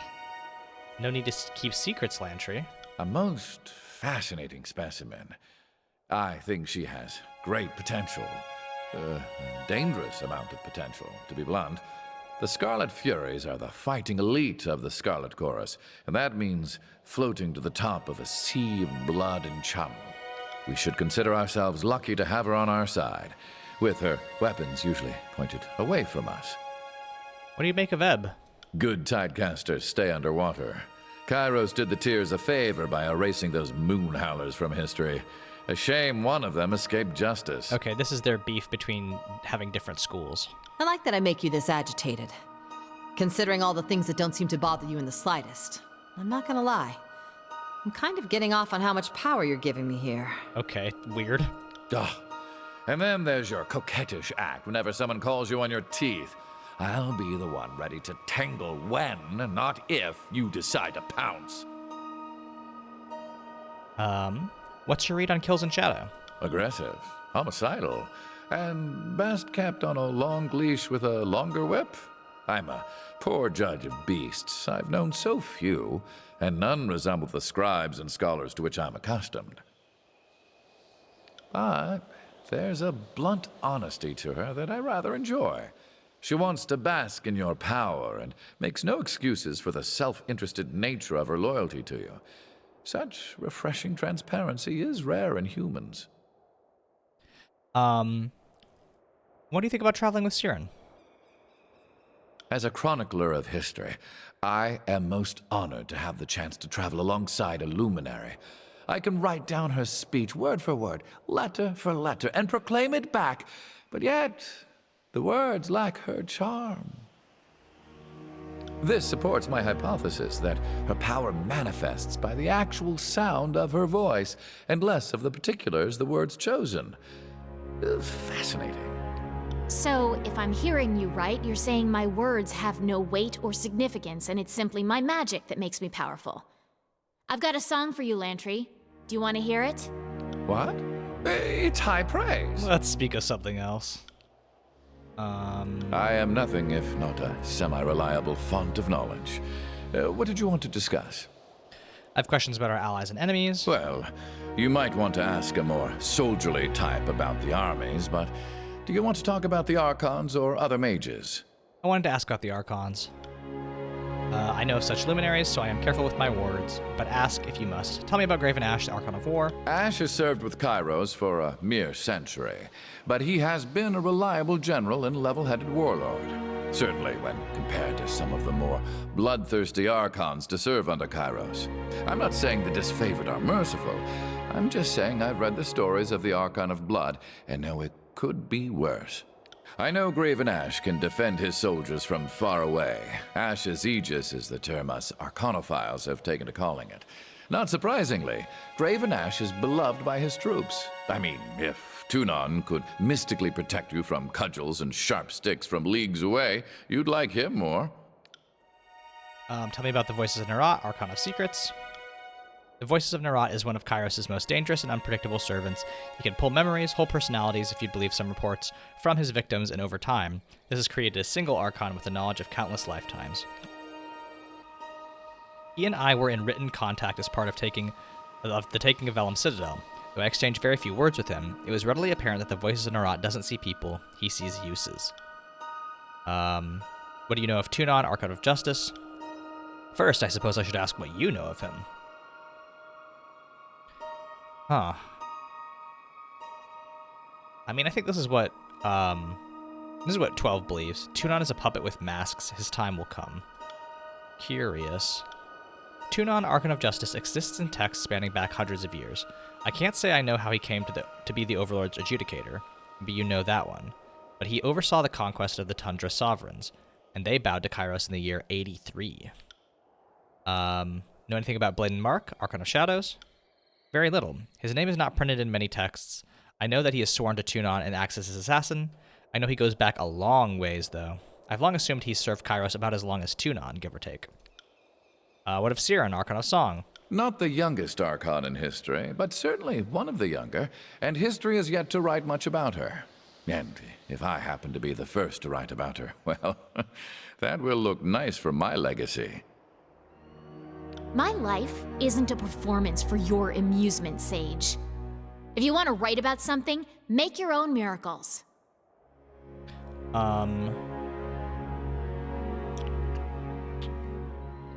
I mean, I think I should be honest. Your power will attract interest. Get used to it. I may have to accept it. That doesn't mean I have to like it. That's true. Did you know Cairn, Archon of Stone? Of him I know very little. I believe he was the wild man of the hills that Graven Ash subdued in 402, but only one source suggests that link. He was famous for being, well, a big sour jerk. It seems he let his mouth run off about Kyros, and that was the end of his story. Speak of something else. Any other bits? One moment, my friend. From Lantry. I am nothing if not a semi-reliable font of knowledge. And I'd be happy to oblige. Ever since the fall of the Vellum Citadel, shut up. Are you familiar with the old walls? Familiar is a relative term. I think I know more than most, but it's a subject of mystery, even to the scholars. Though, I must admit, in addition to my reading, I've ventured into the old walls on occasion, and soiled many undergarments in the process. Do you know who built them or why? We can only seem to agree that they were built. There's no consensus as to the who of it. We generally use the old realms or older realms when describing the folk that have done all this construction ages ago. That's also where the young realms got their name, indirectly. Azure, Stalwart, and all of them are older than you and I, but compared to the old walls, they're babies. As for the why, that's about anybody's guess. I've always assumed it's an ancient road and adequate aqueduct network. If you just need to fence off your neighbors, you wouldn't have such elaborate, expansive masonry on the inside. What sorts of things have you seen in the old walls? Aside from the terrifying Bane? Well, every section of the old walls has its own jaw-dropping architecture. I've seen bridges that move when someone is near, mystical barriers that must have been standing for eons, and I've seen remains. So many remains. A lot of them sages from centuries past, or hapless drifters that must have been desperate for shelter. What fascinates me most are the symbols found on the interior architecture. I can't help but think if we shared notes with other Old Walls explorers, we might someday decipher the meanings. Kyros forbids exploration of the Old Walls. Did the Tearsmen have similar laws? In typical Younger Realms fashion, entering the Old Walls was never illegal, but plundering them was. The logic being, that which rests in the old walls belongs to your local ruler, not you. The noble houses made a point of buying up anything that came out of the old walls. Plenty of ancient stuff in there, but sometimes you find stuff that's just a generation old, left by the last fool trying to search for treasure. If you've been through the old walls, you must be familiar with the Bane. More so than is healthy. I've seen one rip a young scribe in half with its nebulous talons, and I've run away from more than my fair share of angry Bane. That sounds redundant. They all seem angry. Heard all sorts of theories on the Bane. Heard they were dead mages, the nightmares of Archons come to life. One sage believes they're Kyros' children. Guess, if you have enough ink and parchment, you can crap out any dumb idea. I profess to know very little and stick to what can be observed. They appear cunning but lack language, and they have animal-like qualities, but they seem drawn only to magic and commotion. Food and water seem irrelevant to them. Okay. And I'd be happy to oblige. What do you know of the spires? History used to say that the older realms built the spires. These days, you'll hear children repeating that Kyros built them. Guess that's the new history? There are spires all over Tyranny, though I don't know the count. Maybe 40 or so? Jesus. 5 of them are in the tiers, and generally, the spires follow the old walls, often occurring at junctions in the old masonry. The mountain spire is a notable exception. The other spires in the tiers connect to the old walls, but the mountain spire is just freestanding, a sore thumb in the middle of the tiers. Any idea as to their purpose? Lightning rod? Perch from which to survey the lands below? Signposts for a society of folks that flew like birds. On this matter, I have only conjecture and flights of fancy. The best hypothesis I've heard is that they were all built at the sites of major settlements now long gone, so maybe their haphazard placement is a hint about how the maps of old might have looked. Any idea why magic works better near the spires? The sages liken the phenomenon to heat radiating from a candle. The air is just thicker with magic the closer you get to the spire. It can be deadly, trying to work spells close to a spire if you aren't wise to the effect. I'd be famous if I could tell you why this happened. I've always assumed that they are the magical equivalent of river sources. Just as water endlessly flows from certain spectral sites, so too are there places where magic pours endlessly from a natural source.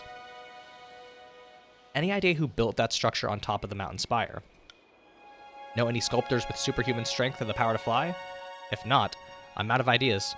Structurally speaking, it looks vaguely, and I do mean vaguely, similar to the sculptures in the old Academy of Tides. But if that were the case, I think we'd know more. Ebb. I also noticed the resemblance, but I can assure you, if it was built by an old tidecaster, it was the best kept secret in a school that prided itself on showmanship and boasting about your exploits. Verse. Oh, so you studied the art of being insufferable. In here I thought it was a natural gift. Thank you, verse. Lantry. The symbols of the structure certainly look like they could be related to the symbols found in the old walls. So I'm all but certain that the structure was built by the same craftsman that built the spire. And I'd be happy to oblige. I am nothing if not a semi-reliable font of knowledge. So they say sages know all sorts of things. I know everything, except for who's been saying that. What's on your mind? Could you teach me something about history? I'm flattered you think me that wise, but unless you are enthralled by migration observations and titillated by triangle ratios, I think I'd bore you silly. What better tangent than triangles? Fine, fine. If you have truly nothing better to do than talk trivia with old Lantry, so be it. Lantry pops open a scroll case by his hip, producing a long handwritten manuscript. A Brief History of the Tears. Oh my god. By Sage Lantry. Volume 1, Settlers from the East. Dry land! Came the cry from the prow of the ship. After months in the deep ocean, the pioneers of the Tears saw their promised land at long last. The minutes roll on, and Lantry cheerfully reads through his painstaking treatise. Lore, listen politely, fascinating. Volume 3, years 90 to 94. If you thought 88 was a crazy time when everything changed, wait until 91. Haunting memories of Tunon's lectures creep into your mind. Listen politely, really, do go on. Well, if you enjoyed that, you're going to love Ratios of the Sun. So, by using the shadow of a staff at noon as a starting point, I use triangles to show a relation. Unlike Tunon, Lantry cannot kill you for walking out of a lecture. And unlike Tunon, Lantry has to eventually sleep. You've experienced worse. But were your two measurements far enough to derive a parallax? I knew someone would ask that. And yes, so here's my proof. Sage Winding Script shows a relationship between all half-square triangles. I have a diagram somewhere. From time to time, the wind picks up. The howling, biting breeze offers a momentary respite from the deluge of blather. So if that's correct, you could estimate almost any length from a known angle. So we're doing the Pythagorean theorem here, which is very funny. I also think it's a very funny thing to be like, sometimes you have to sit through a character going on and on about something. That's a common thing in video games. I feel like there's something compelling here just to be like, yeah, and this is Lantry. He's a guy who knows a lot of stuff, but he's like an old man who talks and talks and talks. But also if you engage with him for a bit, maybe you could get something deeper, which is what I'm trying to do, right? I'm hoping this will unlock something, so. Yes. Way to steal the concluding reveal from me. But yeah, that's about the gist of it. Now, if you'll excuse me, I think my voice needs a rest. Thank you for the rousing conversation. Buddy, your dialogue tree is not exhausted yet. I'm not done with you. One more. Current Of course. How can I help? You're taking lots of notes. What about?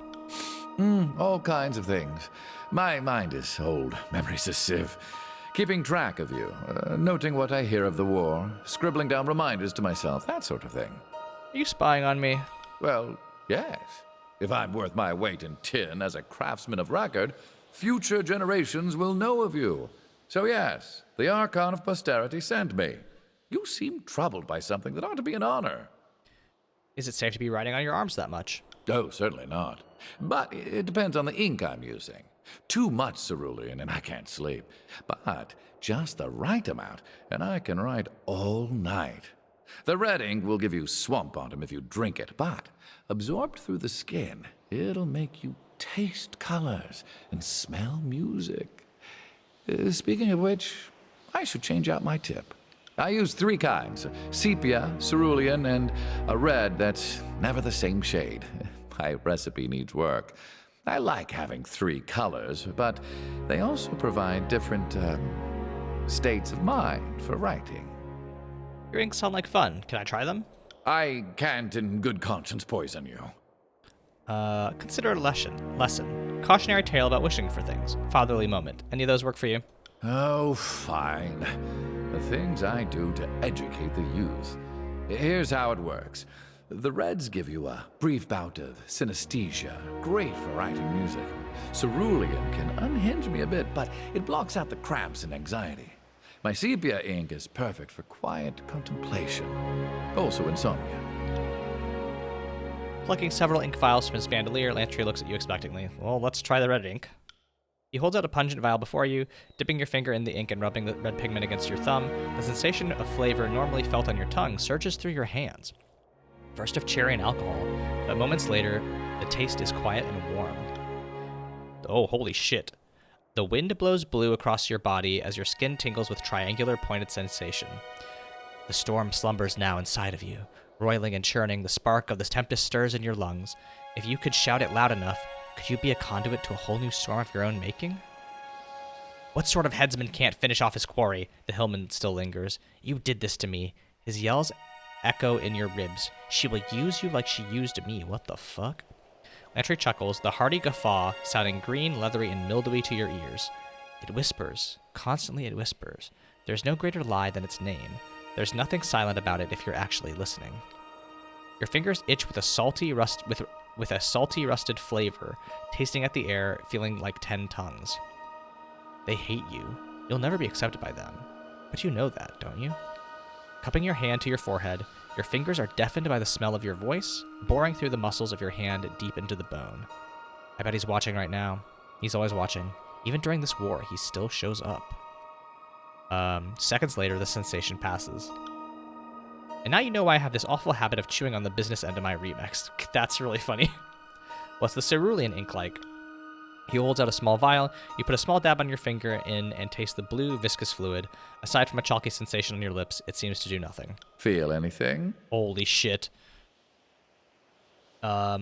Just random thoughts, and then, okay. Did you know that, legally speaking, my word is the same as Tudon's word unless the Archon contradicts my word as Fatebinder? Rogalus says the legal term for that is proxy decisis. Kaleo says the legal term is fuck you, I'm the law. What is Kyros' problem? Can you get off your damn throne and actually visit your subjects? How do we know Kyros isn't already dead? Or it's like a title that gets handed over to mother to son? I spent 3 years slogging through the tears for this ass. And you know what? I don't really know if Kyros exists. Like a double-edged sword. Why is that used as a simile for something when you can hurt when you that can hurt you when you use it? You don't actually hit your enemy, then yourself, then hit your enemy, then yourself, unless you're an idiot. Surely hope that saying doesn't catch on for the ages. I guess I'll say, what is Kyros' problem? On second thought, I shouldn't be poisoning your young mind. That should wear off in just a moment.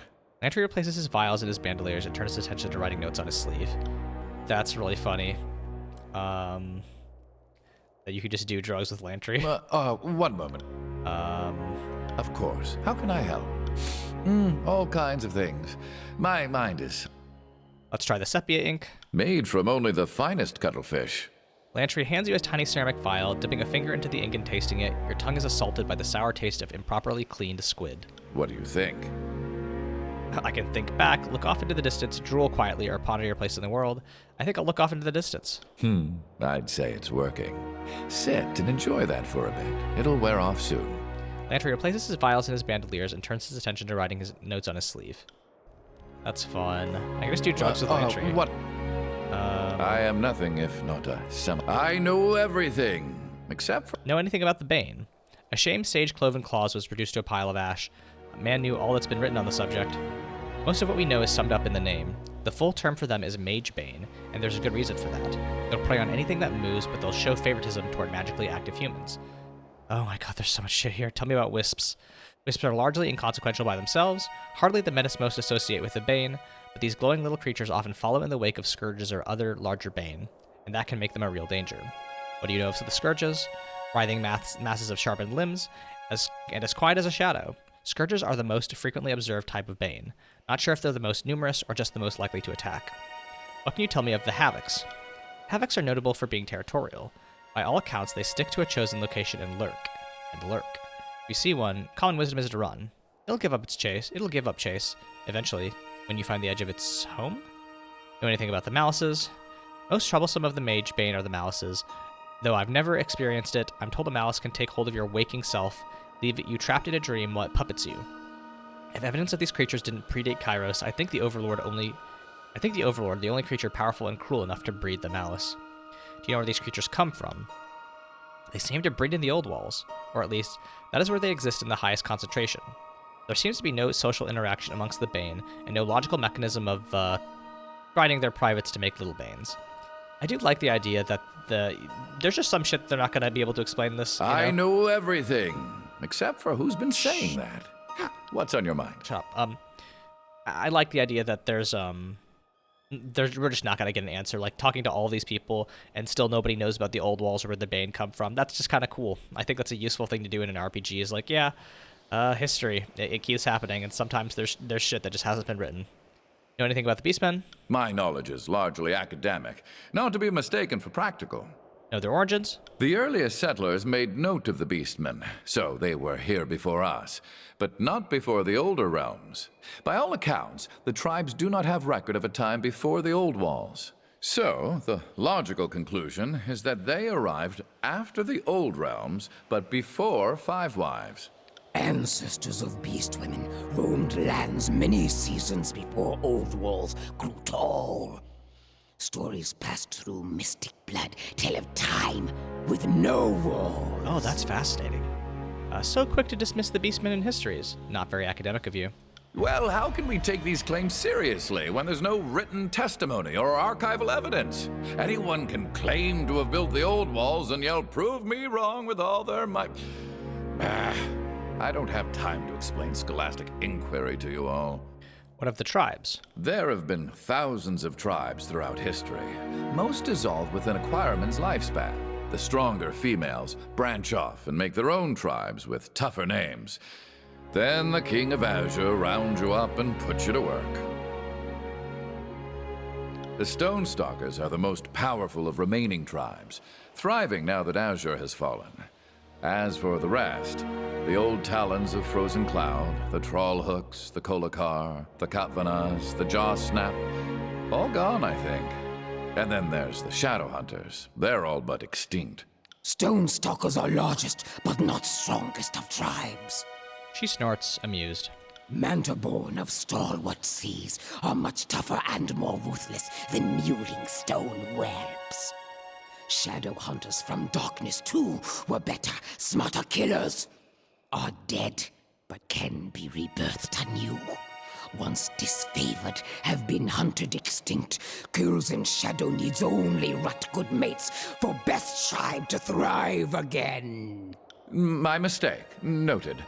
What do you know of their minds and mannerisms? They are true to their names and live like beasts. Clothing and artifice seem to have little value to them, whereas rutting and killing are the reason they wake in the morning.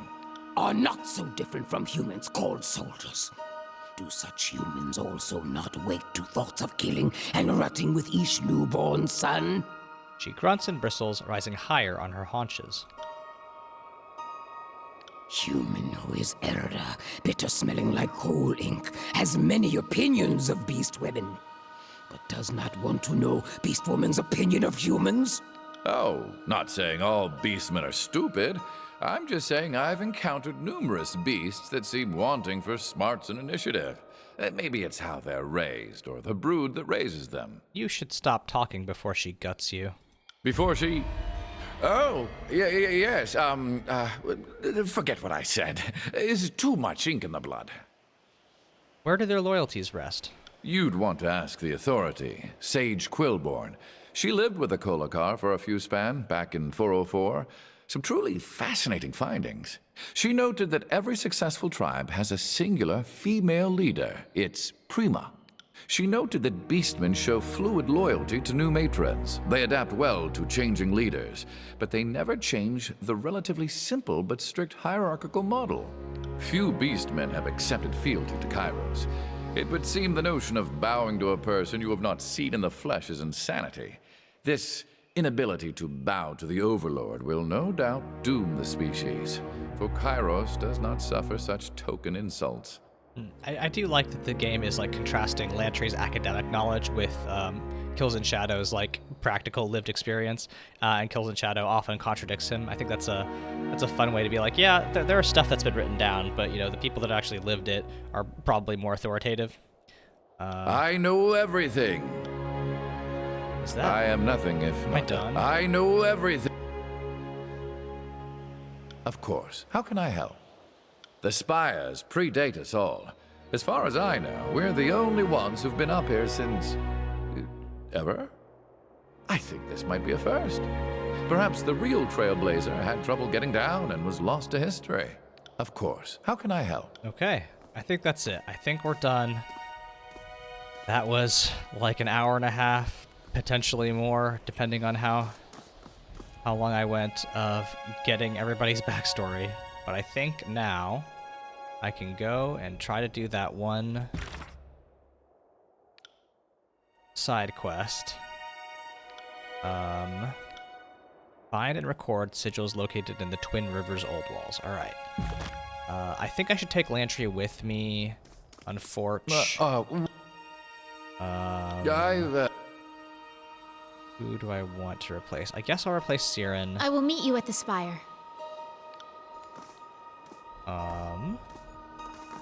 Even though Siren's my favorite. And let's go to the Twin Rivers Old Walls.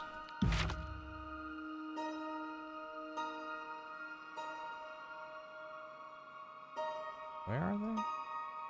Twin Rivers. There we go. Right? Okay.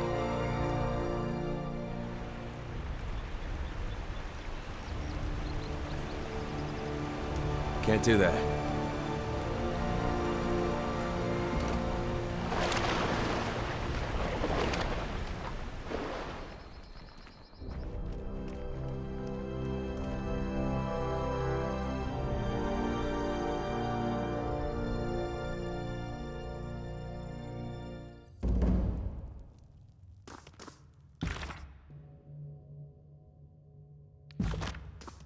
guess we just have to look for the sigils. How hard could that be? 1 hour later. Akelia bounces and rocks, stepping forward away from the wall and then stepping back to rest against it. Even when she's leaning against the wall, her eyes dart back and forth and she pulls out her notes and reviews them. You're back. This is incredible. I can't wait to see what you found, and I guess I'm just assuming you found something because you've been gone a while, and that generally means progress, or at least it does for me. I'm assuming it does for you too, but I guess I hate when other people assume things about me, and I hate for you to think that all I do is sit here and make assumptions about things I'm not, that not your things not that you did, you're a thing, just that you would be in that category of things that I might think about. But did you find anything for me? This is everything I was able to copy. Well, these are incredible. Let me get them into better light. Let's just look at this. I can't believe I have my hands on them now. Let's see how this goes here. This cipher is a reverse substitution. If you use Randor's index, then this would be... Yes, wait, no, that might not... Wait, what's this? And yes, if we go there... Wow, I didn't think it would be this easy, but I can already see the links. Wait, some of these sigils appear incomplete. Perhaps they were weathered when you found them. I remember Hieronymus looking into another old Wallian construct that might help with this, so I suppose I'm going to have to ask you for something else. No! There's more than I can... There's more I can learn from the writings you brought me, but the really important stuff requires more info that only a field specialist would know, so I need you to find Hieronymus and gather any data he might have on these subjects he calls Stones of Elucidation. I can't believe you get to talk to him. He was very knowledgeable and smart, and I could listen to him talk for hours. I suppose I did, because he was teaching some sages about a new inking techniques once, so I sat there and listened the whole time, even though it was really slow and kind of boring, but he had some very insightful comments to make about it. But last I heard, he left to investigate a breach in the Blade Grave Old Walls in person for some more conclusive findings, but I have no idea why he would do that himself. I mean, we can't go risking our lives here when we're the only ones who could solve these mysteries, because that's what you are here for, right? I believe this is what you're looking for. Oh, good. I've already found this.